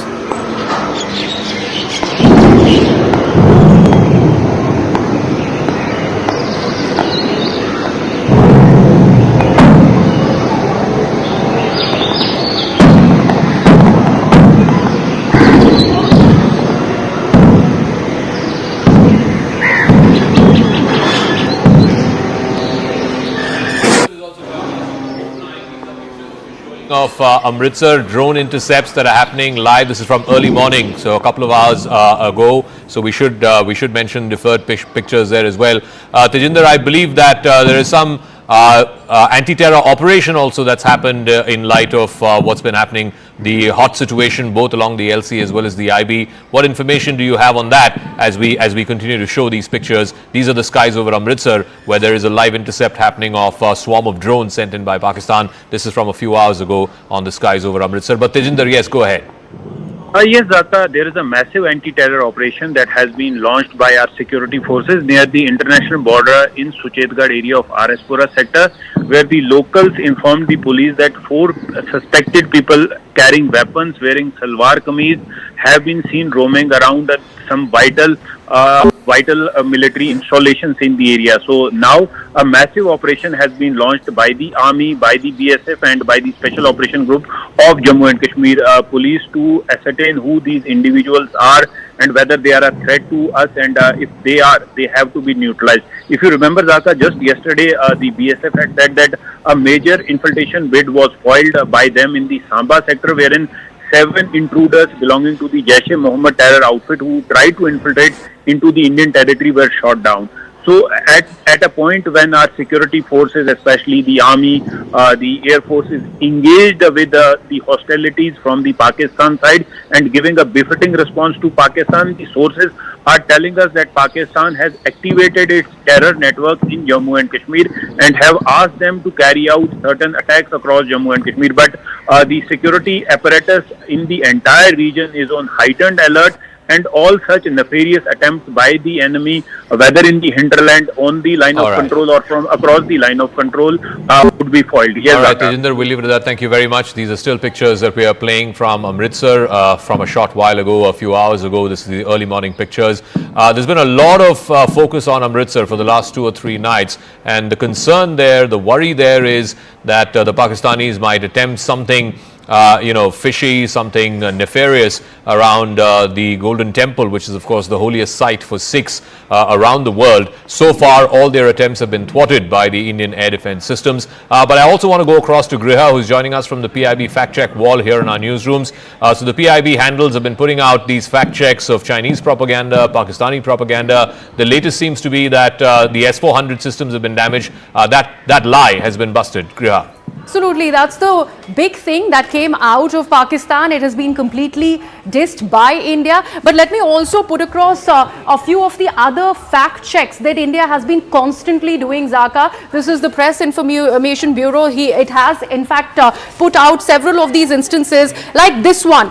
where there was a claim that was made by a Pakistani handle that an old Indian Air Force crash really had happened. This was a claim that has been dissed by the PIB, where they have gone on to claim that several pro-Pakistan social media accounts are falsely claiming that 3 fighter jets, we're not just talking about one Indian Air Force jet, 3 fighter jets have crashed in different areas in the Himalayan region, but that's been completely dissed, and a claim that this is fake, where the PIB says that this is an old IF crash photo circulated. It has got no link to the India-Pakistan situation. If we also take a look further, Zaka, there was a claim that was being put out through various social media posts asserting that a cyber attack by Pakistan has caused 70% of India's electricity grid to become dysfunctional. Claims that were floated by Pakistani handles. This claim is absolutely fake, is what, and these were the tweets, by the way, that the PIB has put out and branded as fake, and this fact check again by the Press Information Bureau. The third one, particularly, and this was the most bizarre one, of course, after the S-400, was social media claims where they said that India was trying to attack the Nankana Sahib Gurdwara. There was a drone attack at that Gurdwara. That also has been completely dissed, and they have claimed that this is a Khalistan propaganda, something that is absolutely fake. So these are the claims, and PIB is completely on their toes. They have been putting out these facts so that nobody falls for these misinformation, the disinformation campaign rather, coming in from that side of the border. All right, Griha, we'll leave it at that. We'll check in with you from time to time about this massive disinformation campaign that's been undertaken by Pakistani social media handles that, of course, has been busted by the Press Information Bureau social handles as well as their website. I want to go across to Arunima, who's joining us from South Block. Siddhant is also joining us from South Block. There's a meeting, I believe, Arunima, of the 3 defense chiefs. In the next few minutes, I believe they will be meeting with Rajnath Singh, the defense minister, as well. So tell us, what is the assessment this Saturday morning in South Block as to what was the attempt, the escalation attempt by Pakistan yesterday, how India has retaliated and responded to that, and the damage that's been left behind in Pakistan to the air bases and to certain other locations in Pakistan. Tell us, what are you hearing first thing here Saturday morning? See, I think it's a cliche now, Zaka, but the dialogue from the Bollywood film Uri is summing up the mood at South Block best. How's the Josh? Hi, sir. You saw the photograph yesterday also when the 3 service chiefs met Raksha Mantri Rajnath Singh. They were in combat uniform but smiling, body language very relaxed. So that's the mood now also, that yes, we have managed to thwart Pakistan's evil designs for 3 nights in a row. We have managed to bring down, that's what we are hearing, even though officially there's no, perhaps in this press conference, Foreign Secretary will confirm, but we are hearing that there was a dogfight over Srinagar, and there is a local manhunt that has been launched to look for the Pakistani Air Force pilots who possibly ejected when their aircrafts were brought down. Amritsar, ADGPI has put out how Pakistani drones were brought down. They were carrying a payload of munition. The marking on the munition has also been put out, clearly showing what Pakistan's designs were. Overall, the situation across the international border, BSF kept a very close vigil.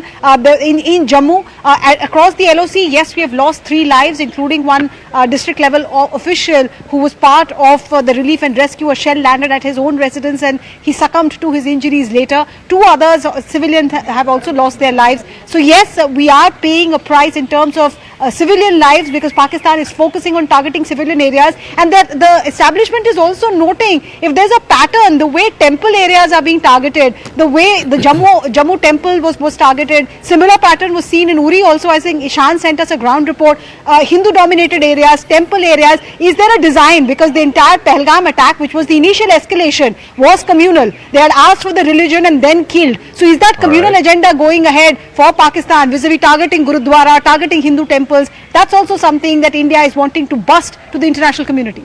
What's the international response? Is there any attempt to try and mediate or to try and get calmer heads to prevail? Marco Rubio, the Secretary of State and the acting National Security Advisor in the Trump administration, he's been making multiple phone calls. He's spoken with the Pakistani Prime Minister twice in the last 2 to 3 weeks since the Pahalgam attack. And then, of course, early this morning, he's spoken also directly with the Chief of Army Staff in Pakistan, General Asim Munir. What is the sense you're picking up from the international community? The Americans trying to have these phone calls, working the phones, the Saudi Deputy Foreign Minister in Delhi first, then in Islamabad. Siddhant, what more are you picking up? Well, yes, that's right, Zaka. What I'm picking is that Saudi and Americans both are perhaps giving efforts to de-escalate tension between India and Pakistan. In fact, this phone call, which was made by Marco Rubio to Asim Munir, perhaps signifies a lot of things, Zaka. In fact, it's kind of a message where which America wants to send out, that since nothing happened after Marco Rubio spoke to Shehbaz Sharif, so now America is directly speaking to the army chief. Perhaps we have also been told, Zaka, that Marco Rubio told Asim Munir categorically, very clearly, that Pakistan needs to de-escalate or be ready for future consequences. Point number one. Point number two, Zaka, as you rightly said, a Saudi Deputy Foreign Minister was here in India day before yesterday and was in Pakistan yesterday. In fact, Saudi Arabia is also using its office and also leverage with both India and Pakistan to de-escalate tension. So, at this point in time, we should look both Saudis and Americans, proactively using their leverage with India and Pakistan to diffuse the crisis at this point in time. But Zaka, this has been escalated by Asim Munir. He is the real perpetrator of Pahalgam attack. And the first escalation came from Pakistan on 22nd of April, when 26 innocent people were killed in Pahalgam, and after which India responded. And in fact, India's position is still very clear that if Pakistan will do misadventure, we will punish them. So what happened last night, where India took down 3 Air Force bases in Pakistan. Perhaps we have also been told that their planes are down. All their attempts to infiltrate Indian territory have been thought is a punishment to Pakistan, and India wants this message to be projected in this manner, that since Pakistan did misadventure, so we punished Pakistan. The Noor Khan Air Base, of course, is the biggest. It used to be called the Chaklala Air Base. It has both the fighter jets, the F-16s, the military transport aircraft, the C-130s, and then there's the Murid Air Base, both of which are close by to each other, just a few kilometers, and those two have been badly affected. We will try and see if we can go across to the pictures from Reasi as well. Omar Abdullah is the Jammu and Kashmir Chief Minister, who's met with the civilians who've been affected in the Pakistani artillery shelling, both on the LC as well as in the IB. In the case of Jammu, of course, it's across the IB. There have been 5 deaths, is what Tejinder was telling us a moment ago. Akash is joining us from Reasi, where buildings have suffered damage, individuals have also suffered damage, and you can see those pictures of Omar Abdullah confiding with the government officials and the security officials there. Akash, what are you seeing and hearing around you? Right, I'm moving towards Shambhu Temple. That is another place, Zaka, hit by the projectiles. Now, the possibility is that these are kamikaze drones, because at this location, in fact, in the civilian population where I was, there present just a while back, there, in fact, we have multiple buildings, that have got hit. One building, primary building, has got, damage, in fact, major damage. And then we had, splinters that have affected the nearby buildings. So possibly these were kamikaze drones. This is what the assumption is. But then, even now, on and off, the air activities are happening in Jammu specifically, we talk about. And air defense system is somewhere thwarting those attempts, where Pakistan is somewhere trying to target the establishment, the military establishment primarily. But then we have the civilian infrastructure that has got impacted. And in fact, this Shambhu Temple and this civilian population, one colony in Jammu, have been hit by the Pakistani drones or the missiles. In fact, forensic teams are very much there. Forensic team is checking as to what was it and what is the kind of damage that is very much there and is being witnessed by the population. So CM Omar Abdullah was there in this population, in this civil area where people have in fact spoken to the CM, and CM was in fact taking a stock of the situation. He has gone to this Shambhu Temple as well, and we are learning that he is visiting several places that are impacted somewhere after these sort of attacks that have come from Pakistan, Zaka. All right, Akash, we'll wait for you to get there. Omar Abdullah is reaching the Shambhu temple there, where again the projectile fell on the outer perimeter of the temple. What we do know is in that particular attack, there's been no casualties, no one has been injured. But the fact that a temple has been targeted, and we've seen this pattern from Pahalgam, even over the LC firings, the artillery firings, the violations of the ceasefire that happened, there were Hindu temples and Hindu homes that were targeted. Let me also try and get you a sense of what is happening, the meta picture right now at 9:30 o'clock in the morning. The one thing that we can tell you is that the escalation has now gone up a couple of notches up the escalation ladder. It was Pakistan that chose to escalate. They tried to hit some of our forward defense bases, particularly Air Force stations from Udhampur to Srinagar to Udhampur to Pathankot, the biggest air base in this part of the woods, in the northern part of the woods, the Sirsa Air Force Station. They even sent out a Fatah 2 missile, a ballistic 400-kilometer range missile in the direction of New Delhi. It was, of course, thwarted in the skies over Haryana. So, in response, India hit back, and it is hit back substantially against at least 3 air bases in Pakistan. The Noor Khan Air Base, which is the biggest in Rawalpindi, it houses a military training college as well. And then you have the Murid Air Base in Chakwal, and then you have the Surakot Air Base, the Rafiki Air Base. 3 air bases have been hit by India in retaliatory firing. Anshul is now joining us. He's, of course, in Jalandhar. We're also given to understand that Pakistan launched a Biker Yeeha kamikaze drone in Amritsar in Punjab. So both in Amritsar and in Jalandhar, we're hearing multiple reports, Anshul, of swarms of drones being sent by the Pakistanis. What are you hearing and seeing the morning after what has been a very dramatic and escalatory night? Well, definitely there are a lot of reports that are coming in. In fact, this just a few moments ago there were reports of some fresh explosions that were heard in Amritsar, and at this point in time the authorities are telling us that our air defense systems were at work. But out here, the location at which I am standing is in Gurdaspur. Remember, there was a big explosion that was reported in Gurdaspur, and I'll just try and show you what has transpired over here. This is the kind of impact that has been made by the missile that was actually launched from the side of Pakistan. You can see the kind of impact, the kind of crater that it has created over here, and this is right in the field, right in a farm field over here. In fact, what locals are telling us that the impact of this entire blast was actually heard by at least 4 kilometers away from this location, and not only this, but also the window panes of several of these houses of these locals have also been smashed. I'll just try to speak to a few people. So, आप ये कितने बजे यहाँ पे ये हादसा हुआ? 4:45 पे। 4:45 पे क्या हुआ था? जब कैसे पता लगा कि यहाँ पे लो जगदी आई आ ते एकदम जगी आ लो फिर डिपे आ ते उद प्रभाव का वज गया तू बद निकला ताणू। हाँ जी, यहाँ पे फिर आर्मी पुलिस एजेंसीज कब तक पहुंची? बाद च आई पुलिस और पहलो पिंड दे बंदे आ ओ डेरी कोल वेखिया फिर इत्थे वेखिया फिर बाद च आए बंदे ते उन्हां फिर आड़ के आडे लागे मुंडा आ गोठी वाला ये पहलो आया ये घर ते आड़ के ते वेखिया। हाँ जी, ये आ गलबात होई। एक ओ डिगे वही आने भैनियां पंचायत नाल उत्थे डिगे ते बाद च सानू सरपंच ने फोन किया सुखदेव सिंह ने, आंदा भी वेखो कितना बच गए अही भी बचे अही। किसी को इंजरी या किसी को चोट लगने की तो कोई ना किसी ने लगी चोट। पिंड दे सिमट लथे आ, शीशे टुट गए, ओ राजू बिल्ले भी शीशे टुटे आ, ए कोठी दे भी टुटे, ओ कोठी दे टुटे, साडे भी टुट गए आ। तो यहाँ पे कुछ मिसाइल जैसा भी मिला था? जो कोई गलबात नहीं, सिर्फ लो वेखी आ, घर वाले ने वेखी आ।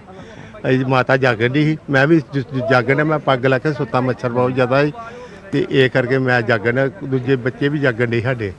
हाँ जी, आ गलबात।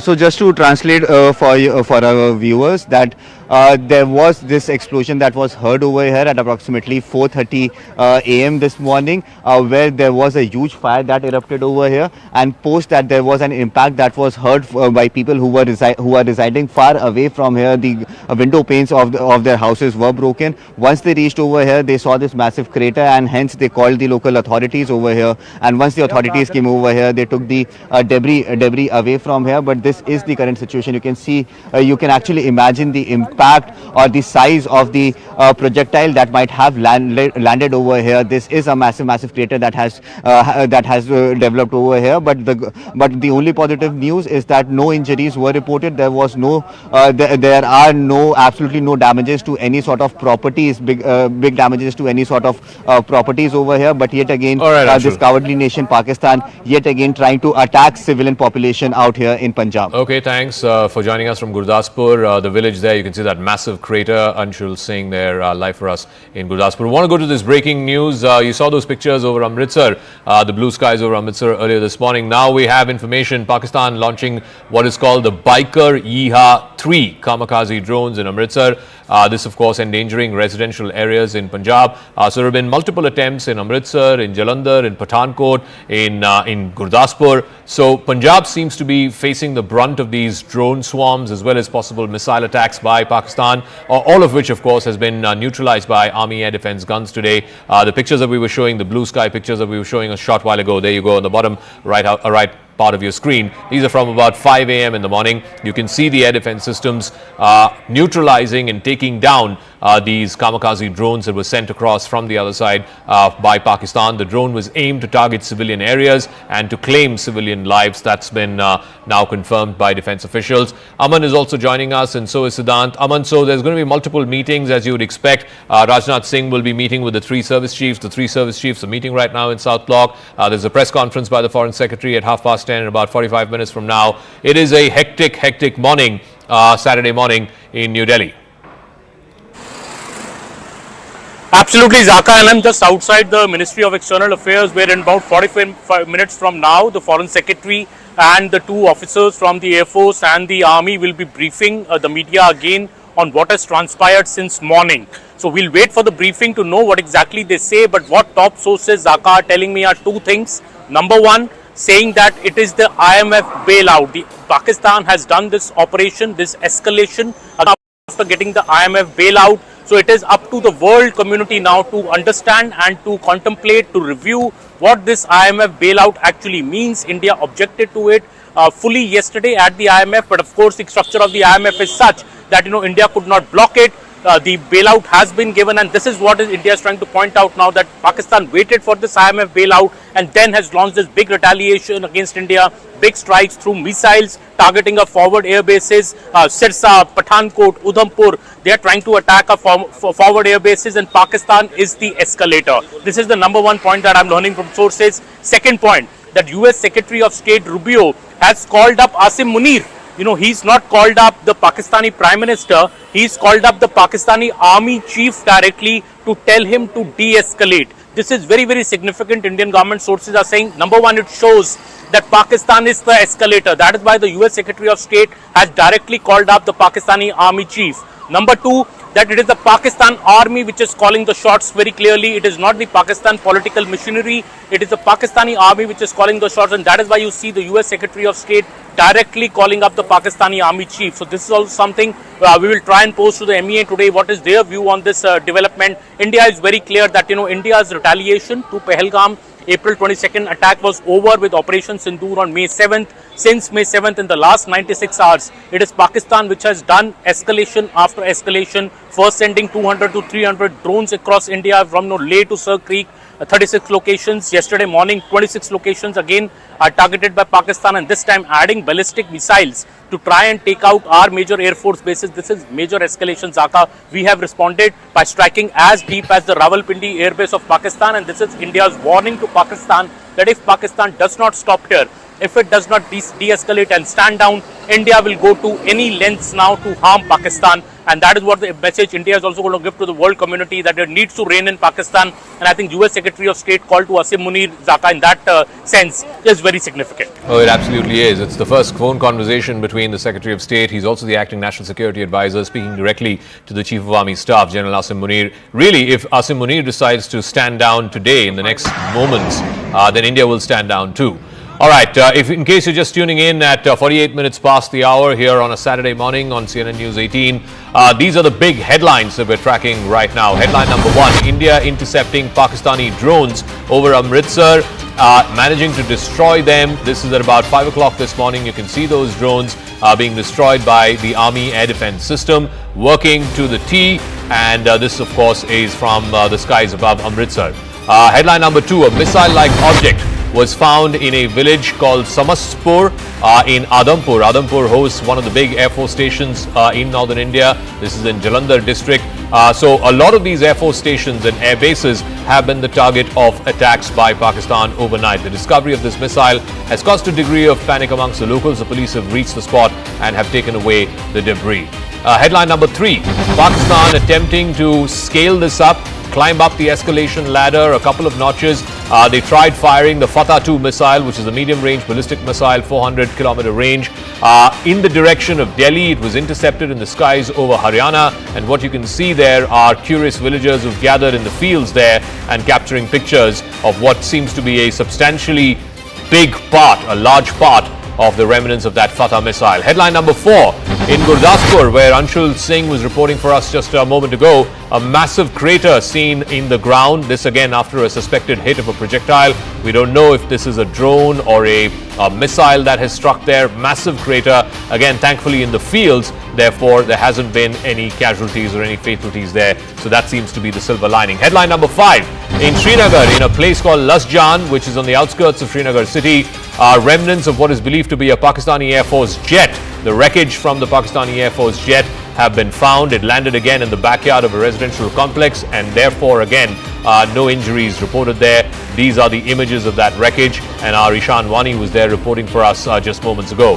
Headline number 6, a bomb-like object was found in a place called Jamla. This is a village in Pokhran in Rajasthan, in the deserts of Rajasthan. The Indian Army neutralizing this Pakistani missile.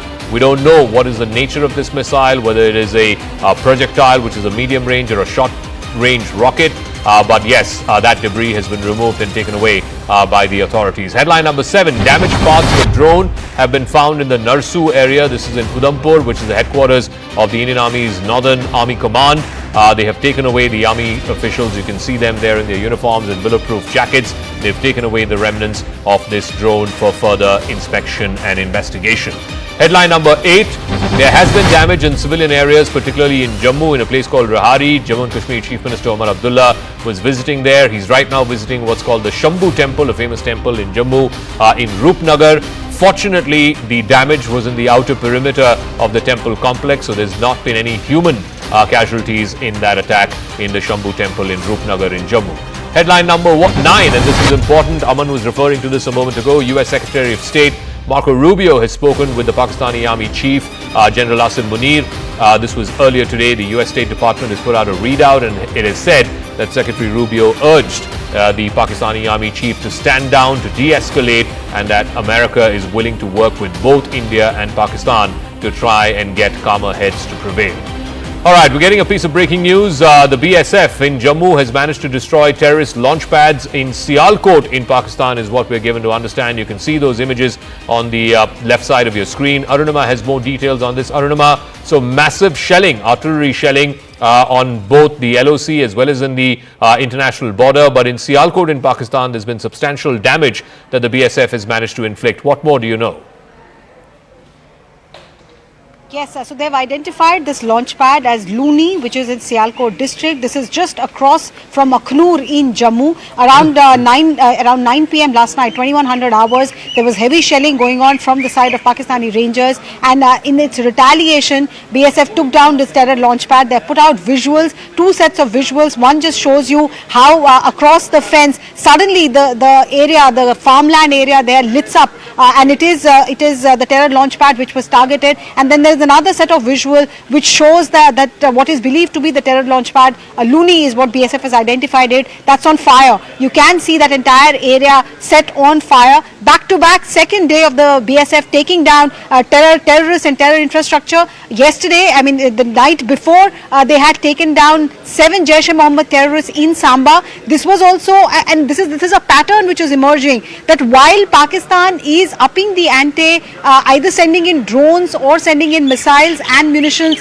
they're also utilizing the possible distraction. They think that our forces are distracted to put in infiltration attempts. So Samba sector, BSF neutralized 7 Jaish-e-Mohammed terrorists. Yesterday again there was movement noticed at the Sialkot terror launch pad, and that has been destroyed as well. So Pakistan's misadventures are being thwarted at every level by the Indian Army, by the Indian Air Force, and also by the Border Security Force. Arunima, doesn't it make us all feel proud of our defense forces, our entire mechanism, think tank, which is not just out-thought the enemy, but also tried to prove that where their thinking ends, that's where our thinking begins. So there is a certain level of preparedness that is evident at all levels. We've just got more news coming through, and we'll also try, as we get you, total 6 drones have been shot by the Indian Air Force and the Indian Armed Forces in Kutch in Gujarat, 4 by the Nalia Indian Air Force Base, and 2 by the Air Force Base or the Indian Armed Forces in Bhuj. So there are 6 drones overall that have been shot down even in Gujarat. So wherever the Pakistanis have tried to enter, the Pakistan Armed Forces, the military has tried to enter, they have been thwarted at various levels. The first probe level drones were negated, then the probe level projectiles were negated, then the missile defense systems were busted there on the other side, on the enemy side. Then the Dushman tries PAK air raids. When that happens, 4 air bases have been rendered useless. In fact, most of their machines can't even operate from those air bases. So Dushman again facing reversals. Then they try to go ballistic. They try to use their Fateh missiles, Fateh 1 and 2 missiles, Barak and Akash, neutralize them in the Akash itself. And again, more drones that they are trying to send towards military installations in Bhuj. Again, those drones with munitions have been now decimated, have been destroyed. We'll also try and go across to Pallavi Ghosh to try and also outline how the entire jihadi connection, this entire PAK military is an out-and-out patron of jihadis, and they consider them as mujahideen or soldiers itself. And that is not just because of the pictures that were seen when you had a US proscribed terrorist in Hafiz Abdul Rauf leading the prayers, and jihadis of Jaish and Lashkar, they were getting state funeral and with military personnel standing in attendance. But the DG-ISPR, there is now conversation that the DG-ISPR has a jihadi pedigree. The DG-ISPR has a jihadi pedigree. His father was a proscribed terrorist, flagged off by the UN Security Council itself, and he was an aide of Osama bin Laden. He actually leaked key information and details to Osama bin Laden. So that's the connection. Let us hope that the Indian machinery, the diplomatic machinery, the whole of Bharat approach that we are witnessing highlights this to the international community. This is the pedigree, and this is the group to whom the 1.3 billion bailout has been given by the IMF. These are things that we need to put out to the world to show this is the Pakistan that's being backed and by the IMF, and they should be branded terror state Pakistan. Does India up the diplomatic ante? We'll wait and watch. Now going back to the drones, Akash is with us on the phone line. Akash, so more drones neutralized by the defense systems. Now there is also talk that Pakistan tried to go ballistic, and they got a bloody nose there too, with Barak and Akash equally effective in our skies. Yes, they tried ballistic missiles last night and in fact early morning today, Anand, and yes, air defense system of India thwarted those attempts. But as far as these drones are concerned, so these 6 drones have been destroyed by Indian Air Force, 2 at Bhuj and 4 are at Nalia, we have been given to understand. And also Anand, since we know that Pakistan is basically targeting the air assets and in fact the airbase stations here in India. So we know that how air defenses are very much there working pretty fine. We know that Akash air missile, in fact surface to air missiles and also the fighter jets are very much employed. We have seen the dogfight in Srinagar today. We are still waiting for the confirmation as far as downing of 2 Pakistani jet is concerned, and also other developments when we are learning about the Pathankot thing, learning about the Jammu thing, and also some sort of ceasefire violations that are happening across LC. So multiple fronts, Anand, but as far as western borders are concerned and western places here in India are concerned, so they are being targeted by Pakistani forces. Right. There are 2 messages that have gone from our forces, from the whole of Bharat approach, and salute to our armed forces. Look at these pictures. The pictures show this is on the morning skies and confirmation that how these drones have been downed. I'm just going to check. These are the pictures that we were talking about over in Bhuj. And that's it. Let's try and listen into the ambient noise. These are the locals who are making the pictures, and you can spot the visual. You can spot. Yeah, ayo. That's what they're saying. See, that's the missile there. See, and the hand shakes. There you go. That's the missile. That's where it is, and this will be now done. Missile, drone ke mare la. Hane nahi ye wala. Udai the drone ke ba. Udai with the. Udai the drone ke. Honte bhi nahi tu. Radar de. Kanak padte bhi nahi tu. So there you go.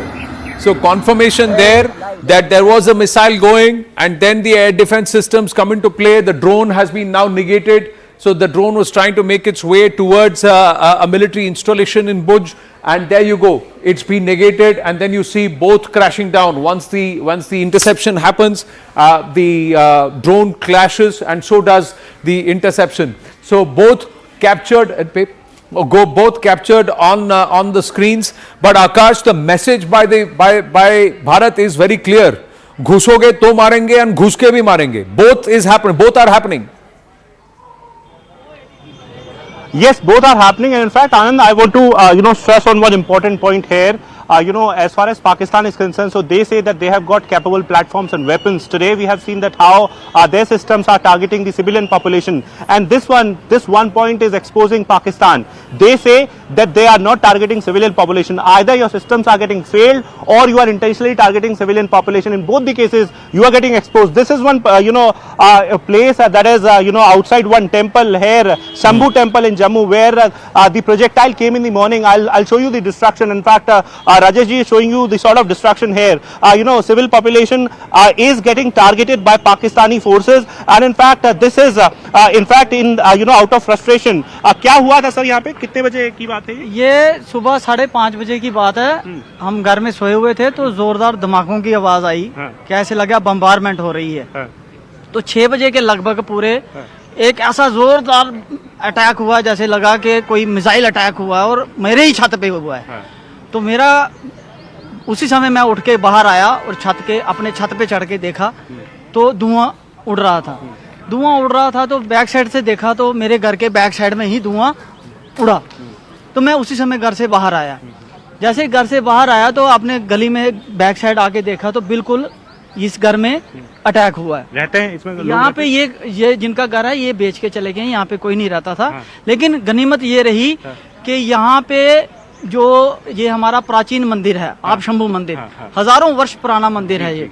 यहाँ पे शनिवार और रविवार सोमवार के दिन हजारों की संख्या में श्रद्धालु आते हैं और शिवरात्रि के दिन लाखों की संख्या में श्रद्धालु आते हैं। सर मुझे एक चीज बताइए, ये तो मंदिर तो हमने देखा है थोड़ा ऑल्टीट्यूड पे भी है, थोड़ा ऊंचाई पे है, इसलिए शायद टारगेट किया गया ना। इस यहाँ पे 8-10 दिन पहले यहाँ पे NSG कमांडो द्वारा मॉक ड्रिल भी की गई थी। अच्छा, क्योंकि ये यहाँ पे हमारा प्राचीन मंदिर है और यहाँ पे सुबह 4 बजे ही लोग यहाँ पे श्रद्धालु जाना शुरू। मुझे एक चीज बताइए, क्या था? ड्रोन था, मिसाइल थी क्या? क्योंकि यहाँ तो कुछ दिख नहीं रहा है। हाँ। सुबह पुलिस आई थी, दूसरी फोरेंसिक टीम भी आई थी। वो मलबा लेके चली गई है। ये एक मलबा है उसका पड़ा हुआ है। अब ये ड्रोन का तो हो नहीं सकता, यहाँ मिसाइल का, ये तो इन्वेस्टिगेशन का विषय है। ये पुलिस इन्वेस्टिगेट करेगी। लेकिन जो तरीके का ये आपने उसका पार्ट, ये आनंद ही is showing you the visuals of this part. जिस तरीके का धमाका था ये ड्रोन का नहीं हो सकता, ये मिसाइल का धमाका हमें लगता है। क्योंकि जितनी उसका आवाज जो साउंड थी ऐसे लगा कि कान के पर्दे भी फट जाएंगे। इस तरीके का जोरदार धमाका था और सीधा अटैक जो मेन टारगेट था वो आप शंभू मंदिर था हमारा। शंभू मंदिर था। कोई इंजर्ड तो नहीं है यहाँ पे? किसी को कोई चोट? बिल्कुल, मैं आपको ये बता दूं कि सायरन बज गया था। सायरन अगर नहीं बजता तो लोग मंदिर को जा रहे होते। यही मेन रोड है, ये प्रवेश द्वार है मंदिर का। यहीं से लोग जाते तो बहुत कैजुअलिटी होनी थी। तो Him to show siren we are full बजा, frame with you उस now. वजह Can you से ask लोग him to alert show the थे, missile fragment, bombardment please? हो रही थी, हम सब अंदर थे, अपने अपने घरों में थे। एक बार फिर से अगर हमें ये दिखा पाए, ये वो पार्ट है, ये टुकड़ा है जो आपने धमाके के बाद यहाँ से उठाया है ना? और ये आप कह रहे हैं कि ये मिसाइल का वो हिस्सा हो सकता है या ड्रोन का वो हिस्सा हो सकता है? देखिए ये जो जिस तरीके का जो धमाका था वो ड्रोन का धमाका मुझे नहीं लगता कि हो सकता है। मुझे लगता है ये मिसाइल का धमाका है। ड्रोन का धमाका और मिसाइल के धमाके में और बम के धमाके में हमें अंतर है। तो जैसे जो पहले चल रहे थे वो लग रहा था कि ड्रोन के धमाके हो रहे थे, वो छोटे छोटे धमाके थे। लगभग कितने लोग सुबह जिस टाइम पे हुआ उस टाइम पे श्रद्धालु भी आते होंगे, कितने लोग उस टाइम पे थे यहाँ पर जो आप कह रहे हैं कि साइरेंस के बाद अंदर चले गए? देखिए जब सायरन बजा तो लोग उसी समय अपने अपने घरों में चले गए। नहीं तो यहाँ पे 4 बजे ही श्रद्धालु अपने बाबा के चरणों में माथा टेकने जाते हैं। हमारा हजारों वर्ष प्राचीन मंदिर है यहाँ पे। यहाँ पे पहली बार अटैक हुआ है और ये बिल्कुल टारगेट करके इसी मंदिर को टारगेट करके अटैक किया गया है। क्योंकि यहाँ पे 10 दिन पहले भी मॉक ड्रिल हुई थी। क्योंकि पहले भी आपने देखा हमारे बॉर्डर पे वहाँ पे भी मंदिर को टारगेट किया गया, तो इधर भी यहाँ पे मंदिर को टारगेट किया गया। Alright, Anand, I'll show you the visuals. Why this is important? Because this is the entry gate of this temple, and he is saying that at that time, air sirens were on, and that's why people who were present here, who were in fact, coming to this temple, were asked to, go back to their places, and this was the time when this particular projectile hit the space here. And in fact, Rajesh ji will show you. This is, adjacent to this temple, the entry, in fact, gate of the temple, and this temple is at a height, in fact at an altitude from where you can see the entire Jammu area. So possibly this was the target and it was an intentional target.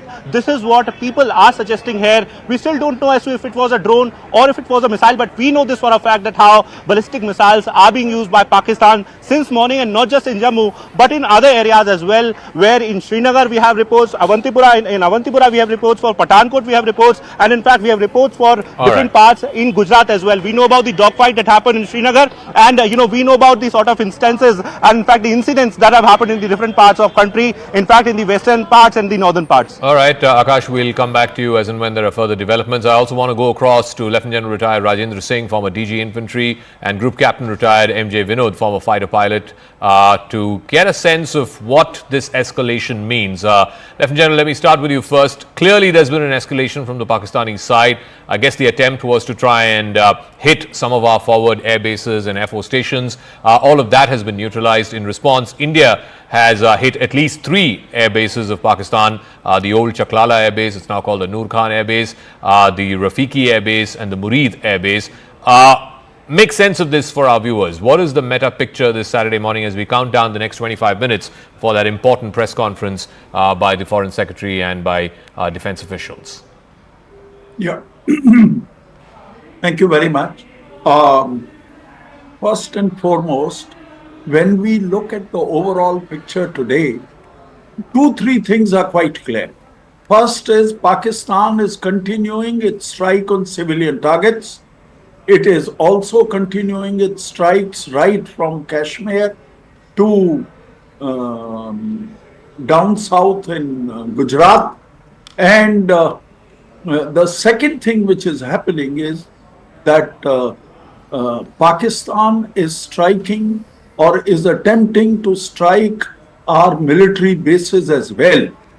The third thing which is there is that they seem to be attempting to escalate the situation.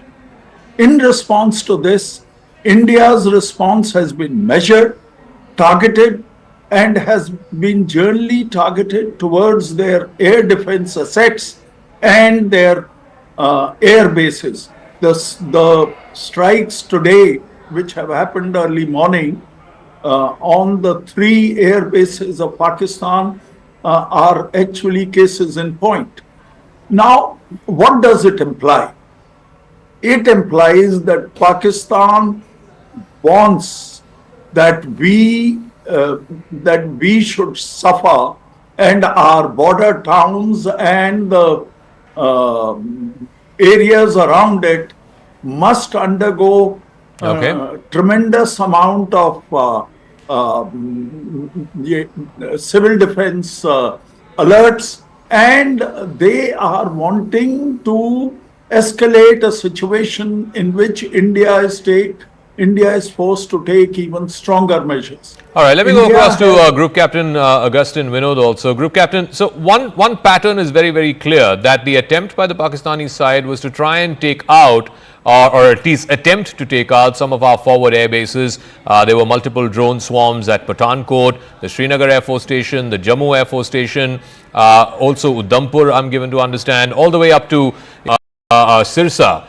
Why? And in response, India has attempted to take down Noor Khan, which is, of course, one of their biggest air bases right in the heart of Rawalpindi. Why are either side trying to attack each other's air bases? Why is that the first line of defense that's being tried to be taken down? Great question, Zaka. In fact, just kind of a while ago, I was discussing with Akansha the same thing. If you look at how they pattern, when we hit their terrorist target, they didn't have an equivalent target to it. So they had some kind of choice, but they made a wrong choice. Okay, because of which we said, okay, it's not a tit for tat, but we will, if you're going to hit us 3, we are going to hit you 3 and leave it at that. And at every point, Jaka, we, of course, discussed ad nauseum on that. Gave you off ramp and continue to give you off ramp. Even today, though it's very nearly war, we are not even declaring a war. Even today, we are not crossing the red line in two sense, LAC, LOC or IB. We are saying this side of the line and, trying to every time tell you this is our capability. Please wake up. But that seems to be not happening. If you look at, Noor Khan, erstwhile Chiklala, like you said, we took out their strategic asset, most probably an MRTT or C-130. And you look at Murid, all their UCAVs comes from there. Their strategic UAVs comes from there. UAVs which can carry, I believe, even the nuclear air-to-ground weapons come from there. Okay. We have taken that out. And Rafiki is again a very important base because it has 6 fighter squadrons. Not only that, it is a very emotional base for them because it is named after squadron leader Rafiki, who got Hilale Pakistan and Sitare Surat. I think he is the only guy to have both gallantry award together in their scheme of things, and we have taken that out, and we have in the briefing also told them that's a no further. But have they got the message? I don't think so, because immediately after that came the Srinagar attack. All right. And we saw 2, I believe we saw 2 fighter aeroplanes, if not 3, going down over Srinagar. So okay, just give me a moment, Group Captain. I want to get to this breaking news as well. There is now an emergency meeting that's been called for in 7 LKM. The Prime Minister is meeting with the National Security Advisor, Ajit Doval, who has reached 7 LKM. There's now a meeting between the Prime Minister and his National Security Advisor. Arun Danta has more on this. Arun, yes, go ahead. That's right. Zaka, National Security Advisor Ajit Doval just arrived here at 7 LKM and he's meeting Prime Minister Modi. This is a very, very significant meeting, Zaka, because we know what is happening, the way Pakistan has resorted to drone attacks and the way India is in fact, giving equal reply with the full measures to Pakistan. And in that regard, of course, this meeting is going to be very, very important. It's been 5 minutes since NS Ajit Doval has gone inside. Remember, even yesterday, he was here for 5-6 hours at the Prime Minister Modi's residence, and he's somebody, Zaka, who's been point person for Prime Minister Modi. He's somebody who's been giving regular updates to Prime Minister Modi, starting from the day one when the Pahalgam attack happened and how India formulated the strategy against dismantling the terror infrastructure in Pakistan, and especially in last 2-3 days, ever since India started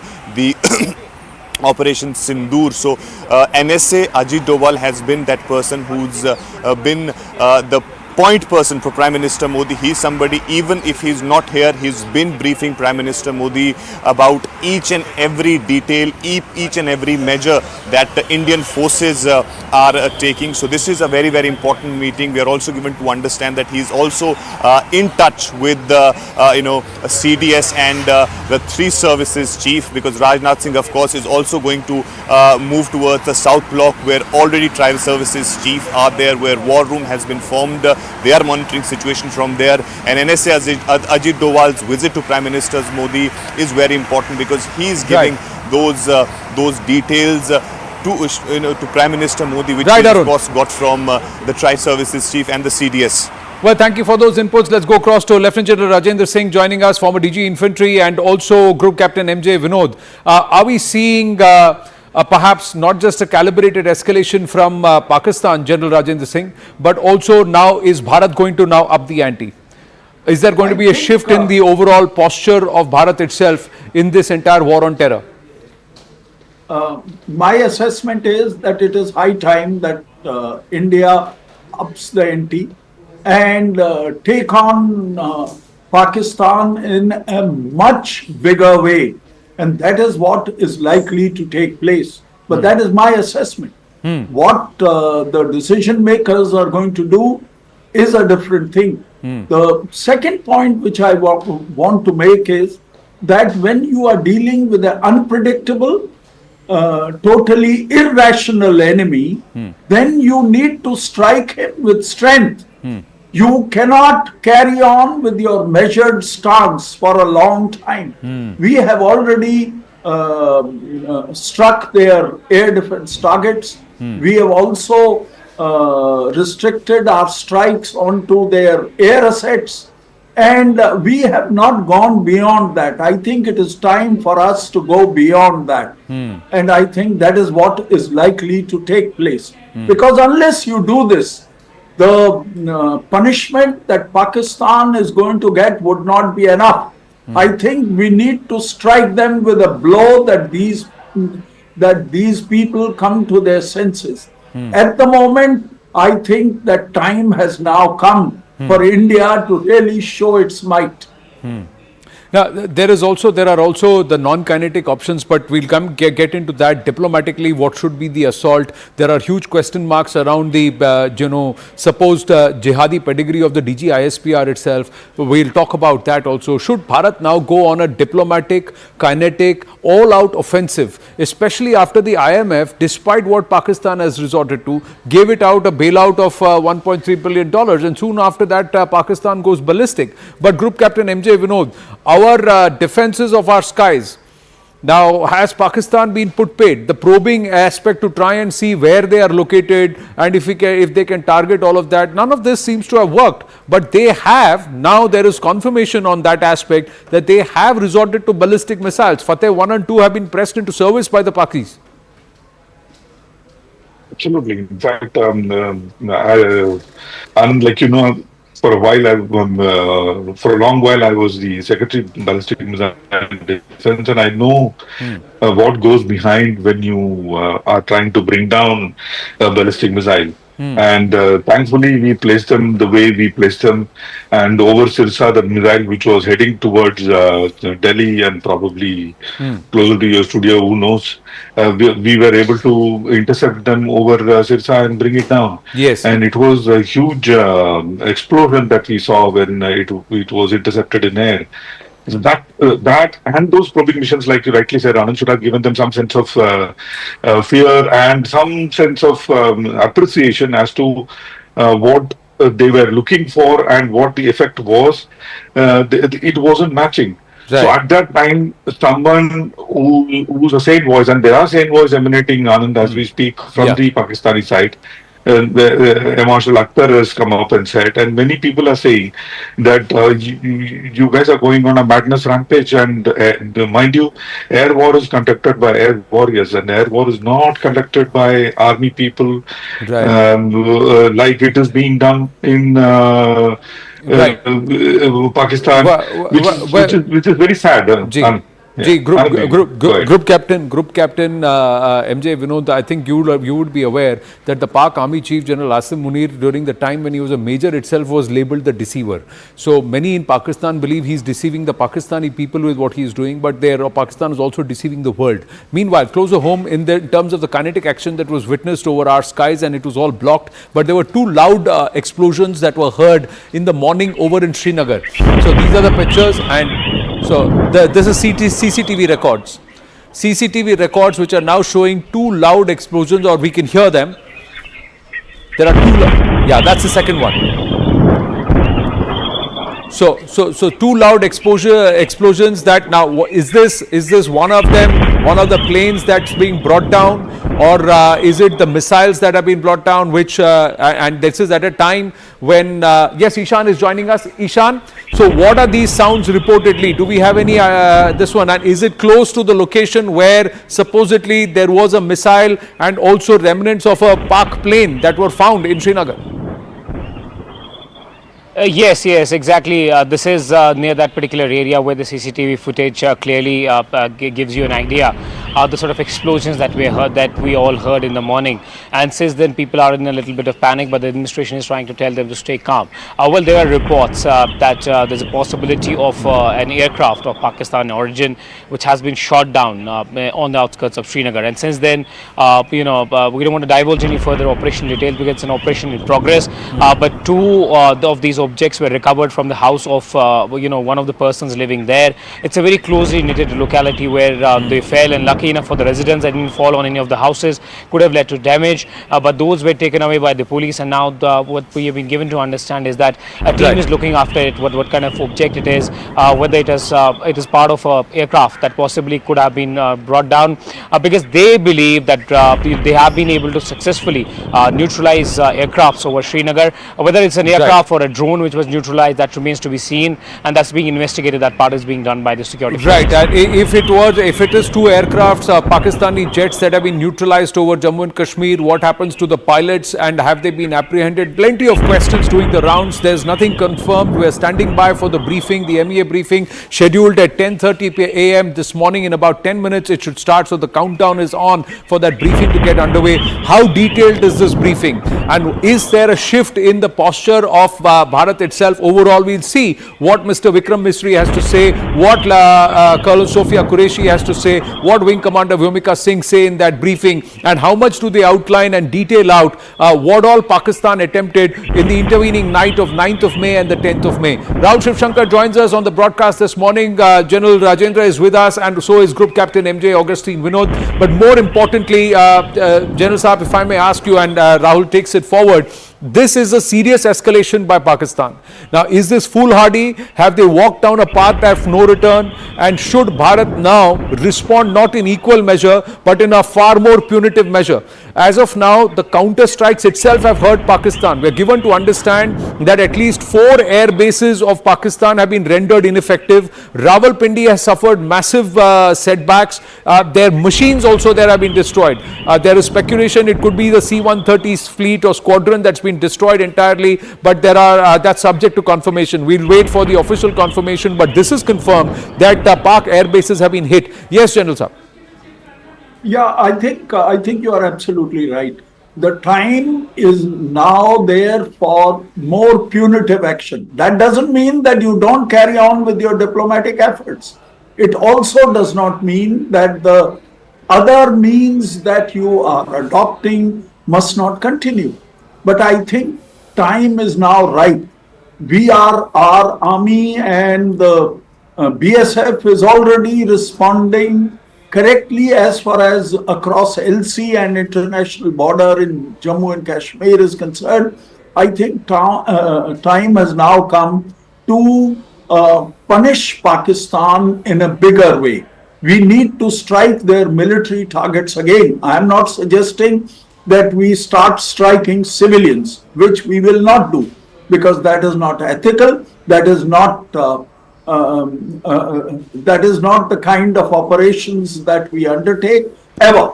And I think unless we do this, these mad people running the military hierarchy in Pakistan will not come to their senses. Well, what is very interesting, General Saab, is that this morning Mark Rubio actually spoke to General Munir. That's what has been reported by Reuters and other international media organizations, suggesting that for the first time, the American dispensation is addressing itself to the military, which they believe actually runs Pakistan. There's no secret of it. But I want to bring in Wing Commander Vinod also.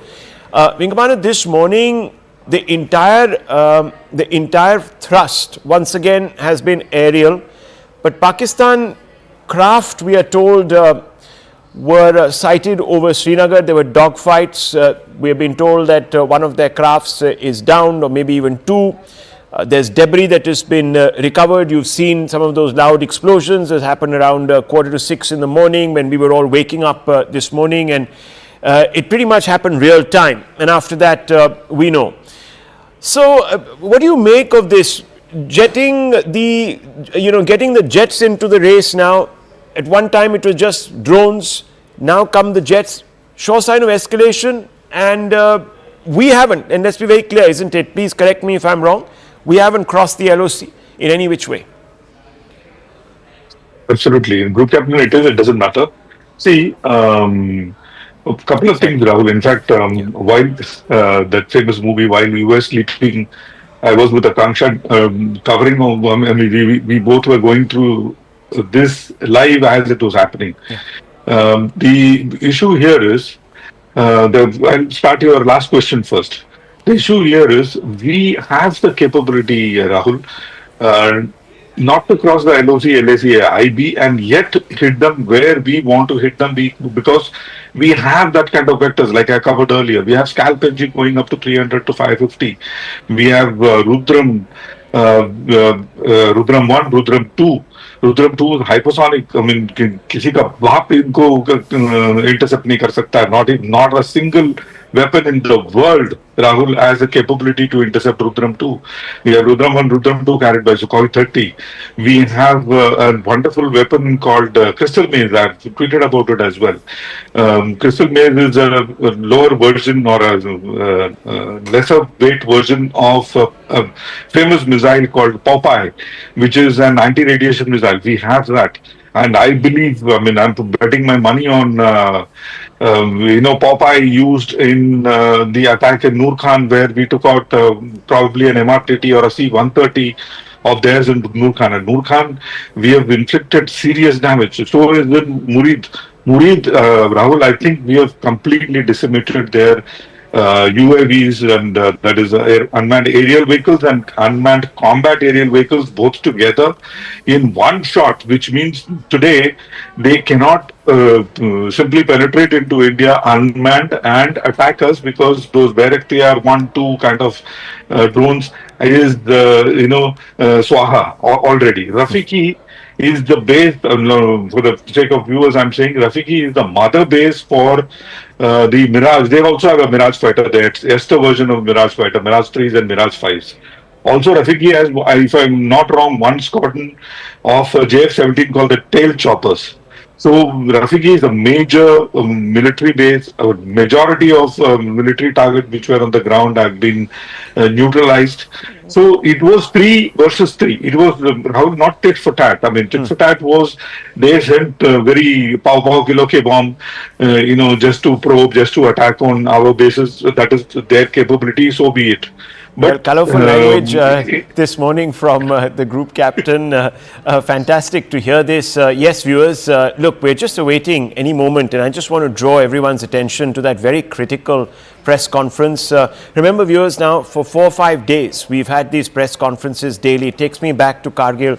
General Singh and the group captain here will remember those days when there was a briefing every day in the afternoon, and sometimes even twice a day. So, yes, this is war by another name. No doubt about it. India is being very, very responsible. I think both the general and the group captain this morning have been underlining that point. We've been extremely guarded. We have not done what the coward terror force that Pakistan has been doing, which is targeting our civilians.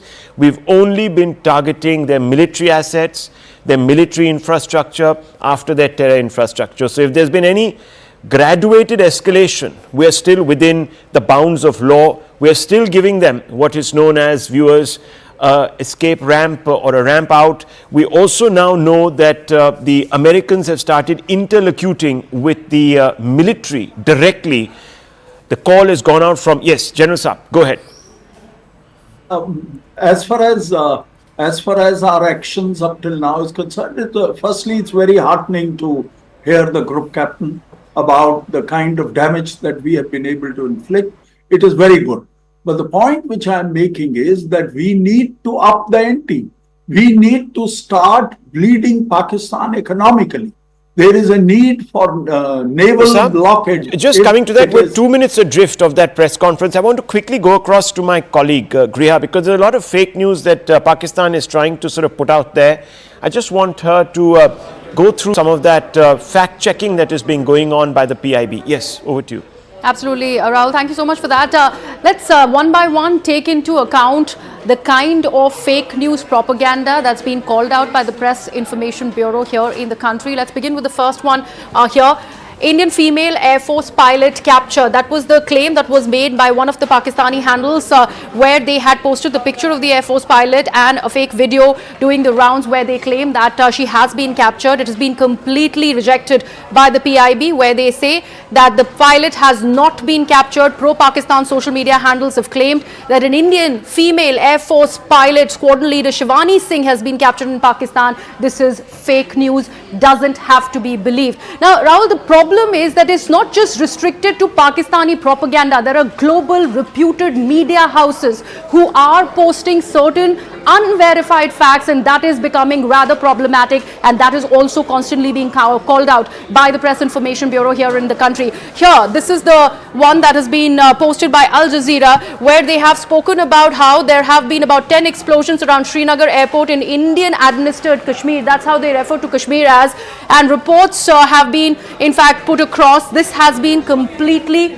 called out by the PIB, where they are saying that Al Jazeera English has claimed that there have been those 10 explosions at the Srinagar and around the Srinagar airport in Jammu and Kashmir. This claim is fake. Rely only on official sources for authentic information. Do not fall for these false claims intended to mislead and cause confusion.